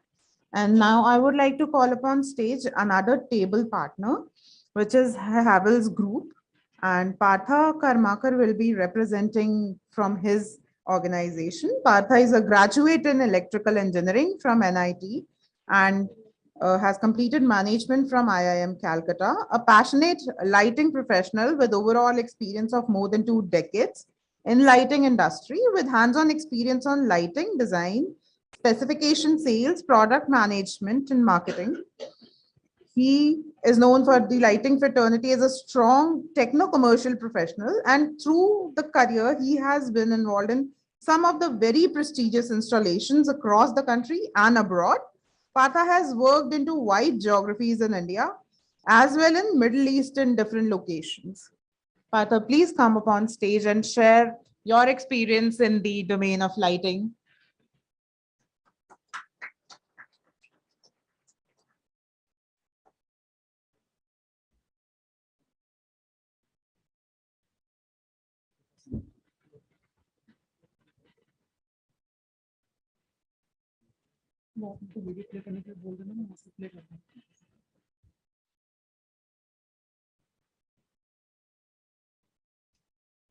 A very good afternoon to all of you. My name is Partha. Thanks for a great introduction. Been into lighting for some time, and this is a group which is talking about air conditioning, sustainability, and many other factors which are required in building commercial building as well as residential building. So lighting is definitely a small part of it, but very important, because if the light is not there, your building may not be looking interesting. So we definitely have our responsibility to provide some solution which can be more human centric. So how we are also moving ahead and evolving to give solutions which are much more appropriate for sustainable buildings. That's what I'm going to touch upon. I mean, this slide is I'll be taking little forward faster. So the topic is lighting technologies and human well-being. Just to talk about, Havels have been one of the large companies in FMEG. Just a quick snapshot. This is how we have been able to evolve over the years. Last 4 years, we have been able to double our turnover. We are a manufacturer and solution provider. So when it comes to technology, I would say any technology which we are today developing have to be relevant for human. And that's where the new trend is. If you look at how we see any human being is looking at any vision, it is basically we are able to see because of the rods and cones which are there in our retina. So that's how we actually identify any object. So vision has got, this is the ingredient behind it. So if you look at how the whole day transfers from morning to evening, our morning color of sunlight versus the evening color of sunlight is different. And our body clock also changes accordingly. So there is a sleep pattern and there is a circadian rhythm. So every human being is driven by circadian rhythm, which is determining the energy, the alertness, the fatigue level, as well as how our moods are changing. So you see from this graph that, you know, as the morning hours, it is the cool light, which is I would say, you know, more bluish type of light. And towards the day, that's where we actually feel little drowsy. Well, light is more cozy, and towards the evening, again, it is getting a little cooler. So this is how the whole circadian rhythm is. So today, when I am talking about lighting, it is not only just, you know, energy efficient lighting, but something which is more relevant, more apt for the human being who are going to be using it. So what we have done in terms of lighting, which can add to all these parameters of less fatigue, reduced hyperactivity, improved mood behavior, and also prevents the sleep disorder, improves alertness, health, and productivity. These might be sounding quite generic terms, but let me just tell you how it works. This is very specific. I am talking about a HCL lighting, which is primarily human-centric lighting. As we see, the light have been evolving over the years. Way back, I would say, almost 10 years back, the light used to be very basic. We had those basic discharge lamps, and then the LED lamps came. So earlier, it was more of just energy efficiency, which was driving the growth. The next was intelligent lighting, where we started looking at how efficient it is. But now the recent dominant drive, which is actually making all our evolutions change, is how we are able to make the health component of lighting also very important. So all our new developments in terms of products, solutions, as well as research are highly dominated by this quotient of lighting, which is very, very important, because gone are those days that we will only have an energy efficient building. But when it comes to sustainability, the focus on how it is more relevant for the human being, their productivity, that's where we are focusing a lot. So human-centric lighting is basically something which mimics what is there in the atmosphere outside the room. Pandemic has actually taught all of us that, I mean, when we are in artificial light, you get bored. So how you can still be remaining into that feel of being in the nature is only possible when we are able to create an atmosphere very close to nature inside the room. And that is because of the advent of LEDs. LEDs have come out with different types of color tunability. With those tunability, we are able to make the intelligence around that there is a change of color inside the indoors as it is mimicking the outdoors. So that's how we are able to bring human centricity in lighting. This has got multiple biological effects. Preferably, if I just try to bring the layman aspect of it, it is the cooler the light, it is more energetic, less giving you the feel of sleep. So you can see a picture. Many of you might be sometimes having this blue light effect. You are just browsing your phone in the night, and then you find that you are not able to sleep, because the blue light, the bluer the light it is, it will keep you more away from the sleep. It will help your sleep disorder grow. So that's why we say that in the night, before you sleep, about an hour back, you should keep the phone side, and then you should sleep. So there's a science behind it, and that's why we are trying to work out the solutions which are the positive side of blue effect. There is a negative side also. So there's a positive side where we are working on. So it certainly have a lot of research done across the world, and in lighting, well-being and productivity is no more two different subjects. They are converging, and that's where we have most of the solutions built around. If I look at any indoor atmosphere which is populated by human being, what all things we normally take care of is air, water, we have been talking about, nourishment, fitness, comfort, and mind. But on lighting aspect, there are a whole lot of aspects which are also critical. Daylight, harvesting, circadian rhythm, glare, color of the light, and right type of light. I'll just touch upon a minute on these, what I am talking about. LEED is a very well-known guideline we all have. Now we have the well standards. So it has also evolved to well standards where it is not only talking about energy efficiency, that becomes a hygiene factor now. So now it is much more that how it is going to impact the well-being of people. So today, not only in case of any offices, we are looking at, say, a typical layout. There would be reception, cabins, workstations, and various applications. All these applications are curated in a manner that it is very, very appropriate for that application. And the next generation is building some more smartness in it.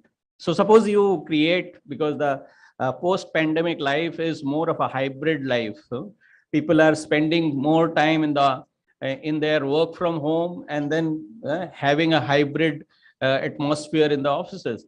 So now the next generation of smartness would come when we are working on solutions where you have one fixed lighting solution for a particular layout of office.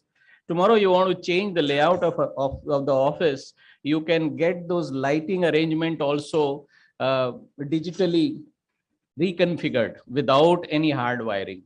So that's the next generation in terms of improving the productivity there.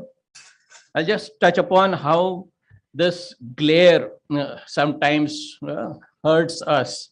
If you have a typical product which has got a light distribution, all these people will have different visibility of that.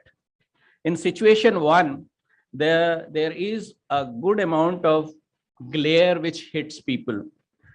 Glare is nothing but some bright patch which is coming into a peripheral vision. So you can see when the light is much more confined, we are able to reduce the glare. So today, use of technology, we are able to confine the light in much more appropriate area. So today, I mean, there was a project other day we were talking, we are having a light distribution created for 3 meters by 2 meters. So a very specific, that kind of lighting distribution can also be today created. So that level of technology has got evolved in terms of glare. So you can see if the lights have got lesser glare, then the situation is much more comfortable. So I'll just take you to one of the human-centric lighting solution video, which will just towards the end of my deck. Yeah.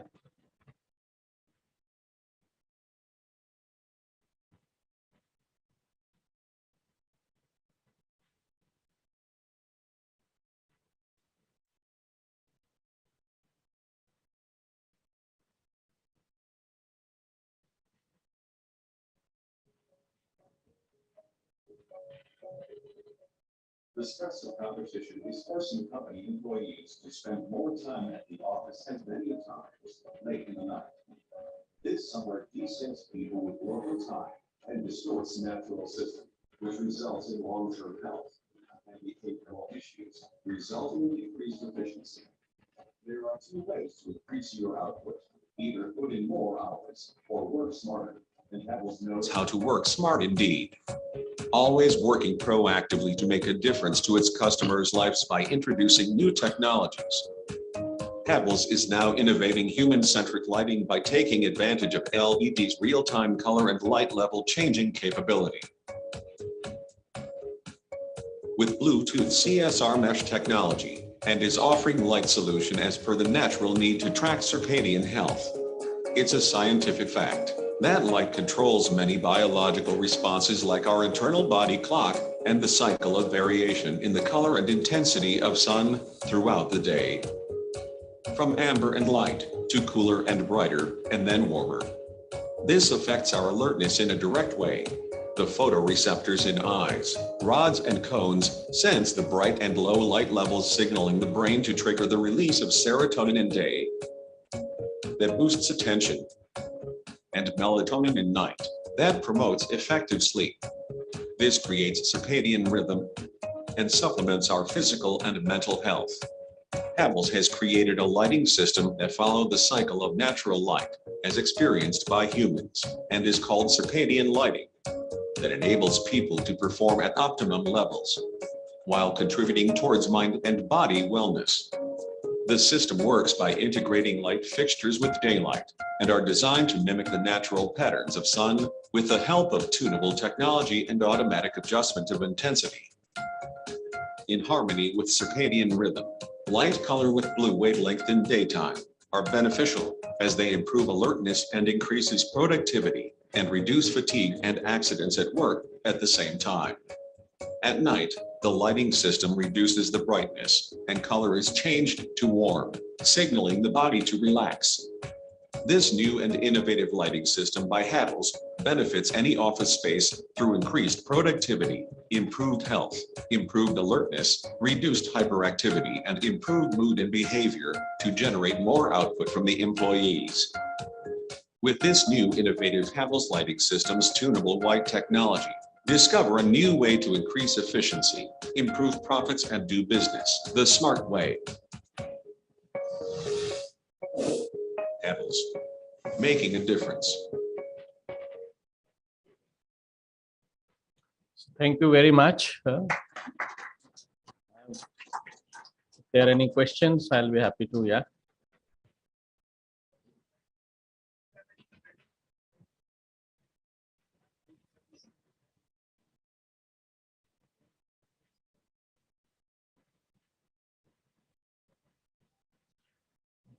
Yeah, there are many such studies, research, white paper which have been done where this kind of a circadian lighting is improving the health, energy, their alertness, and they are getting less fatigue.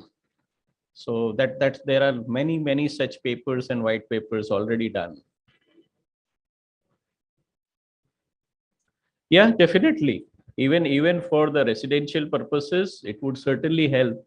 What happens in case of residences, since the rooms are having already daylight, so in such cases, people are less using it.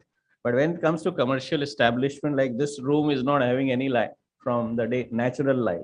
So such kind of application, it is much more prevalent. People are using more there, but yes, certainly in case of residences can be very much used. Okay. Thank you. Thank you.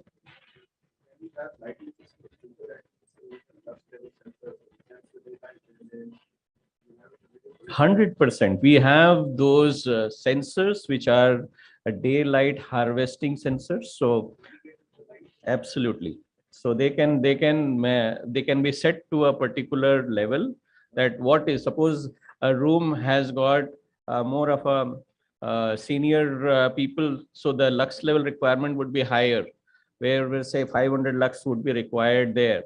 So we can set the lux there to 500, and maybe the kids room there we can have lower lux level, and it can also be harvesting the daylight, and it would reduce the consumption, and it would adjust the whole light accordingly. It's very much now it has become a standard product.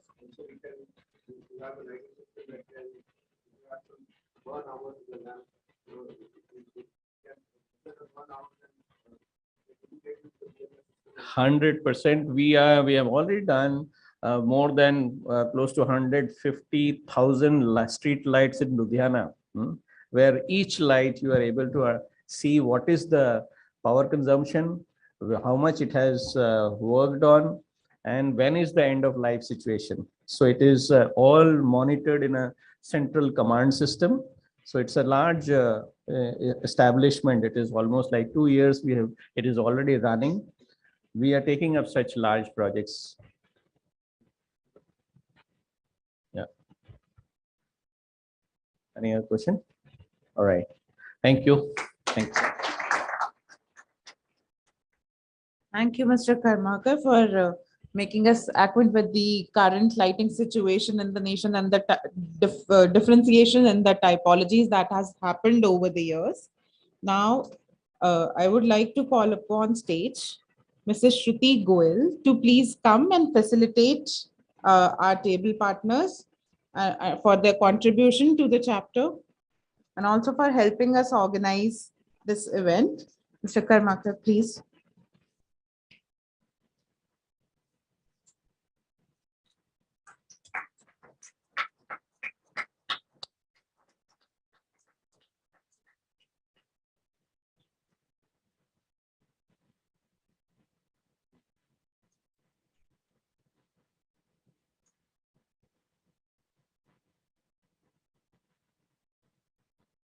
And I would like to call upon stage another veteran from the HVAC industry, Mr. Waliullah Siddiqui, to please come and facilitate our table partners from Mehta Tubes.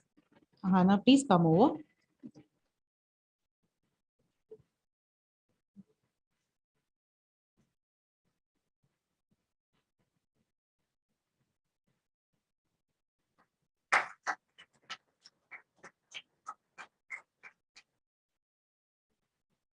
Thank you.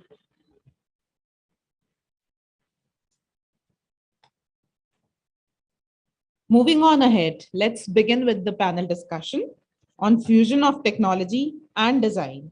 So I would quickly like to call upon stage the panelists. Mr. Puneet Sethi, who's an architect, planner, a valuer, and he graduated from the School of Planning and Architecture, New Delhi, and he runs his consulting firm by the name of IAD Studio in Gurgaon. He is the moderator for this event. The second panelist is none other than Mr. Parth Karmakar from Havels. Also in this panel, we have practitioners like M. Haroon Siddiqui, who's the Vice President and Corporate Head MEP for Rastamji Developers. He's highly experienced MEP professional in the field of design, construction, project management with legacy of successful completion and handover of mega projects in India and Middle East. Another member for this panel is Mr. Vipin Agarwal, who's the Director for System AC Business, Samsung. He completed his MBA in 1999 and holds 26 years of experience in various organizations like Suvidha, Hitachi, LG, Train, Samsung. And he's currently working in the capacity of Director for System AC Buildings, Samsung. Welcome on board, sir.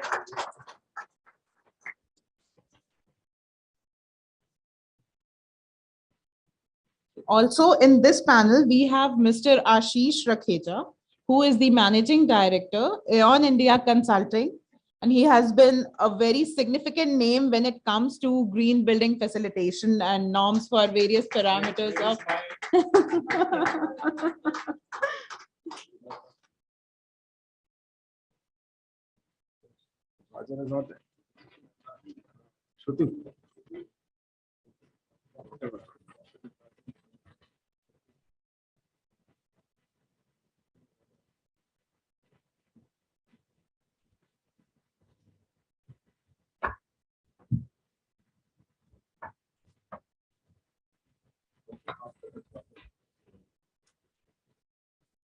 So sorry, Dr. I think when we have a lot of learned people in, we tend to lose, and I being a Sardar probably have messed it up. So sorry for that. But privilege and honor to have you, Dr. Bhaskar Natarajan. And from AEEE. Let you run the show.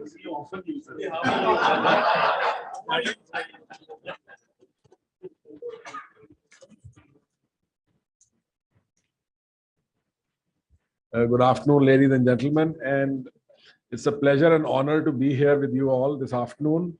And thank you very much, Ashray, for inviting me to moderate this panel. Esteemed panelists sitting right here, I think a wealth of knowledge awaits us all. The topic today is sustainable residential buildings, and the focus of this panel discussion is fusion of technology and design. You know, since morning, we've been talking a lot about energy efficiency. let's shift the gear a bit and then look at sustainability as the macro picture, at the macro level. So there are 5 aspects to sustainability, not only energy efficiency or water efficiency or resource efficiency, but also occupant health and the protection of occupant health, improving productivity of people, reducing waste that is produced and reducing pollution that is caused to the environment, and finally shrinking the ecological footprint of any development that we carry out. Now, whenever we are sitting in any such platform, we normally forget about the residential buildings that we live in. We are worried about our offices, we are worried about our schools, colleges, our shopping malls, and all the other public buildings that we see. But as they say, home sweet home. At the end of the day, we all have to come back home. And if our homes are not comfortable, our lives are not going to be comfortable at all. So I think, with that, I'll come back to my panelists here, and I'll pose the first question to Ashish. I would want to, first look at how we can look at reducing waste and the amount of pollution that we cause to the environment. Because whatever we do, whether we build our homes, whether we maintain them, whether we run them, waste is being produced and pollution is being caused to the environment.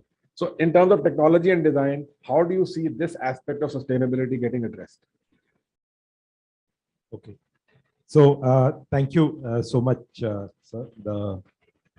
First of all, my apologies. I've pushed myself a little in front. It doesn't mean I want to be like, over enthusiastic or sound like that. It's just that I'm getting a direct draft from there. So, okay. Now, the second thing is, I did tell him that you can ask me about everything, but I forgot to tell him the exclusions. But coming to the serious part. So, okay. So coming to the serious part of it, on the waste part of it. The waste is a thing which gets generated from it's not about the mortar and the brick coming to our products, coming to when the installation is being done.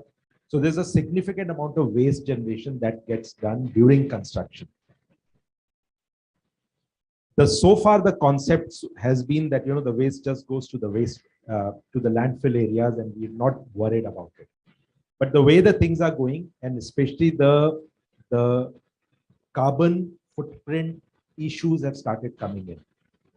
The concept of letting the waste, okay, before I come to that, I just also want to say that when we adopted this green building norms, there is a full subject or let's say the topic of the construction waste generation during construction gets very well covered there. If you genuinely follow what the green norms are saying, we have projects, and in fact, in the morning also, the lady who had come from Mahindra Life Spaces talked about a project, the residential project, where they went towards 95% plus the construction waste, what was there, being sent responsibly, sent to where it should go. And there have been many such green projects which have claimed exceptional performance on guiding the project to go there, guiding the waste to go where it should go. Even in my own office, which I small building I was constructing, or my home that I constructed, I found there is a value in the waste. The way the things were being done by the installers or by the way the product was being treated at site, there was a lot of waste generation coming in, and there was a money to it. We have often talked about using the reinforcements and all reusing within this, but even to the extent of the pipes and all, the way you can do that, it can be done. Now, I can talk from a construction perspective. I think the very fact that we are moving to the modular construction, the very fact that we are looking at going forward towards the factory fabricated things, when they start coming from there, I think the amount of waste reduction is happening significantly to start from there. Number two, as we move towards the carbon footprint issues, which will become a reality, because if 2070 is what Singh Saab was saying, that our Honorable Prime Minister said that we'll be carbon neutral, the journey towards the carbon footprint reduction has begun. or is about to begin. When it's about to begin, the whole concept of cradle to grave, what we say, is going to go away. The whole thing is shifting to cradle. That means whatever waste comes in becomes the input product going forward, and even at the end of the life. So that's another thing at the design front that comes in. Moving on to the operation part of it in the residential segment, I visited. I remember at PhD chamber, I visited one of the model residential project very close to Leela Hotel here in Delhi. It was a government officials' quarters, they called it. We saw zero waste being practiced there. Not today, 10 years back. The wet waste was being diverted where it should go, composting and all. The dry waste was being properly done. Even the plastic that was being carrying out, they had a plant there which was being converted into a fuel, liquid fuel, which was running that plant. So the waste was being practiced, very much possible. It's about the whole thing comes down to how you do it at the design, how responsibly do you do that? You see a value in it, you do it properly, you put your installers correctly, solutions are right there in front of us. And I was very interestingly reading an article where they said, you talk of carbon neutrality, 95% of the solutions exist today. So it's not like that we're going to waiting for something to come. They're already there today. So thank you. I think you've given us a real good start to the whole conversation. And the point that you talked about, the ecological footprint or the carbon footprint, I would request Mr. Siddiqui to come in here.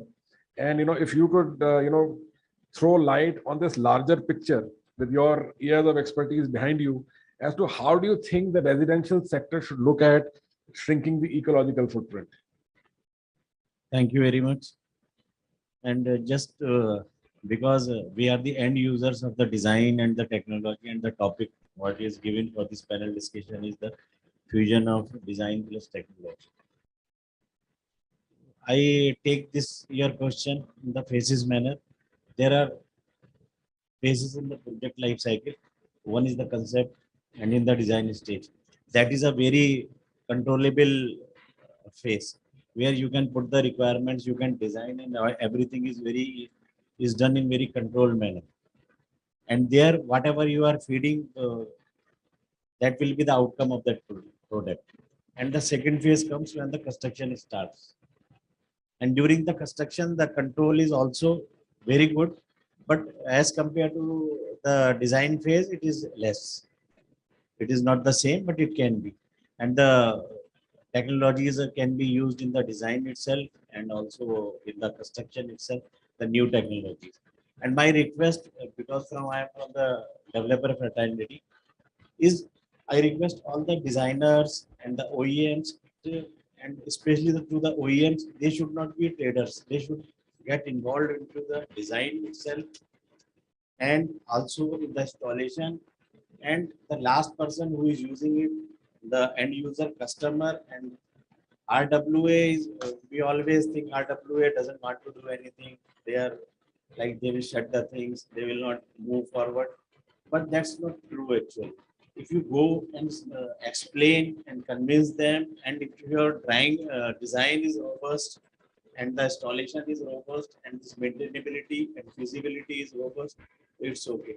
If we are talking about the IFUs in air quality in lobbies, as a USP, we can put in the lobbies, we can display this is the 2.5, this is the VOC level, all these things. But whatever we are giving to the end customer, it should be maintainable and it should be the cost effective. So this ecological footprint, can you repeat that? My question to you was that how can the residential sector look at shrinking the ecological footprint? So this half I had answered. During the design phase, it should be addressed very properly, and the technologies and the whatever the new thoughts and innovations are coming, it should be adopted very thoughtfully.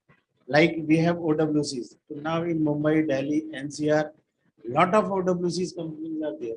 But if you truly inspect the OWCs which are already installed, so they are not working as they must. And some people I had seen, they had shut the OWCs because it creates a smell.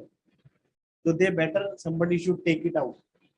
So that ecological footprint can be shrink by the proper design and proper selection of the technologies. Like we had the garbage chutes. With the garbage chutes, the definitely the waste generated in the building can be segregated properly if people are educated. But what happened in so many buildings, I had seen that they had invested the money in the garbage chutes. I am going to the real problems because we face day to day. In so many buildings, the garbage chutes are shut because these rats problems are there. It is not properly designed. The cleaning system is not there. Right. So to reduce, to shrink the ecological footprint and to reduce the carbon listing, we need to have a practical approach. Like HVAC is the major concern for everybody for this energy efficiency. We have the VRVs which are having the very great COPs, and day by day OEMs are coming with the new innovations and this. But I strongly feel there is a gap between the technology, innovation, OEM, designer, and within the designer also as a MEP person or as an architect or as a licensing person, there are gaps. If I have a VRP with a VRP very high COP, but that placement with respect to the architecture layout is not correct. So that will not suffice the purpose. And it will, on paper, you will have this, we had reduced this, we had used this star rated equipment and star rated ACs and inverter rated ACs. But if the location of reduce are not feasible and it is not well coordinated, so then it's not of use. In nutshell, just I will conclude with this session. We request all stakeholders to work very in a collaborative manner and in a coordinated manner, and OEMs should come forward to tell their technologies, and especially they should emphasis more on installations, and whatever the technology is coming into the industry, I feel there should be a training to the down the line. Then if we have the skilled manpower and skilled engineers and they know how to install it and they know how to operate it, and at the end this facility management teams and the residents should be trained up. Thank you very Thank you. much. Thank you. I would move to the next very important aspect, which, we've also discovered during our years with pandemic, when we were at home for a very long duration, working from there, the occupant health becomes a very, very important area of concern. And to throw light on this, I would request Parthaji to come back, taking cue from the presentation you just made earlier, but to focus more on the residential life as to how you can protect and, human health, the occupant health, and improve productivity. Yeah, I think this is a very relevant question, and it is also taking me back to my presentation where I was talking about how light can be more human-centric. So this is very, very important because of pandemic also, because pandemic, when we have been in artificial light for long duration, it has increased the awareness and consciousness of it. What I think is what we just discussed, that if all the elements in a building are right in the beginning thought as an integrated approach. So right in the beginning, when the building is being conceived, we have provisions of providing the right kind of solution, which is helping the human health also. Like for instance, if you look at lighting used to be considered late in the decision making of the building. Now I think with such kind of consciousness which is going up, now lighting is considered right in the beginning. It's part of the DPR. It is part of the original master plan, and even in the simulation it is also considered, because it is very important that if we want to have a certain type of a lighting system where we will house the the ugly things, so that it is captured and it is camouflaged in the building rightly, so that it does not come at the end and we find it difficult that if we are using a human-centric lighting or lighting which has got a different electronics, where to house it. So if we are able to keep all these at right in the beginning, the chances of going wrong are less, chances of force fitting are less, and we will be able to have an integrated approach which is inclusive with all other services. So it's a, I mean, sir was just mentioning about that collaboration. So the new trend is about collaborating with other services, which is not only efficient at the time of installation, but also during the process of running and also in terms of maintenance. Yeah. Thank you. The first point, of course, was energy and water efficiency and resource efficiency. I would, at this point, bring in Dr. Natarajan. And, with your experience with policy formations and so on, I would like to ask you to share your views on the efficient use of energy, water, and resources in residential buildings, especially from the perspective of compliances to regulations and policies. Thank you. India, I'm told, not from people here, but internationally, have said that India has some of the most well thought out regulations and policies in place. This is from many international agencies. There is always a but. And the but is we are quite bad at implementing, enforcing compliance as far as the rules, regulations, and policies are concerned. Whatever positiveness that you had in defining those policies, and as an example, we have ECPC, which is very much in front of us. ENS, of course, is not in the part of the law as yet now. We have all seen in the last 20 years the challenges in translating ECBC into something that needs to be implemented.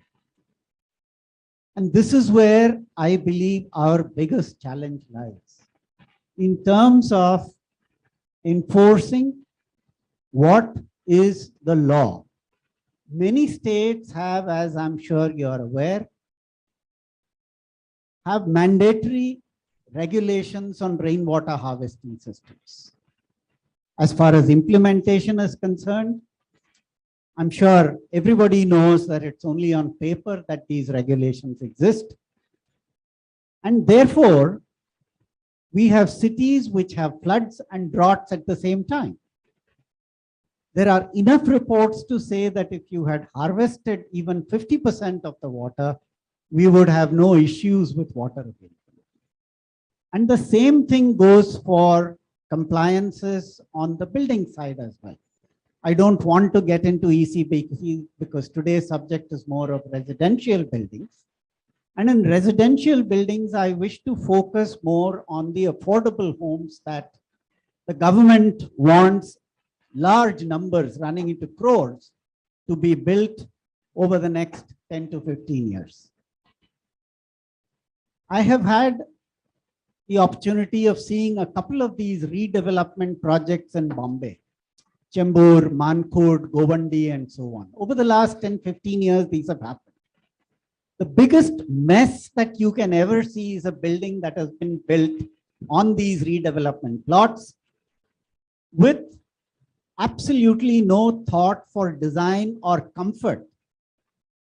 Designed in such a way that the buildings really, after the first 4 or 5 years, start developing cracks and water leakages. Rules exist, regulations exist, inspections exist, but they were all given a go-by because, sad to say, these were the affordable homes category. And this is where I want to re-emphasize today with technologies, monitoring systems, and making people aware through public spaces of what is happening. It should be possible to tell the people that this is what your building has gone through in terms of checks and balances. That suddenly if a building starts developing cracks or leaning, as it has happened in Delhi in the eastern parts, We all can go back and check what has happened in that building over the time frame. And this is where I want to request that the government itself cannot do all this.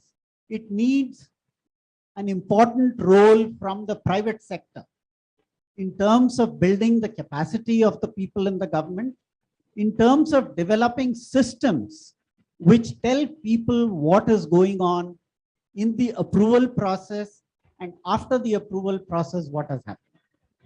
So therefore, my comment is, one, increase enforcement. At the same time, remember, I still go back to 30 years ago when the Energy Conservation Act was being discussed.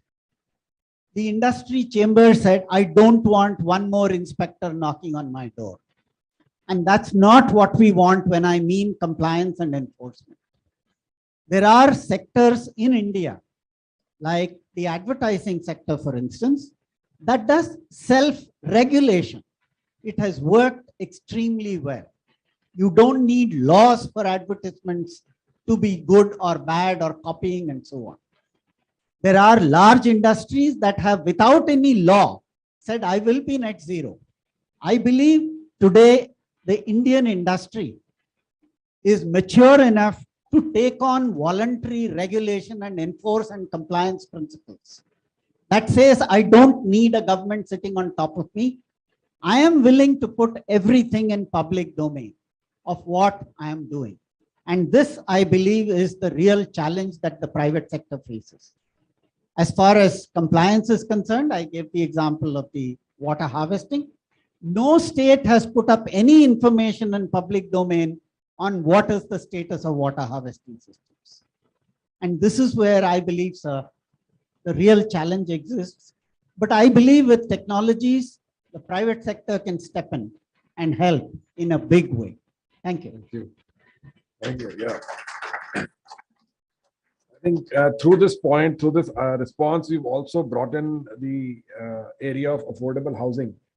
So, taking the discussion further, residential sector can also be classified into various categories. So we can have individual plotted developments, we can have group housings, we can have condominiums with central air conditioning and climate control facilities. And then, of course, we can have affordable housing and also housing for the economically weaker sections of the society. Somehow, these aspects, escape our knowledge and attention. But to come back to the most relevant in the context of, energy efficiency, etc., the condominiums with, thermal comfort and climate control, I would go to Vipin Agarwal, and request him to tell us what he sees as the most important challenge in terms of the technological interface with design in such buildings. Sure, sir. First of all, let me thank and appreciate AIC India. This topic is really relevant. Our country is witnessing a huge boom as far as residential sector is concerned. The way residences are getting constructed, the way residences are getting designed. So it's actually an apt topic. And of course, a mixed state of people from various backgrounds, architecture, MEPs, developer, consultants. So I'm sure the event will have very good takeaways for all the audiences as well as all the participants. So as Sir is demanding for me to speak on sustainability in residential sectors with respect to climate control and HVAC. I think so far within HVAC, we have been forgetting about we. And this pandemic, which has just passed by, or let's say we are in the phase of getting it passed by, it has taught us about we, ventilation. For so many years, we have been witnessing that ventilation was the subject which was not being practiced in residential sector. During pandemic, we really came to know that in case we are keeping the spaces properly ventilated, lot of things we will be able to handle with respect to spread of pandemic. So I'll first say that ventilation is something which we need to take care of as designers while designing a house, whether it is for EWS, for condominium, a bungalow, a villa, whatever it is. So it has to be properly ventilated. And with ventilation, of course, we can as such reduce the requirement of controlling the climate inside the house. So the first point definitely goes to ventilation, how the house is getting ventilated, and what kind of design enforcement we have done to make it to keep it properly ventilated. Of course, if you talk about condominiums which are now being centrally air conditioned, or people also have spot air conditioning, in terms of making the places centrally air conditioned, definitely the overall aspect of keeping the energy costs in control needs to be considered at design stage itself.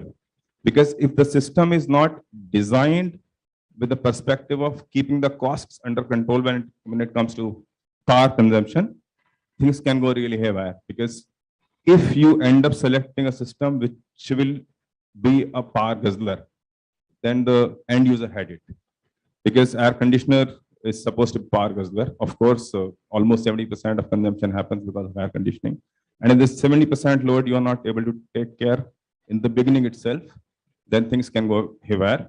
Of course, with the advent of technology, now there are technologies available with which we are able to control those costs, not even during design stage, but also during operation and maintenance stage.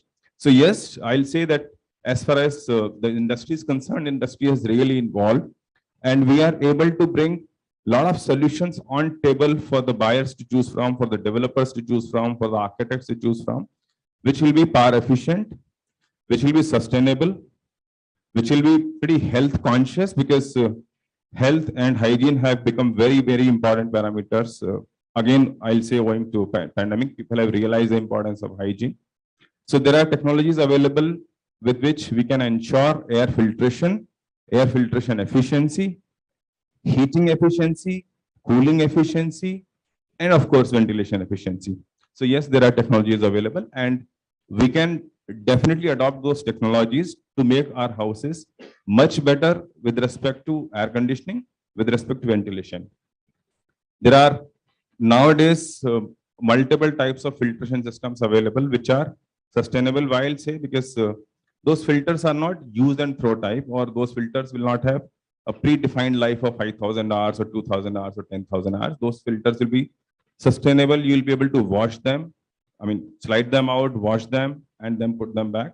And you'll be able to get filtration efficiency of going up to PM1, PM2.5, PM10. So those kind of filters are available. The systems are available wherein you'll be able to get COPs up to 13 and 14, 15, those kind of efficiency levels. And if I just draw parallels, a normal 5-star air conditioner will have a COP level of 4.5 to 5. And now we will have systems available wherein you will be able to cross that threshold to a pretty large extent and go up to 13, 14, 12, 12 and a half.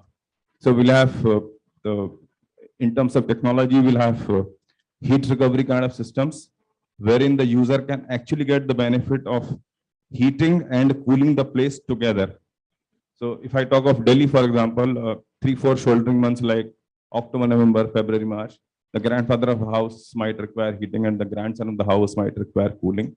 And with a system in place wherein you will be able to satisfy both the occupants of the house. So those kind of technologies are available. So in terms of offerings to the buyers, yes, there are a lot of things available. In terms of offerings to the designers, to the specifiers, yes, a lot of things are available, which are very efficient and effective. And of course, easy to maintain. Thank you. I mean, that sounds very promising. Sometimes we get bogged down with the fact that, these kind of buildings are energy guzzlers, and therefore, we tend to just get bogged down and get prejudiced and biased about them. But no, that is not the case, as what you're pointing out, which is nice to note. But then going back to, people from the economically weaker section of the society, even their houses will require energy. Their houses also have to be sustainable. Ashish, would you like to throw a bit of light on this as to how we look at this sector? So I'll make it a little more broader. Okay. To me, the whole thing comes down. Okay, you also spoke earlier about ecological footprint of the houses. And since we are talking more energy, I'll keep it to energy only because otherwise the topic will become too wide.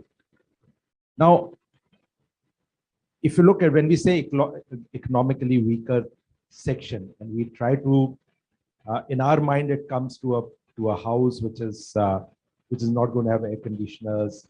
They have a different kind of a lifestyle as compared to what we have. But that's not exactly true. If you look at it from an urban perspective of the EWS also, and when we are talking, let's say I'm designing a project EWS, the thoughts are, discussions are, look, that's also an aspirational class, which is going to move on to, not today, maybe tomorrow is going to move on to the air conditioners. And that's what it brings me down to the basic fundamental here, that you talk about something which has a low energy footprint, low ecological footprint. I think we need to look at the behavioral aspects. Why do they require air conditioners? Because we are training their body to start looking at, or rather, we are first of all telling them that air conditioner means you arrive. Number one, behavioral aspect. Number two, even the body that we are subjecting it to. You can start looking at what's happening in our own houses. I often say that our parents were very happy without air conditioner. Today, my father is happy running the fan at speed of 1. Even in this summer, he says, I'm okay, I don't need air conditioner. I am coming from the thought process, 27 is good for me with a fan. The children down the line are now looking for 22. Yesterday, I was in Bombay designing a house for a super rich, I can't name it, whose requirement was 16 to 18 degrees. Now, we may say, oh my God, now but that's not true. We have actually subjected our body to start coming down on the slide on the temperature, because to us, that becomes the norm. Now, that's where the fundamental problem lies. I don't want to go to Vipin. I don't want to go to others because I don't need those solutions around the year. And today, we are running the things around the year. So if we have to start challenging the fundamentals, then that comes down to EWS, it comes down to our houses also, to the other classifications we're talking about. I think we have to start looking at those fundamental issues. And there are enough, these are all air conditioning engineers here. We all understand adaptive thermal comfort. We all understand that our bodies, like right now, the air conditioners are off. It's not that bad. We are still okay, 25, 26 degrees, we're happy. So we all understand that aspect, that our body can adapt to it. And I think this is what needs to get back done there. And the moment we do that, our houses need to be better ventilated. Our houses need to be better daylit. We are today designing houses which are so inward looking, so mechanically energy driven, that automatically the carbon footprint goes up. Automatically, I require the best of the air conditioners working there. I need things like inverter ACs to cut down my power consumption. But if you look at it, really speaking, in Delhi, 6 to 8 months, I don't require air conditioner. I can actually design my houses rightly with the passive features, it'll work. Hyderabad, 10 months in a year. Bangalore, 11 months in a year. Mumbai, 5 months to 6 months in a year. I don't, any city that you pick up, Pune, 10 to 11 months in a year, I don't require. So if I have these examples in front of me, I think we need to start looking at the fundamentals, how we are approaching the topic.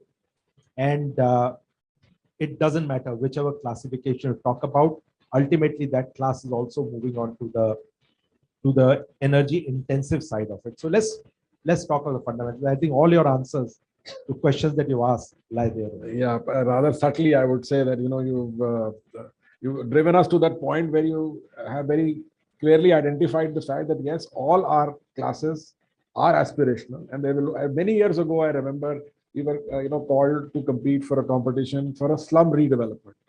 I will not name the project. It did not happen, though the project was shelved. But the design which won was a multi-story tower. So nobody could imagine that a slum dweller would be housed in and I'm talking about 20 years ago. The context has changed today. So affordable housing, all these housings, they have elevators, they need generators. So the amount of energy they will guzzle is going to be far and wide. So from very high, low rise, high density development, we are going into high rise, low density development, which of course is a different debate. Just want to add some practical now. Let me give you the examples. I've got a friend here, comes from city of Hyderabad, maybe also. So when you go to Hyderabad, everything is Vastu driven. And whichever project I go there, 3,000, 4,000 square feet house, every room has to be square in shape. So that's what Vastu is asking. So whichever builder you go to, every house looks the same. And it has got the squarish room. Now, squarish rooms come with their own problem of the daylighting. The typical daylighting levels that we are seeing in Hyderabad and the houses that we develop in a certain segment is less than 50%. I cannot get more than that. Because the ingress of the daylight is just not there. And it's a city where there's plenty of daylight available. So I think somewhere now we say that, look, FSI is unlimited. In Hyderabad, FSI is unlimited. We are going 220-meter tall, we have already reached. And people are talking of 250-meter tall towers in Hyderabad. Nobody's talking natural ventilation. Nobody's talking daylight. Nobody's talking about challenging the basic architectural concept in which, if you got unlimited FSI, if you have this problem of Vastu, why are you not trying to solve it through a design to some way getting daylight down, atriums, whatever you want to do, that's left to you. We all talking of 200 meter, it has to be Maiwan. It has to be concrete. And we know concrete is the worst insulator. And the amount of heat that will come in. So we are not addressing the real problems. The solutions are glaringly in front of us, and we are not addressing them. And we are talking of the best ACs, efficient ACs. Sorry, not meant to you, but I'm thinking general and apply ECDCs and do it. But I think the whole concept is going wrong, and this all thing has to change. Sure. So, I'll, at the larger level, when we talk about group housings, when we talk about development which are being done by developers, I'll come back to Mr. Siddiqui and, ask him to give us his developer's perspective as to how implementation strategies need to ensure that sustainable practices can see the light of the day. What Ashish is also trying to tell us is that, these principles are there, but we are unable to, see them happening in front of us. So as a developer, what do you think should be the strategy?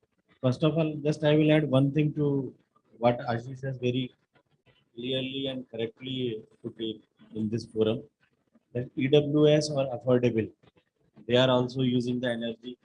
And I will put the affordable person who is purchasing the home, because I had experience directly with the customers and the associations and EWC. They are the king, because the person who is buying this 30 lakh, 40 lakh, 50 lakh or 70 lakhs, his purchasing power and the EMI and the gap is very narrow. Whatever energy measures we are taking, he is the most beneficiary. If he can save 300, 400, 500 rupees and whatever amount with these all efforts, so it is very highly appreciable and it's directly benefiting. It is my view on the what Ashish has told, is that we should not bifurcate this. This is EWS, this is affordable. And you go to any affordable housing or EWS, everybody is having ACs. It is not like that. Okay, they are not using. Labor camps and you go to any unauthorized developments also, they also get the AC. We should treat them at par, and rightly said. And it is coming back to the circuits again. What I also put in the initial discussion, that calibration is required. If he is giving a very efficient AC, so then this lighting, natural lighting, ventilation could be. Now coming to the implementation part. First of all, I also feel very proud when I go to Dubai or another international events and this. In India, for the life safety and the sustainability and green building, we proudly say that we have the best practices, we have the best goals. And even NFPAs for the life safety is a Bible for all the things. But Mumbai CF, because I work in Mumbai and our NBC, they have refined it. So many things. Just I will, because I'm not deviating from the topic, but I feel proud when somebody tells that our codes are international level and people have done this. In NFPA, you can put the sprinkler 25 mm below this. In Dubai, whole Dubai, we put the sprinklers like that, only 25 mm. But here CF asks that it should be 150 mm gap. When I came abroad,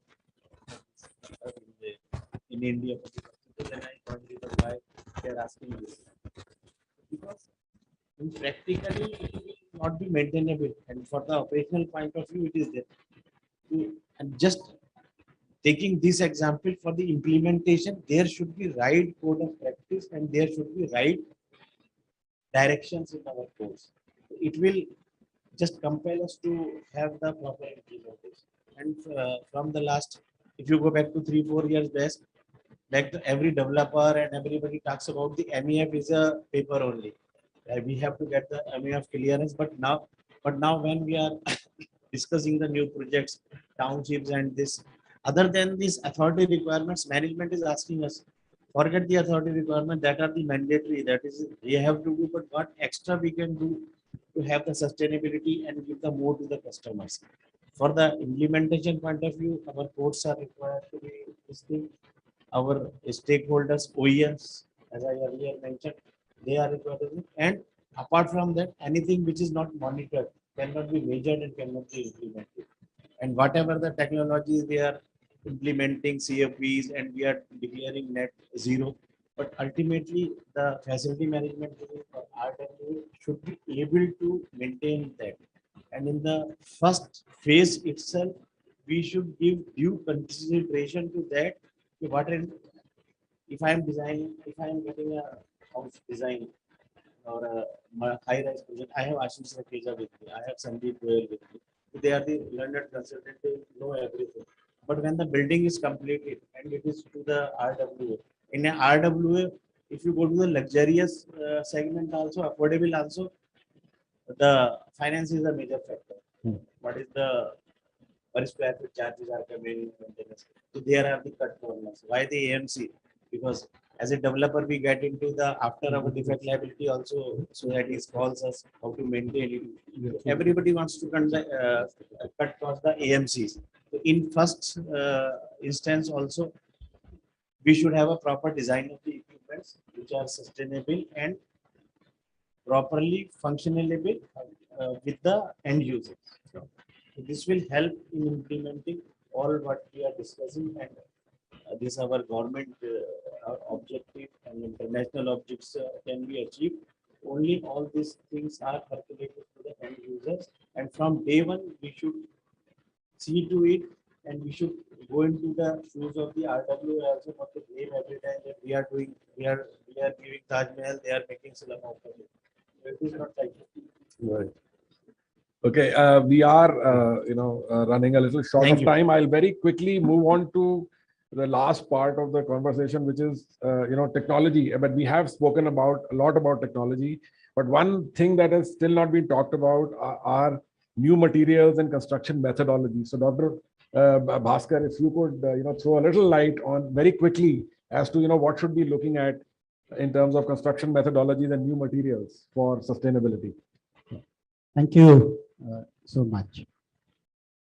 We talked about, I think there was a brief mention of embodied carbon during the day.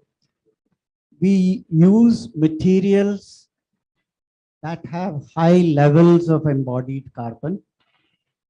We take a lot of initiatives to reduce the operational energy inside the building over the next 30, 40, 50 years. But this embodied carbon will continue to be there for the rest of the life of the building. This is where there is a need for the industry to move towards alternate building materials which have less embodied carbon, but also the conventional building materials like cement and steel and so on. If the company has declared that I'm going to be net zero, to that extent, they have reduced their share of the embodied carbon. We need both the tracks to go in parallel, at least for the next 10 to 15 years, till these alternate building materials become a part of the mainstream. There are several examples that are under consideration. Just to mention a few of them, LC3 cement is one of them that's being talked about. A couple of leading cement companies are actively making this their main business over the next 5 to 7 years. Similarly, you have geopolymer concrete, which is also being talked about. You have voided blocks that are being talked about. These are all happening at different stages of their product life cycle. Laboratories have to certify them primarily from 2 points of view, safety and long life. And this is where the laboratories are facing a huge challenge. How do I today test whether this building material will last for the next 50, 60 years? I can do some accelerated testing, but that's only going to give you so much of answers. There are challenges in testing. Some of these startups that have some of these new building materials, they say that the labs are charging you too much, and they take 6 months to 8 months to a year to give me the test reports. This is not something that we can afford to. One of the new product persons tells me that he went to NBRI to have his product tested. They asked him for the full chemical design components of that product. They said, what do you have to do with it? You have to certify that this product meets certain specifications, and you shouldn't bother about what is inside. That's my proprietary design and materials and technology. And promptly, he decided that he will have to look for some international testing, which is acceptable in the Indian context. These are the kind of challenges you're building. And this is where the whole question comes back, the chicken or egg. The builder says that the customer is scared of taking such a building.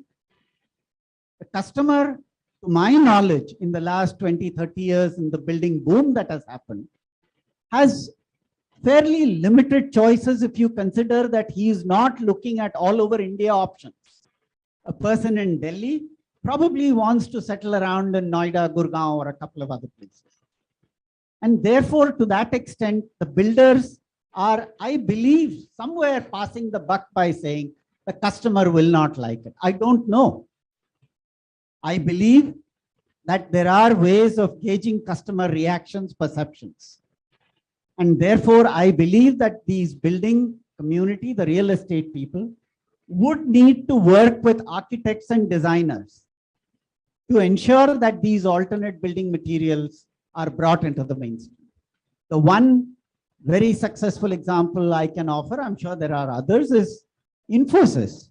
Over their millions of square feet, they have achieved what no one else has achieved. And they very openly claim that the architects and designers are the strength behind their success. They said, we forced them, we pushed them. First, they refused. Finally, they said, yes, let's go for it. And the buildings are all there for everyone to see. I think this is where, sir, I want to request that architects, designers, take some big gambles with the builders for certain projects which are prestigious. And this is where I believe we will be able to make a big difference. One last point I would mention before I close. We've been talking about fly ash bricks for probably 3 decades.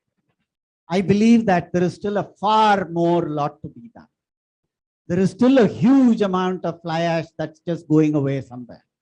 I believe that should probably be the first step where we can make a big difference. Thank you. Thank you. You know, I think every good discussion must end with some more topics for future discussions. And one very important aspect which you just mentioned was about the embodied carbon. So that brings to me the question that I will, ask you, maybe an answer in yes or no, or maybe in one sentence. Something which I have been thinking about for a very long time, and many of you sitting in this hall may not appreciate this question. To me, it seems. You see, most of the green buildings today are incentivized by extra SARs. Most governments have started doing that now.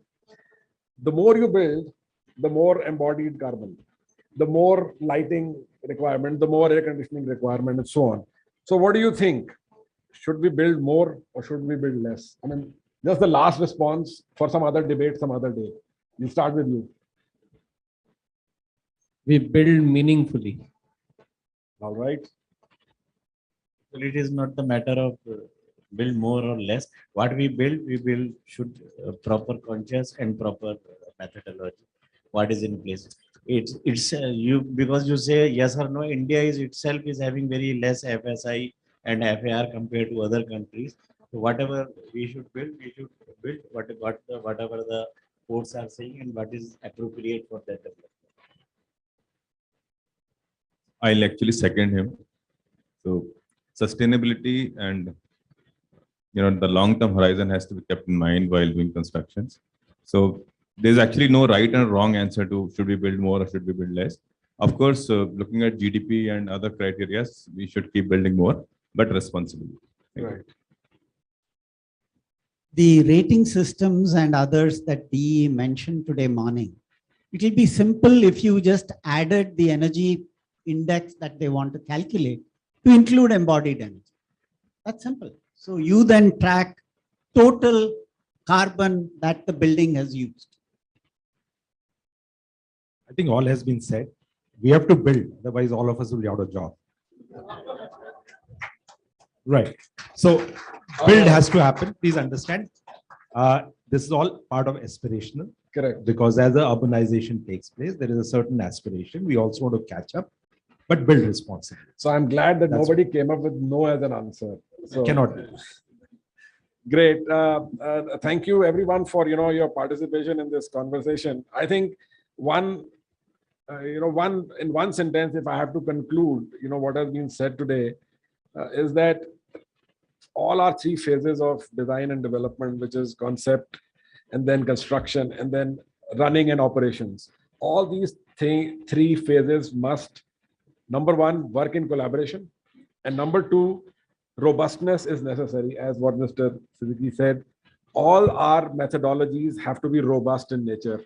So in whichever what way we put things together, they have to be robust. And if we go to Mr. Natarajan, when he said that we have perhaps the best policies in the world, but when it comes to implementation, they are all wanting. So which means our implementation strategies are not robust enough. So I think that's the key phrase, the key word that we get today. Robustness is what we need, and only then sustainability will be knocking at our doorsteps. Thank you very much, ladies and gentlemen, for being a very patient audience. Thank you.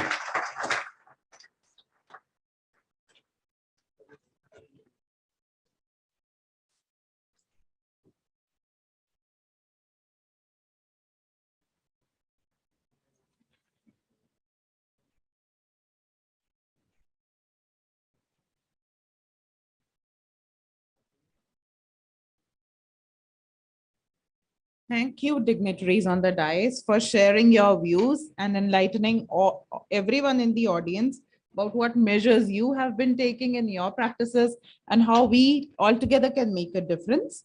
And on this note, I would like to invite Mr. Abid Hussain. Please come over and felicitate all the dignitaries who were a part of this session. So we will begin with Puneet, sir. Architect Puneet Sethi, ladies and gentlemen, I need a great round of applause for him. Mr. Haroon Siddiqui.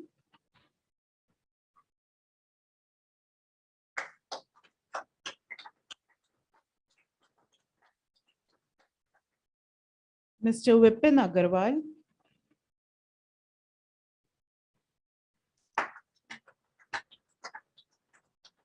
Mr. Parth Karmakar.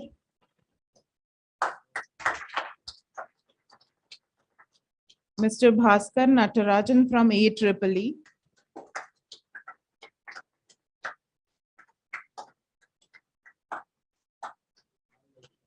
And of course, man with a sense of humor, Mr. Ashish Rakheja.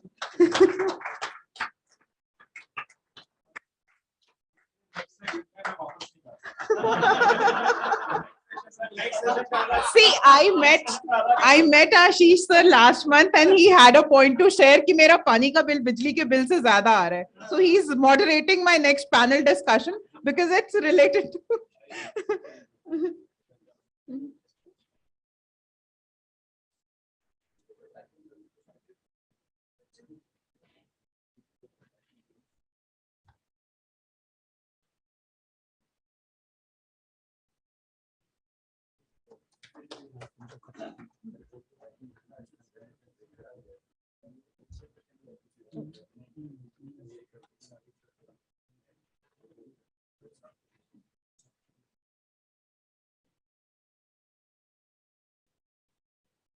Moving on ahead, I would like to invite Mr. Ravi Taneja, who's the North Marketing Head for Daikin. He has a career span of over 20 years in marketing across various industries, ranging customer electronics and telecom, and he's a part of Daikin since last 5 years. Stages are yours.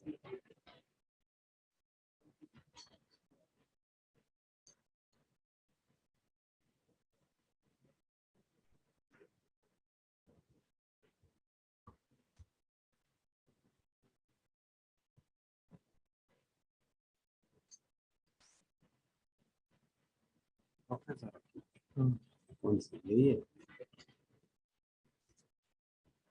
Chennai में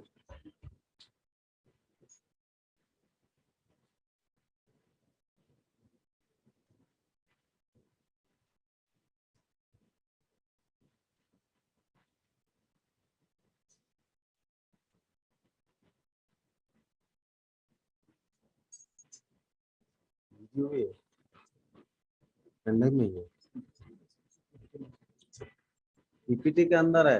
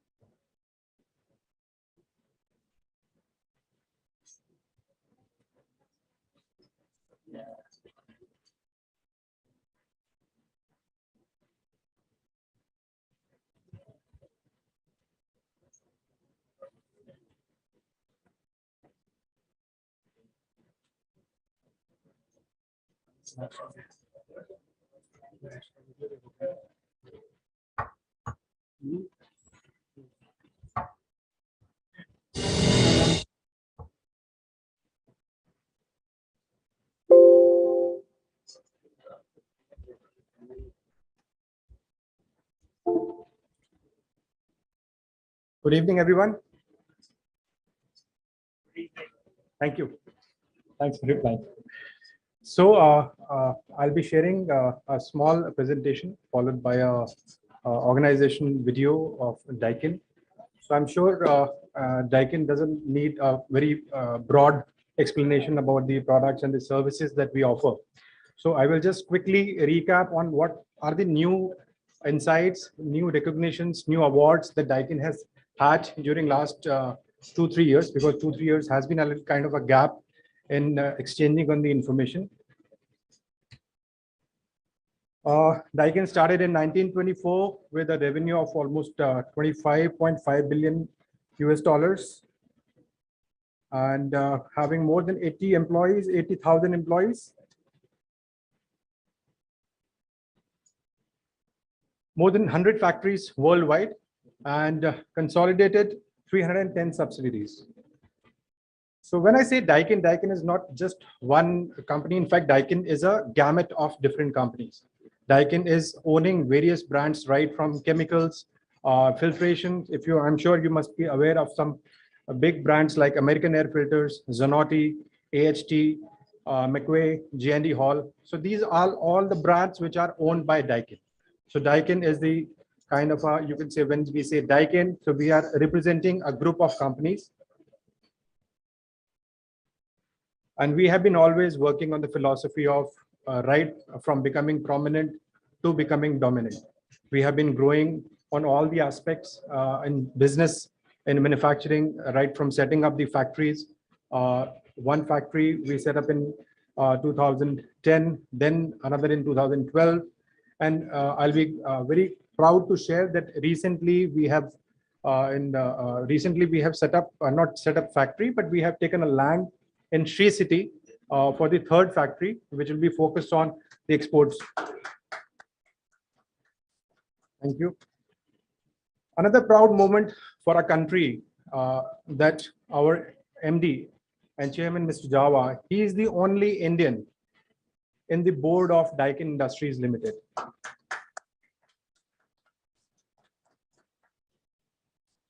Make in India has been the philosophy with the first factory in Neemrana, a dedicated R&D center in Neemrana, Rajasthan. Factory second, which opened up in November 2017, again in Neemrana. And this is the third factory set up being inaugurated, which is supposed to be operational in 2023. That's Sri City from Daikin. And Daikin has also been very keen on expanding new businesses. It has recently acquired Citizen Industries Limited, which is into the manufacturing of AHUs. We all know that skill is a very rare thing that we always try and find out. So therefore, Daikin has been very focused in developing the skills with creating the center of excellence in different institutes and colleges across the country, where we set up the entire infrastructure, and let the children come there and get educated on the new technologies in the HVAC industry. And this is something very proud. When India and Japan got together to develop the new skill for the manufacturing segment, there were only 3 organizations which were selected to develop something which in the lines of Japanese style of manufacturing. That was Daikin, Toyota, and Suzuki. So these were the three organizations which were selected, and a task was given to them that you set up a structure where children can come, they can educate in the Japanese style of manufacturing. And speed, scale, sustainability. It is again a proud moment that Daikin, the leadership of Daikin, Mr. Java, has been sharing stage with the national leadership and the international leadership at the various instances, addressing to the requirements of India and Japan on the lot of collaborative on the side of the business and the manufacturing. Sharing some brief snapshots on the commercial establishments that we have done.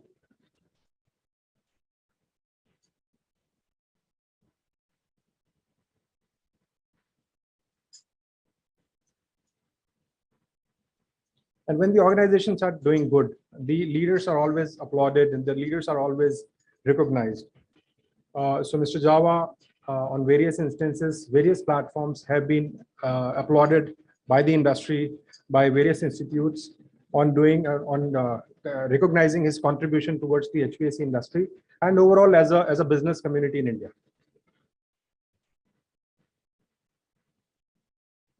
And not only in India, it has been recognized by the Japanese set of members as well.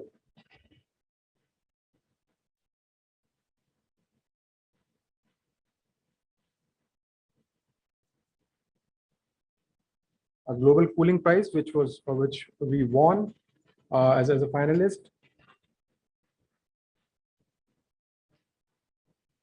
Just a summary that what is the thought process of Daikin? Daikin has been focused at setting up and expanding the manufacturing area, always developing new and efficient products, managing efficiently the key resources that we have, and developing the sales and the servicing partners across India.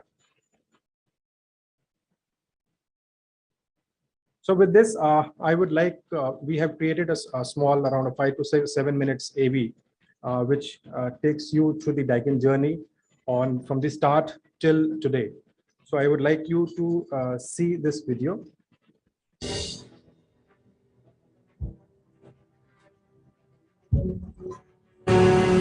Innovation helps us transform, adapt, evolve. We need to come together to build a safe, efficient, and sustainable future. At Daikin, we believe in innovating for change.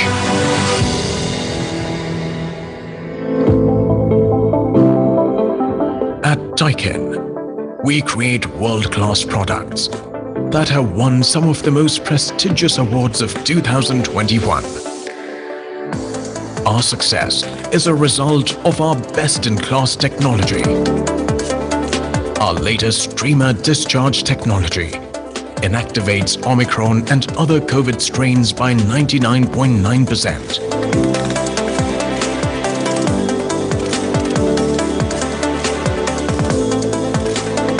Our products are future ready.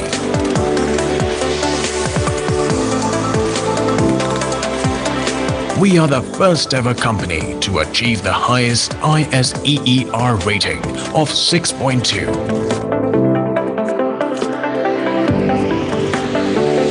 That makes our products gold standard. Not just that, we are the first BIS certified air conditioning brand for residential air conditioners and light commercial products. Our products have features that promote optimum cooling and maximum user comfort. Fully automatic cooling with variable speed technology. Now witness why Daikin is best in class. Our ACs also come with DuClean technology. Triple display.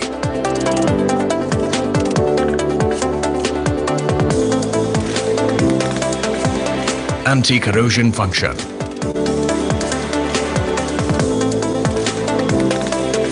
Powerful airflow. Smart AC Wi-Fi technology, powered by Alexa and Google, with various other key features. Our upcoming range of residential air conditioners for 2022 are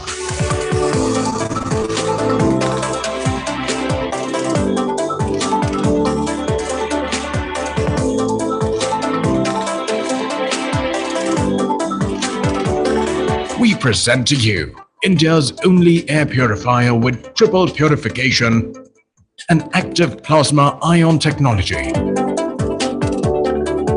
Get introduced to our great range of Sky air conditioners.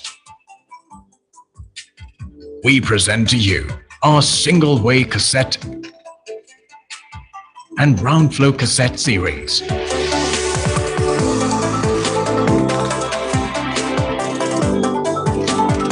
One of our most acknowledged creations is the new Madoka wired remote controller. Now you get direct access to basic functions along with Bluetooth assistance for installers.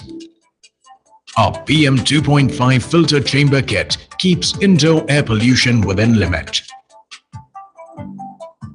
Our upcoming range of cassette air conditioners for 2022 are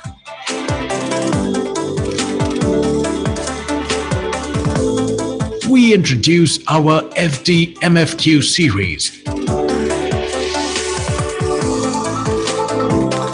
Floor standing series.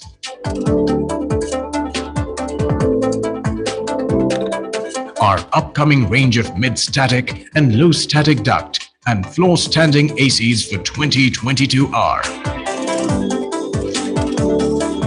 Inverter PA High Static Duct series.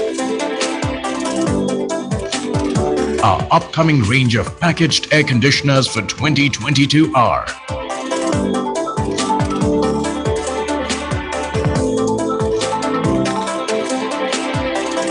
VRV Connect makes service of all products simpler and efficient. We have a comprehensive range of VRV products. Our ceiling mounted cassette corner type, which is sleek, compact and flexible. PM 2.5 filter chamber kit in VRV IDUs gives more than 99% efficiency. Multi-Cube IDU is a new individually controllable air conditioner for factories and other large spaces. Daikin Riri mobile app makes life easier. This app is interactive, efficient, and multifunctional. Our upcoming range of VRV products for 2022 are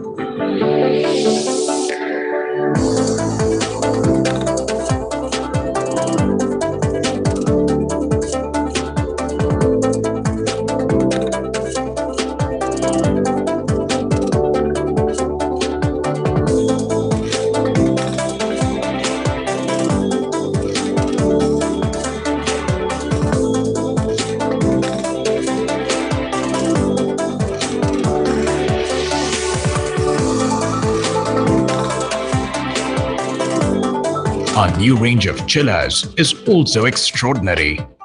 RWAD air-cooled screw chillers.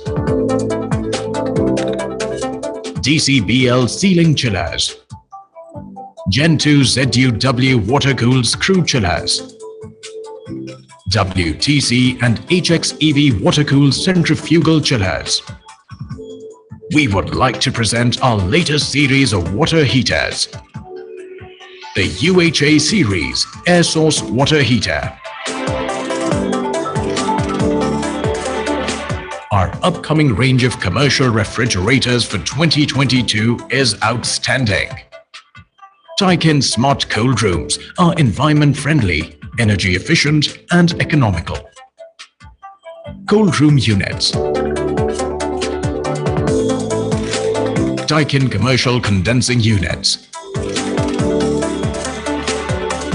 Uniblock and bi-block units. ZS inverter-based ODU. Island freezer. Multi-deck chiller.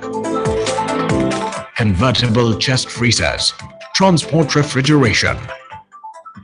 Daikin offers all these products and services and much more. We are complete solution providers.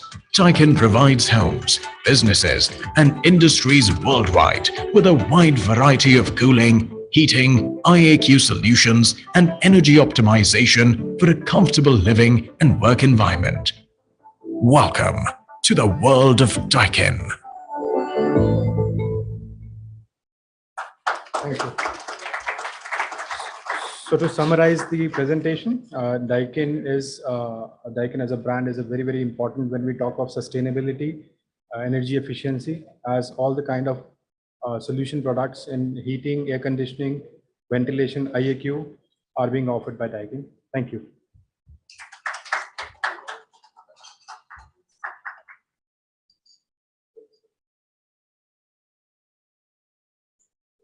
Thank you, Mr. Taneja, for acquainting us with whatever technical implications Daikin has been doing in the industry. And now I would like to call upon stage Mr. Ashish Rakheja to please come over and felicitate our gold partners, Daikin Air Conditioning Solutions.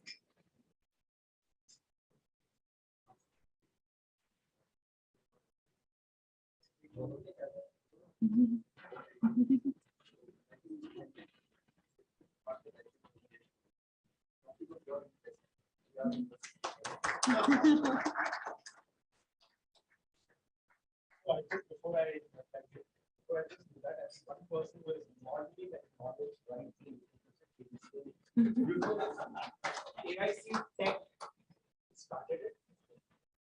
We are talking about 8 Big round of applause. Can I talk? You are the convener. I have a small presentation. You are one.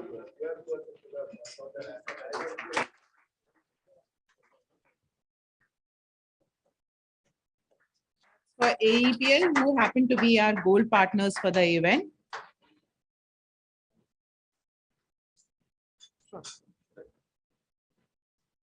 I'll just take 2 minutes, ma'am. I know that you have to leave, but there's an important thing. I'm not going to make a company presentation here. I want to do one topic which might be of interest to everybody. I'll just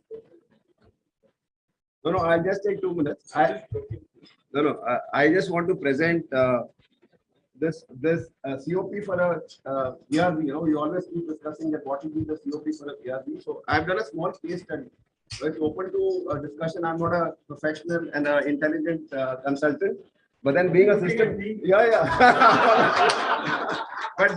but being a system integrator, I've done this with Daikin. I think there are a lot of there's some Daikin machines of 4044 HP that are installed here. So I just make a small case study of the COP that's worked out here. So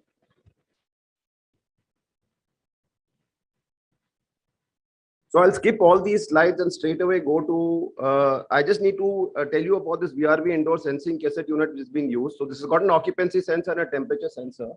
So most of the time we are concerned about the temperature at the human occupancy level.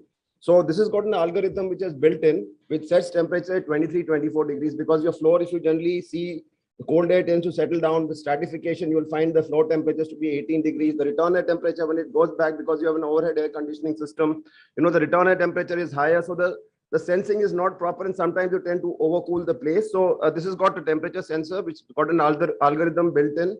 It sets its temperature based on the human height, and then gives a command for the refrigerant flow to happen. So this was the sensing cassette that we used here. And also it's got an occupancy sensor. So with the occupancy sensor, if there's no occupancy in the room, there are two modes that it can go to. One is that it moves on to the low CFM mode, the high temperature mode. It automatically sets itself to 26 to 27 degrees. So you find the refrigerant flow, coming down. Or the other option you have is that it switches off. But then in that case, you have to manually switch it on. So this was what we used. And this was a commercial building for the central vista that we did. And this is generally the loading pattern for a commercial building, where it said that, 100% of the load is for 1% of the time, 75% of the load is for 42% of the time, 50% of the load is for 45% of the time, and 25% of the load is at 12% of the time. So then what we did was we selected indoor units which had a high COP at 50% of the load. So we selected outdoor units which had a COP of 7.1 at 50% load. And when we did this, what we ultimately ended up, in the whole installation, which is 4,444 HP. I will not get into more of details, but this is a breakup of the outdoor units. We found that the average COP was 5.97. So, I mean, it's as good as what you'd probably expect to get from maybe a water-cooled chiller or maybe from any kind of other equipment. But then there's an air-cooled unit. They had limitations in terms of the water quantities. So that is all that I want to present, and that's what I wanted to say. So just 2 slides, and then we can discuss this at length. But then this is what was that we worked out. This is 5.97 is still conservative. If you actually work it out without giving those duration factors, etc., you would go well above 6. So it's open to questions. So that's all I wanted to present. That's all. So thank you very much. Thank you.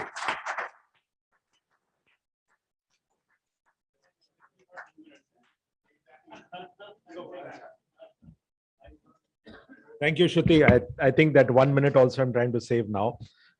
So Singh Sahab, let's do one thing. You presented it and you looked at me all along. And after we finish this, when we all go home, please sit down. We'll discuss this part. The very fact of the load you started with 100% or 1% of time, I'm ready to start the challenge from there. The very fact when we did our, when you grow old, I've realized when I used to, you get cynical. Oh, come on, yeah, 50 to ho gaye na. Haan. So you grow cynical. So I'm becoming cynical now. So sorry. So when we did the ISHRE standard on the chillers and the VRF, the first thing we started was the loading pattern. Today, with a well-designed building, rightly sized equipment, our 100% load is for 9% of the time, 10% approximately. So I'm ready to, I'm start with that. And I come to the COPs, what you're saying, and we can do a lot of it. So I'm not, look, first of all, I have a highest regard for you because you think and you do. And that's why you're different in the industry. That's the reason why we all respect you so much. But we still need to get to the debate, to the bottom of this. Okay, so question is not clear. If you do that, sir, it'll be fun. Done. Okay, so coming back, sorry about this. So I'll call my panelist, and I took that 1 minute to do this. I've got very eminent panelists, and it's a panelist I have enjoyed interacting with them for last couple of hours since the time they've been here. And I've got a question which is like flowing here in my book, but I don't think we'll have the time because it's already 5:20 and we have to finish at 5:30. So yeah, it says there.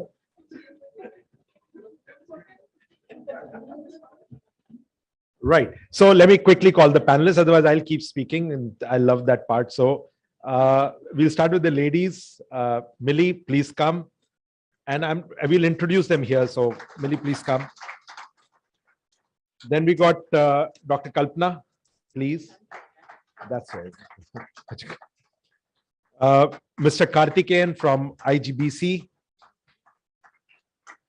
Mr. Sanjay Pant. And Dr. Sandeep Goyal. So why I said that? No, look, It's okay. It's the end of the session. We all like completely. And can you all please come here? थोड़ा room ठीक लगेगा यार. आप एहसान साहब सब लोग इधर आ जाओ please. It'll look better. So when I was looking at my panelists, I said, I've got Dr. Kalpana, who's okay, Kalpana ji, who's the water woman, and then we got Karthikeyan, and he said, I'm a zero man outside. You said this. I'm not. Yeah. So he said I'm a zero man. Millie, of course, a green crusader for so many years. We have all known her. Mr. Sanjay Pant, the code man. So anything with codes is an encyclopedia. And finally, Sandeep, I was thinking, fire, no, the Harfan Maula man, because he knows everything. So excellent. Shruti agrees, because Shruti is his wife, by the way. So if she agrees, that means I've said the right things only. She said, yeah, perfect, right? So on a lighter note, I'm just trying to wake everybody up. आप भी आगे आ जाओ यार, कोई फर्क नहीं पड़ता. So I've got a great topic here towards the net zero water buildings with respect to residential, and it's a concept which is very futuristic. And I have very eminent panelists. I'm going to give them 30 seconds so just to introduce them. So because if I do the introduction, or if I put anything up there, it's not going to be fair. So we'll start with Millie. 30 seconds, elevator hall introduction. Yeah, quickly. Millie Majumdar from GBCI India, Managing Director GBCI India, and I manage the lead program Asia Pacific region, and I also lead the lead for cities and communities program. Prior to my stint in USGBC, I was right here in Terry for about 23 years. Yeah. So, and have known, Yes. you know, Ashish Correct. very long. And we did the Absolutely. first green building in Yes, India. we did that together. The first green building of India. Thank you, Kalpana. Yeah, I come from an architecture and design background. I'm an entrepreneur today. I have become a water warrior. I was not a water warrior 15 years ago. And I saw many gaps in our own industry and communities and how government looks at water and wanted to find solutions. So I started this rainwater project, which is a social enterprise. Otherwise, I do a lot of other things, do organic growing, but a serious water conservationist today, restoring step wells, lakes, and looking at how communities can make this happen. And I'm actually working on ground to create these replicable models. She lives in a net zero water home. We're going to talk about that. Can I do a better introduction? No, they are the ones who can really introduce themselves the right way. Karthikeyan. Yeah, thank you. Very good afternoon, everybody. I am Karthikeyan with the Indian Green Building Council. I have been with the Indian CII for almost about last 22 years. I have two responsibilities as part of this Indian Green Building Council. One is the technical activities related to all green buildings and net zero buildings. The second is related to product certification. Green Pro eco-labeling, I'm also responsible for that. Of course, as part of the whole thing, I have been working with the various building typologists in facilitating them to become green as well as net zero. Thank you. Thank you, Sanjay ji. Namaskar, I am Sanjay Pant. I am Deputy Director General looking after standardization in BIS. I spent more than 33 years in BIS. By training, I am a civil engineer. So I was involved in almost all kinds of standards, be it for planning, for design, for materials, for construction project management, sustainability, disaster management, all those things, including a couple of times revision of the National Building Code, NBC 2005 and NBC 2006. Thank you. It's a very modest introduction. In fact, the NBC would not have been possible if he had not driven the way he driven that. So I have actually seen him sitting in those spectral days, Dr. Jain's office. He's sitting there in our conference. Remember, Sandeep? Like we used to work 10 to 6. We are gone. He was sitting 8:30, 9:30, 10:30 in the night, writing the things there with the volunteers from our organization. I think wonderful, absolutely what he has done. Yeah, Sandeep. Thanks, Ashish. I and Ashish have been colleagues together for many years. We cherish that under the mentorship of Dr. Jain, whom we have loved always, respected always, and that's my introduction as far as I'm concerned. And fortunately, I've been working with Sanjay sir For last 20 years, I realized now on codes and standards. And I think that's the duration. So Ashish has been working for 20 years. So we've been fortunate. Out of his 33 years, we have been working for 20 years along with him. It's been a blessing, I would say. And I know one aptitude which, sir used to call me, and I was in Gurgaon at 7:30 in the evening. We have to work on the code. And he'll call me up on my phone and say, Kithe? I said, sir, Gurgaon. Aajo? So thank you, sir. Thank you, Sandeep. So great round of applause for our panelists. Ma'am, you can also come inside. We are short of people in any case. Award liya hai. Sorry, I really have to get into the humor mode. Otherwise, you'll all go to sleep. So first question, I think Sanjay ji, we're going to start with you. So what we'll do is, I've got series of questions. I'm not too sure we'll be able to ask all of them. Keep the answers short, and anybody wants to pick up the question, you're more than welcome.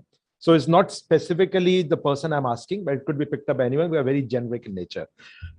The biggest challenge with the National Building Code, which I've been going around and talking, is that the NBC is something which is very stagnant as far as the water is concerned. We are talking purely with respect to water.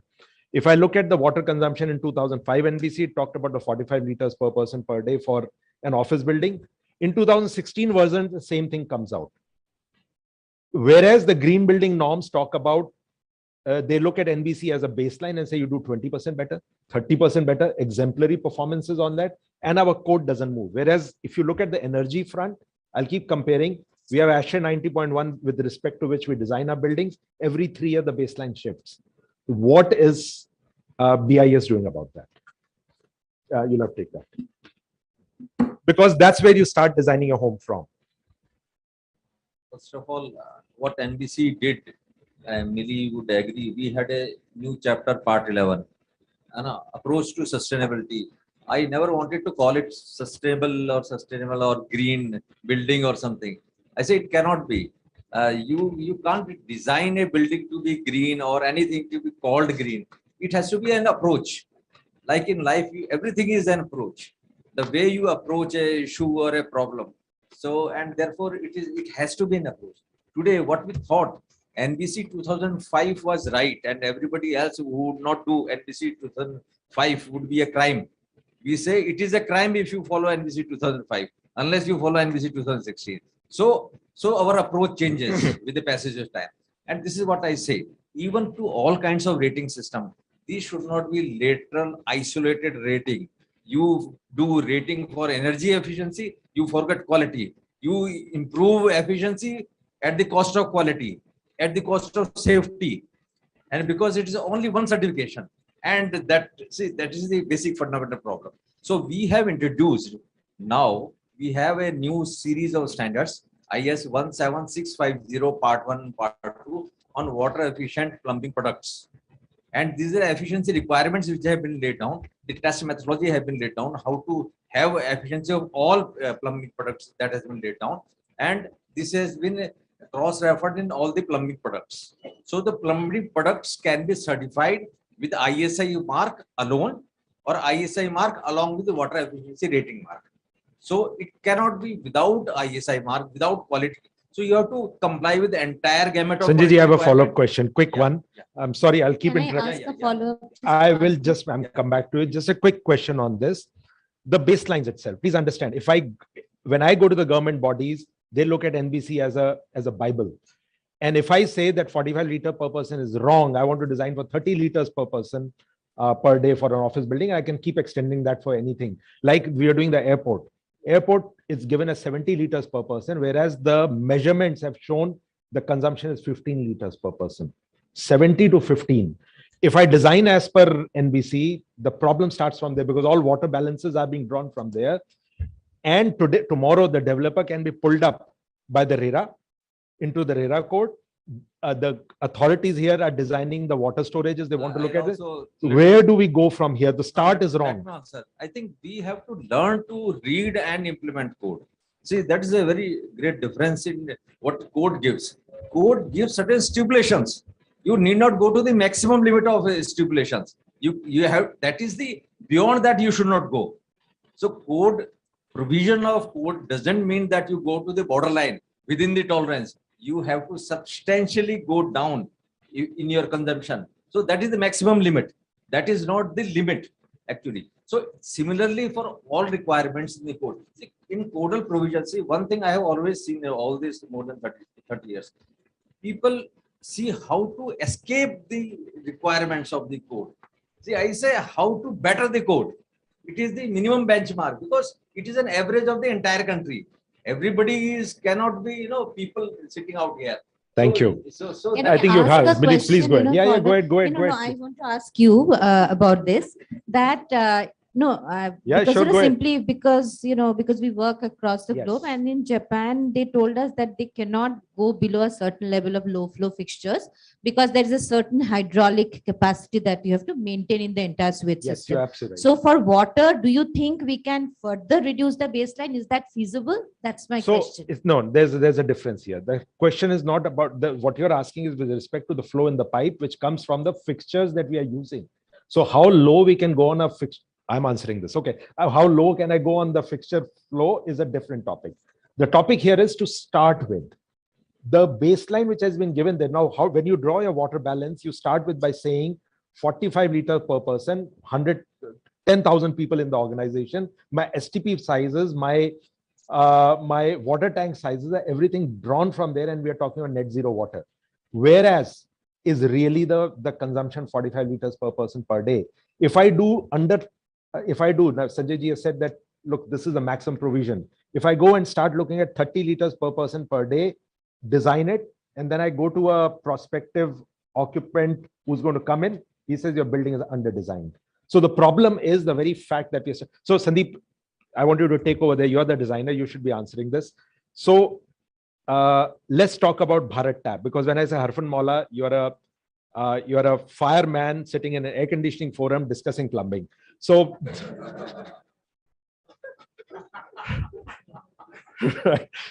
and I can talk electrical also with you. So coming back to this, so tell us about this Bharat Tap. What is it? Because that IPA, which has been doing that, and how is that going to change things? Yeah, I'll tell you about that. Now, what is happening is the difference over here is kilometer and kilometer per hour. So when you say 45 liters per day, that's the kilometers we're talking about. How you drive your car is the efficiency of your car.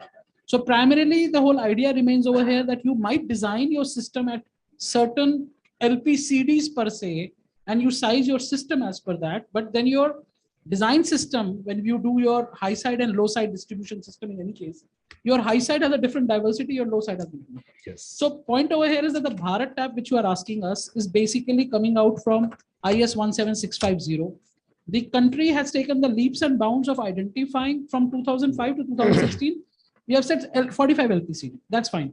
How do you cut down from 45 to 30 in a code where you have not still substantiated the flow rates being engineeredly mentioned in any of our codes till that point of time?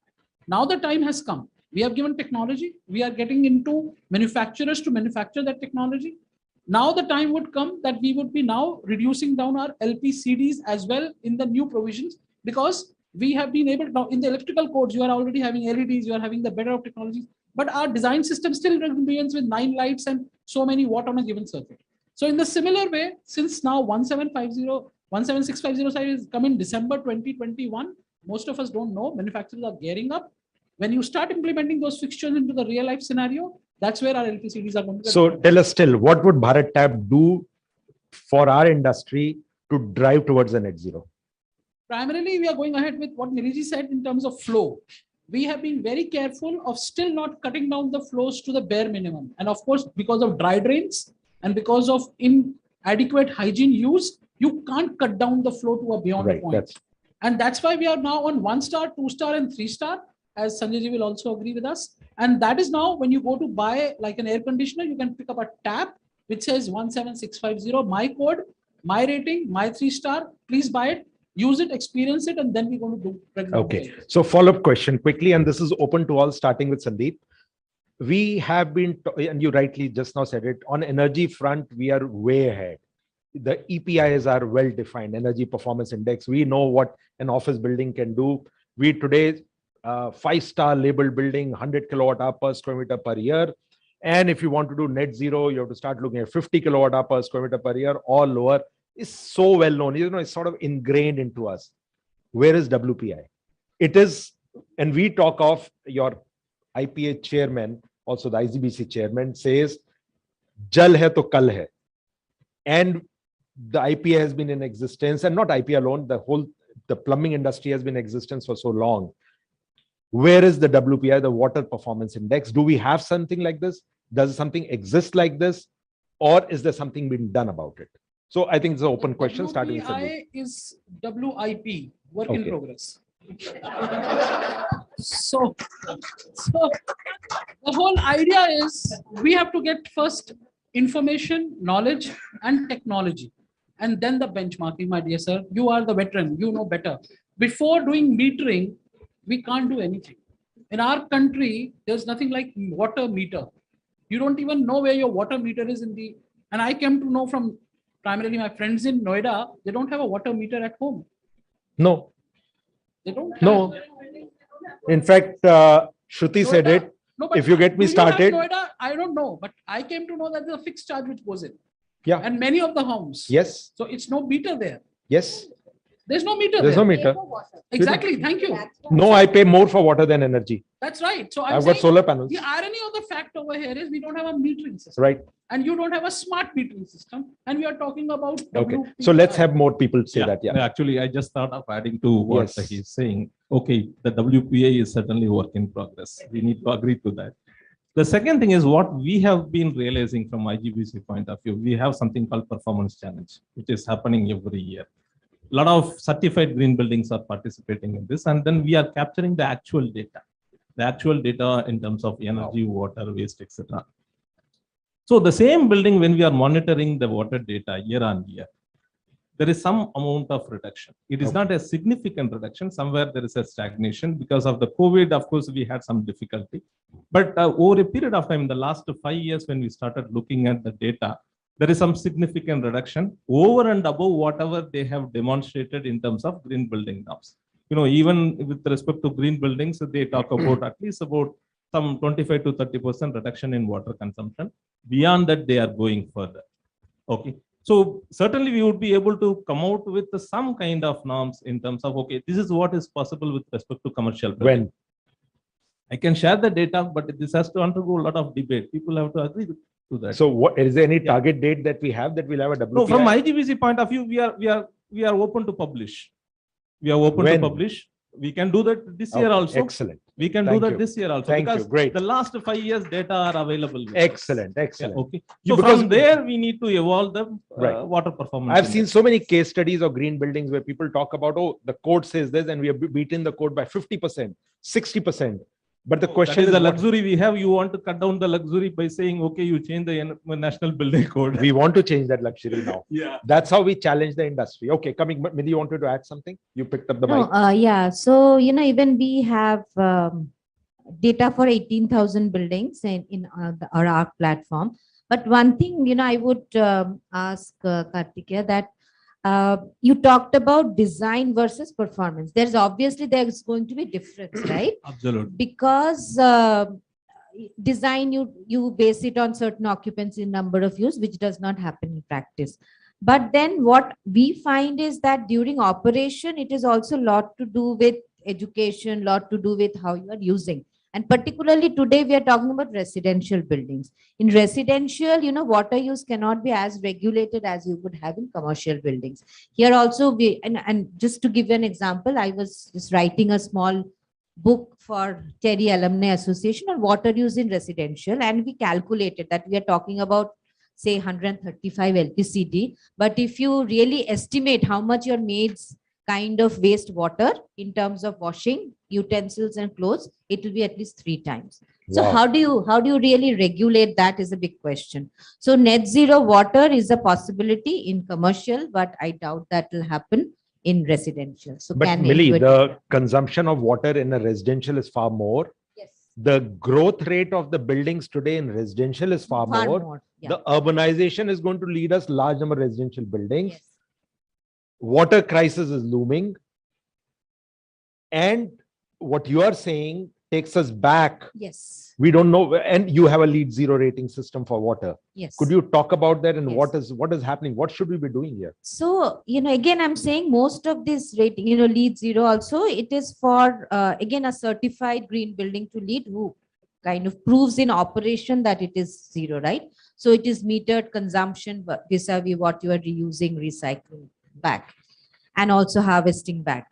But again, mostly for commercial buildings. For residential, again, you don't have meters. You don't have individual water meters. Only your water meter point would be maybe somewhere at the source. Sure. Karthik, can you also, I'll just come to you, Kalpana. I've actually- got more for you. Yeah. No, obviously I agree with Millie, especially with the commercial building. Karthik, and you're breaking my heart in this one. You know this? How can both IGBC and USGBC have raised their hands on residential? Where are we going then? No. Let me, so breaking your heart on agreeing with Millie. Okay, on concept, No. we have to agree. Right. Okay. So the point is from the commercial building point of view, obviously making it net zero water is much easier because the water consumption itself is lower. I can do much more harvesting there and then I can make it easily net zero. In case of residential building also, it is possible. It has been demonstrated in one of the projects in Cochin. Okay, we have done that. But the effort that is required is much more. You have to create your water body. You have to, that is what the project has done. They have created a separate lake for themselves and then harvested rain. And that harvested rain is much more than their consumption, obviously. So that has made their building net zero. The uniqueness of the project is because about, the problem with the residential building is at least about 65 to 70% of the wastewater that is getting generated. We are not in a position to recycle because of the quality related issue. Okay, your quality of water you are generating is not matching with the quality I require for use in the building. So that quality I need to enhance to some extent to increase the recycling as much as possible. Excellent. And also I need to see that, okay, to what extent I can use this for the plantation within my premises. If I'm able to do that, if I can bring to that kind of matching, we can certainly achieve net zero, but it is certainly challenging. So there is a case study already available. Sure, Karthik, and I'm going to move quickly to now Kalpana because she is the case study. Yeah. We can't ask for more, and she can talk about, in fact, while I was speaking to her, she spoke about the water quality issues, and she comes from your city only. Let's hear from her on her experience of net zero home. Plus, what do you feel about what we discussed just now? Yeah, I hear that a lot of things have been done in the corporate sector. A lot of things are happening there. People are conserving, but when it comes to residential sector, really there's a dearth of, there's no awareness at all. There's no awareness of what is being consumed, and this net zero is basically understanding the need for sustainability. And do we understand the need for sustainability in residential, arena? I don't think so. So my journey started with building a sustainable home. It's simply because I didn't want tankers. When we moved from US in Hyderabad, we were just dependent on tankers in every other community. So I tested this tanker water. What is this quality that we are using for 6 months and beyond? And I found even E. coli, in unregistered tankers. And registered tankers, so much of chlorine, which is going to impact our health. So simply starting this thing to do away with tankers. And then we built a large 25,000 liters sump for just harvesting rainwater. And believe me, we drink rainwater today. It's 11 years. We haven't bought a single tanker till date in a very tanker-prone area in Gachibowli, which is the central business district of Hyderabad. So and we have 4 elders at home. All of them are in the 70s and 85s. They all have done well drinking rainwater. Okay. And we, for the kitchen, we just simply use the UV filter. We have this coal filter that comes, and then you have the inline filter, you have the coal filter. You just go on the YouTube, you really want to do something about rainwater harvesting. There are 200 ways of doing it.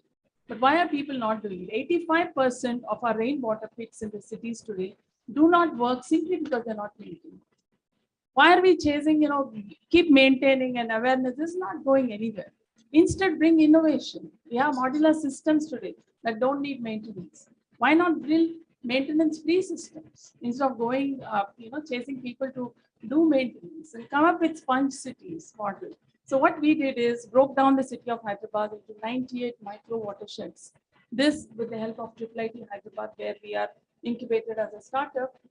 With a startup there, we were able to divide into these, because I tried working at the macro level with a citywide approach with the MD water board and the who's and who can actually, the policymakers who can build that change. 80-day plan, 60-day plan, how the whole city can talk about water, how we can paint tankers and create an awareness campaign, how we can do artwork in every traffic junction. The many plans which actually didn't take off. So I started working at a micro level and realized local water security, this knowledge is settled within communities, they become part of the change. So every micro watershed has lakes. So we created lake super blocks.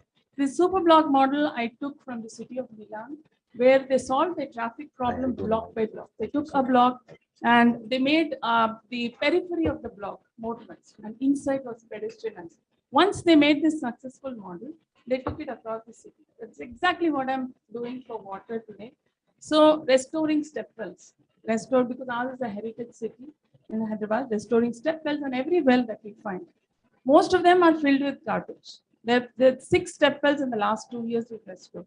Align with the government, get CSR funding or connect with an institution and make it happen. Instead of just talking, let's start working on ground and break it into simpler pieces of the puzzle and put this puzzle together.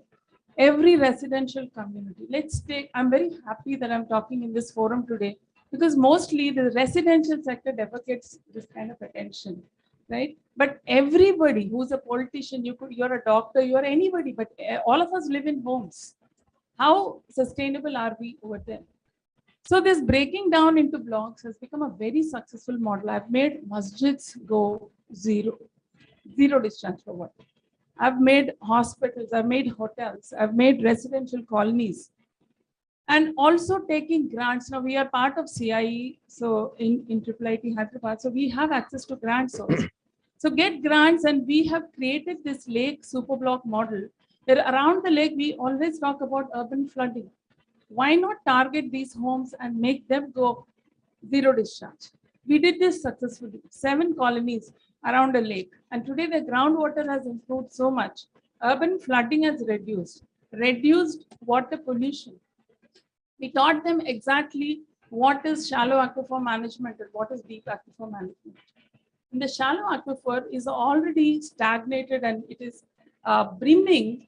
You're again trying to store water. Instead, use your wells during this period and then use your deep aquifers through summers. The simple things like this, which we have too much water today, too much water in the city of Hyderabad today. We're getting water from 300 kilometers away. We are not, that itself is a marker that we are not sustainable. Okay, ma'am, I think we'll have to just quickly. Is there Dr. Saurabh Verma here? Of course, I know you, huh? So your wife is waiting outside. Right. Yes, sir. Sir, before you say, I just wanted to, when I was sitting on the other panel, when my friend Puneet asked this question, and you actually, why I said that? I was thinking, I said, first, in our world, we create a problem. Well, first, we create a badly designed home, make it, then we put our air conditioners in it. Then we close the room from all sides, and then we put ventilation systems in it, air purifiers in it. Then we wrongly design the walls, Anulap. Then we say, let's put inverter air conditioners in it. No offense to anyone, please. Then once the problem is created, we invite the consultants to design now energy efficiency. Now, when that is done, we get the product done. The solutions are so simple around us. And that's the problem in the water segment also. The solutions are all around us and we create a problem and then we are trying to solve that problem. So we live in that. But Sanjay ji wanted to say something. Go ahead. I used to have this opportunity to involve everybody in my profession in a way. NBC gives a provision that you take any projects, initiate any project, you should maintain the existing ecosystem. Without disturbing the ecosystem, you have to do it. Part 11 says so. Chapter part 11 and the clause on external development. And then it says that existing lakes, existing flora, fauna, existing trees, if you can manage as many as possible. And then the butterflies, the birds, let them remain there where they were. You know, let's not build our home by destroying their home. So it all says. So that's what I'm saying. The standards, the NBC, the codes, they say everything. But then how you use it is the issue. And you can use beyond it. It doesn't prevent. What has not been written doesn't mean that you can't do it. And what has been written is sort of an average of the entire country or the best practices, but there can be still be better practices which are possible. So it has to not to be used as an excuse to bypass certain issues. No, that it doesn't say let me not do it, or it says up to this, let me use it from that point of view. So this applies to all codes, all standards. That's number Right. one. Number two, I would like to clarify this. There should not be any confusion. The standards on water efficient fittings have to be used along with the. It's not water efficiency alone. It is along with the complete quality requirement. So these are additional features. You can have normal fittings as well as along with the water efficient fittings. That's number two. Number three is that Bharat taps is nothing but the popular name that has been given to this. Like we had a big, had hand pumps. You would have seen at many various places. We called India Mark II because it was funded by, here of course nobody funded, but the Ministry of Housing and Urban Affairs named as water taps just to make it popular for Amrit cities particularly. That's there. Now the last thing that I would like to say, because the time is running out, I thought let me close it very fast, is that many of us have a lot of knowledge. We have information and information converted to knowledge, converted to wisdom. Now we are at a level of wisdom. Most of the IC, they are wise people with a lot of wisdom. Please feel free to translate your wisdom into total provision. Ma'am, Great. You have a lot of experience. You may write book, but the best documents available to which sustain, all of us will go away. But then there is a systematic technical committees are there. We keep on revising, updating. As I said, NBC 2005 today is crime. So in what technology you thought is the best, at some point of time they say don't do this.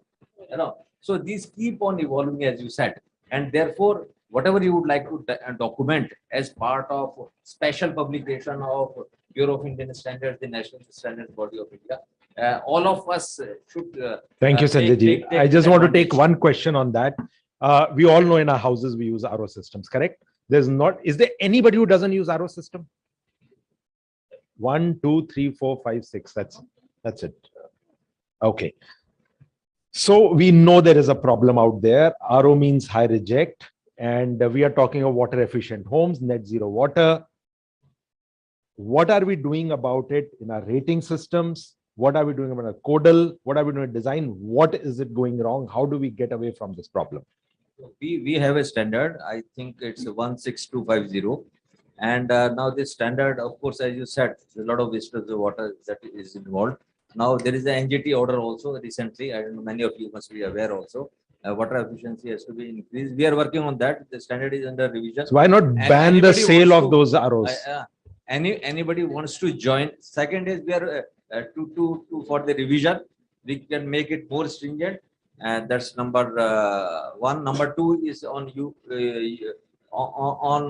that filter-based system, water purification system. We are making a standard. This draft is Excellent. already ready. The third is see the water which is bottled packaged drinking water like IS 14543 or natural packaged Himalayan water or spring water IS 13428.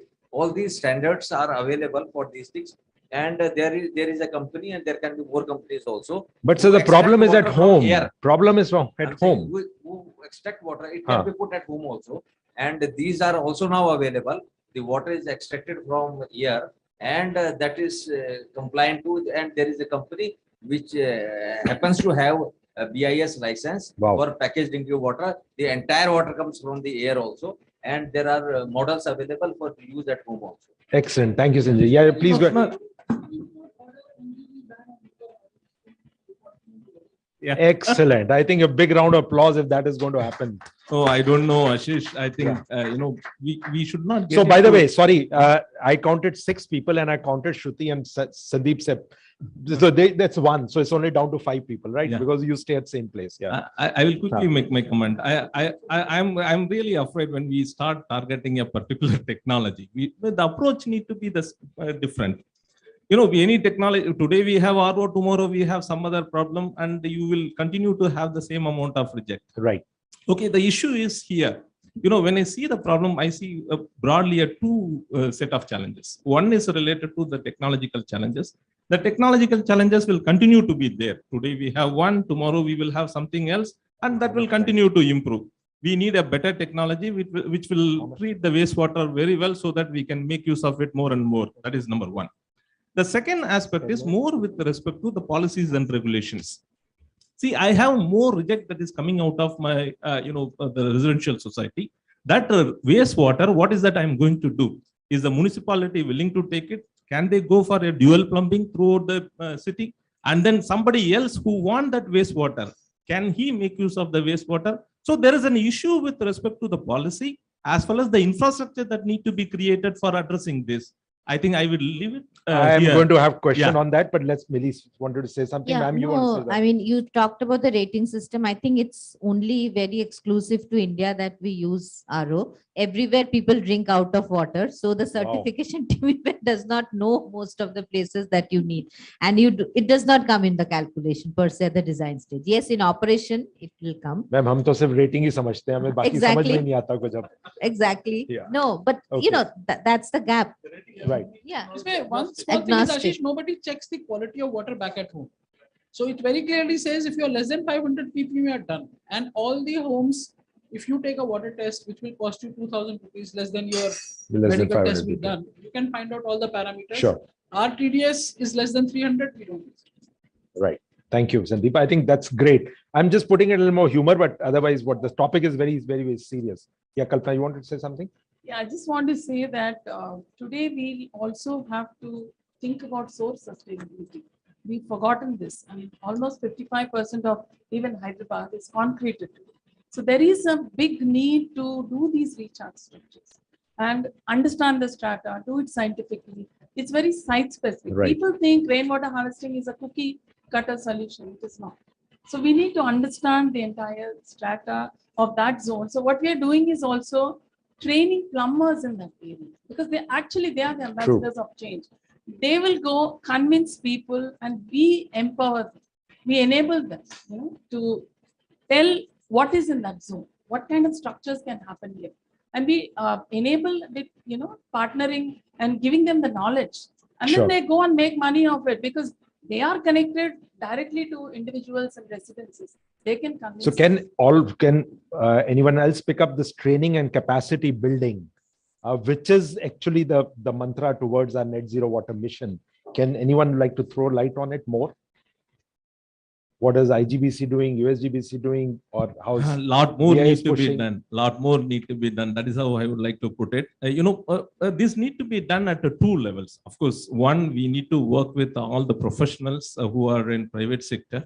Okay, so they need to be aware of what they can do from the net zero point of view. And second, we also need to address at the municipalities level. That is more important from the net zero water point of view. Their cooperation in terms of addressing the wastewater, addressing the water supply, that is more important. At these 2 levels, we need to work on.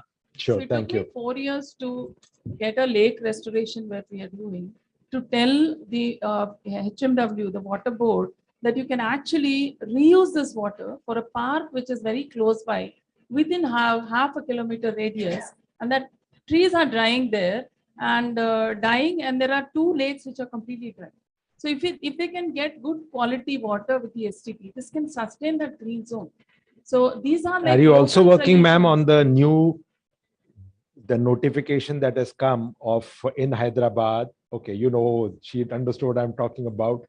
So would you like to throw some light on it? Are you doing something about it? About denotifying the area where the water, what is that called? That very fancy name you got that there. Okay, so we leave that out. Okay, fine. Okay. So coming to the next. Environmentalists who are completely against. Right. What I'm telling is, each locality or micro watershed, there are problems, there are solutions. We just have to understand and sort Right. of create that water balance Sure. within those areas. Sure. Okay. So since this is an air conditioning engineers community, let me go to Sandeep, ask some questions related to plumbing and air conditioning in this. In a township, like you and I are designers, we design. And in a residential building, the water which comes out, like, and we are designing net zero water buildings. The residential buildings or the townships, the water that comes out is far more than what I can consume in flushing and what I can consume in little bit of gardening, which is there. And I'm not allowed to dispose, and I have to 100% recycle the water. The sewage treatment plant has to be put. And I'm not allowed to discharge that water into municipal drain. Stormwater, no. Municipal, the sewerage, no.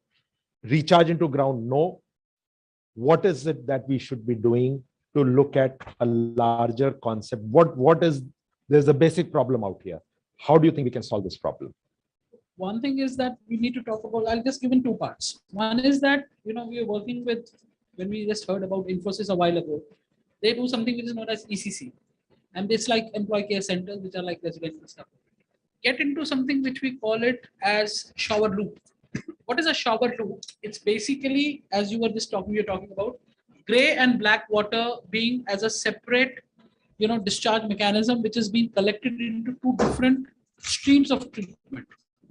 The black water, which is the soil water comes across, is obviously the objectionable. The gray water, when we talk about the Singapore new water. What is gray water? Can you just explain to everyone? I'll just tell you. So the gray water comes from unobjectionable areas, like basically from basins and from showers. That's on one side of it. The WCs, the urinals, and the other human usages, excretas, those become the black water composition. In a typical scenario, black water composition is about 25 to 30%. The gray water composition about 70 to 65%. So that's the split which all of us can understand very practically in our lives. So most of the projects which we get into, we try to, now we are looking at scenarios where you create a separate black water and a separate gray water collection system. You don't do one pipe which carries both of them. You carry two different pipes. And please believe me that these are like one-time investments. They are not like HVAC, COPs all throughout your life. So once you do it, you're done with it for another 15 years. So it's not the recurring expense. So you collect the water separately. We do the treatment separately. Now let's hold on the gray water, which is more in quantity and less in quality objectionals. Take that water. What will happen, I can tell you for sure, at some point of time, we will move towards recycling the gray water back to your showers at the lifespan of hours for sure. What is the point of actually, when you talk about Singapore, new water in Singapore and all that, MBR, water drinking, we don't have to go to that stage and neither need to experiment that. Take a substantial amount of gray water, treat it very easily and put it back for a different distribution to your showers. So we now have two different waters, gray and black, which is being collected. Supply three different waters. One will be the flushing water, which we are doing already. The other one is a domestic water. Now break the domestic into two parts. One will be for your drinking in your basins and your kitchens. That goes as a good quality of water, non-recycled fresh water. The third one as supply to your showers. So once you do your three-stream distribution, the entire of your gray can actually be pumped back for your shower, which are the major water guzzlers as a matter. You can use it for cloth washing. You can use it in your dishwashers. You can use it in your primarily into your cloth washers, and you can also use it for shower. Sure. We've done gray recycling in our house 11 years ago and separated the pipes, black water and gray water, working super fine, like 400, 500 liters every day. Wow. For gardening, for just washing And clothes and stuff. if you still want to do gray without a problem, go and Google around something which is known as shower loop. Shower loop, buy it, put it in your house. It collects the water from your shower then and there, puts a cartridge filter, puts a micro pump and puts it back into your shower. And only 10% water after your shower goes into the drain. You can enjoy your shower, Rakheja sir, for 15 minutes. Thank you, sir. So I think we will. Collect even the washing machine waste also. Washing machine can also be recycled. Incidentally, at the hotels and at an industrial scale, already this has begun. the water which comes out from a washing machine or the washers they have, it just gets recycled, cleaned, and yeah, it just gets cleaned and comes back there. So it's already begun. So, okay, I can keep going on and on. Shruti came and said, push them out. So basically what it meant was they've got flight to catch. So we need to be respectful of that part. So I will now going to give you, each one of you, 60 seconds to sum up, to tell us how can India go net zero water in residential segment. So Millie, starting from you. I don't need my 60 seconds. I've seen enough. So please distribute. No, I think first educating, the entire support staff to reduce wastages, access. Many people do not have access all the time, so they store water and that leads to wastage. Quality will certainly, better quality will help us reduce wastage. And and efficiency. Thank you, that Millie. will help us. Kalpa? I think we should raise our awareness, but not just broadcasting awareness, but make it data driven. Every block, if I can go to the street and tell in this street, this is the kind of water that you generate, this is the water, this is the rainfall, and how many people do harvesting of rainwater, and how many people don't do recycling. If I'm able to give this data to a apartment or to an individual home, I think we can become the change. Thank you, Kalpana. So I run a social enterprise. We do talk about what the kind of work that we do, but I don't know. Can you do this conversation after this, please? Okay, sorry, I just, cut Yeah, again. just two things. They'll miss One- their flight actually. So. One, okay, about 20 years before, even people did not believe that green buildings are not possible. So the same is the case here. First, we need to believe, yes, net zero water building is also possible, and it is very much possible in case of residential buildings as well. The second thing is, of course, it's a larger aspects. We need to start working on creating an ecosystem. Right now, the ecosystem is not there. That is why we are struggling. So we need to work on the ecosystem in terms of the technologies, policies, service providers, whatever you want to add to that. Thank you. Thank you. Thank you so much. Sanjay ji. I think what I see, we are working in isolation. Something has to be energy efficient, water efficient, otherwise normal thing will prevail. So we have to mainstream. Everything has to be water efficient, everything has to be energy Correct. efficient. So I think that is a challenge. We have to see that our codes, our activities, our actions are all together. In fact, the chapter on sustainability should go as early as possible. Suresh Saab is going to be really heartbroken the way he. No, it's not. It's my concept. I only point and also there is. In fact, Millie will agree. When we started the first meeting, everybody said it is not possible to write, and I started writing on the board. If you recall, so we only created that. Everybody has a sort of a thing. You don't have. We are created. Slowly, it has to go. Everything has to be sustainable only. In fact, हम लोग तो हैं sustainable. पिताजी ने pant पहनी, उसके बाद बच्चे ने पहनी, उसके बाद थैला बन गया, उसके बाद पोंछा बन गया. We never wasted anything.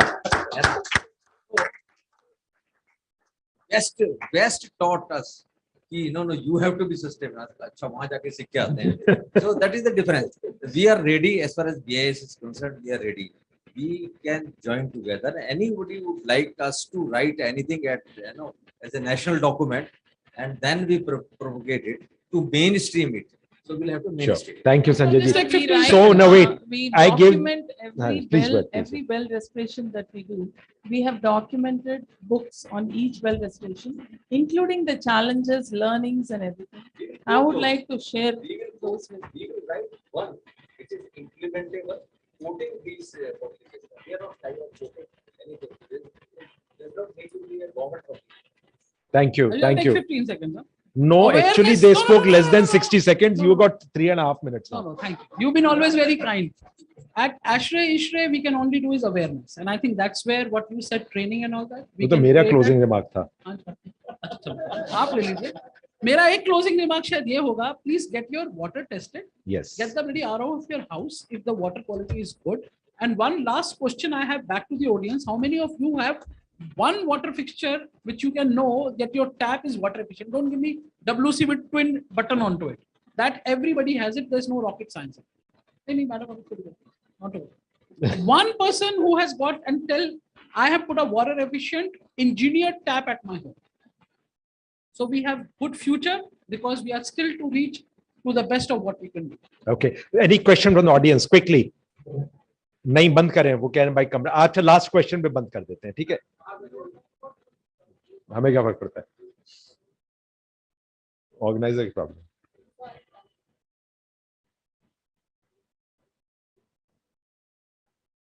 okay sure I think it's a great topic. You can pick it up because the people who got to take this room, they are standing outside. So okay, we are finishing. I'm not the organizer, so I'm okay. So, so thank you very much. I think I'm not going to give my closing remarks, but great panel discussion. A big round of applause for the panelists. I think all of you are still awake. That's what is the right thing. Chalo, Shruti, over to you. Thank you, dignitaries, for devoting your valuable time and suggestions on this topic. And on this note, I would like to invite Mrs. Shruti Goyal to please come over and felicitate this panel for their commendable suggestions. Mr. Karthikeyan S. from IGBC.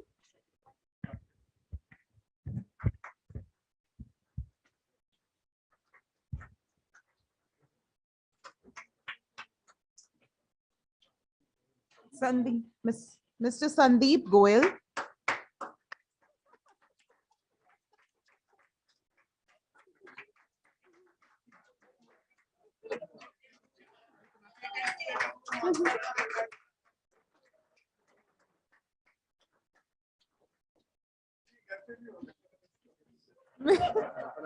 Mrs. Kalpana Ramesh.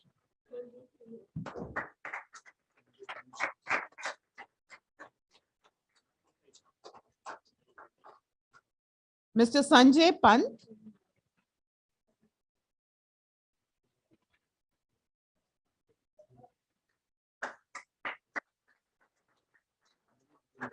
Mrs. Millie Majumdar.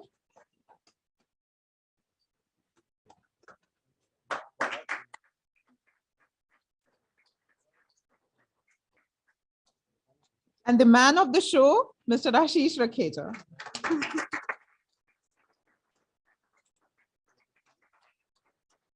And now I would like to invite upon stage Mr. KD Singh, who is the convener of the event, for vote of thanks.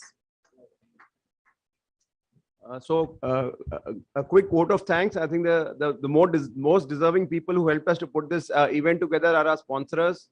So a big vote of thanks to Xavier Technologies for having been our title sponsor. For Havels, I think we would thank Havels. If somebody is here from Havels, thank you very much. I think the first time that they stepped out from the electrical industry and been with us today. So thank you very much for having helped us out. So the big round of applause for Havels. We'd also want to thank our gold sponsor Daikin, and also I'll thank myself, AEPL, for being the gold sponsor. So thank you, Daikin. Thank you for your support. And then of course Dr. Ruchi Oxycoats. I think thank you very much for having supported us, and I think it's a great presentation today. Thank you very much. We also have Meta Tubes for having helped us out and helped us put this event together. And is there somebody else that I've left out? And of course, no. And of course, our annual sponsors like Advanced Valves, UP Twiga, ALP Aeroflex, Bri-Air, and DRI. And of course, we must thank all the people who have helped us to put the show together, starting from Mr. Ashish Rakheja, Abid Hussain sir, then Valila Siddiqui, Paresh Mishra, Ashish Gupta, and all the supporting staff of DCI, Ganakraj Ganeshan for having chosen some wonderful speakers.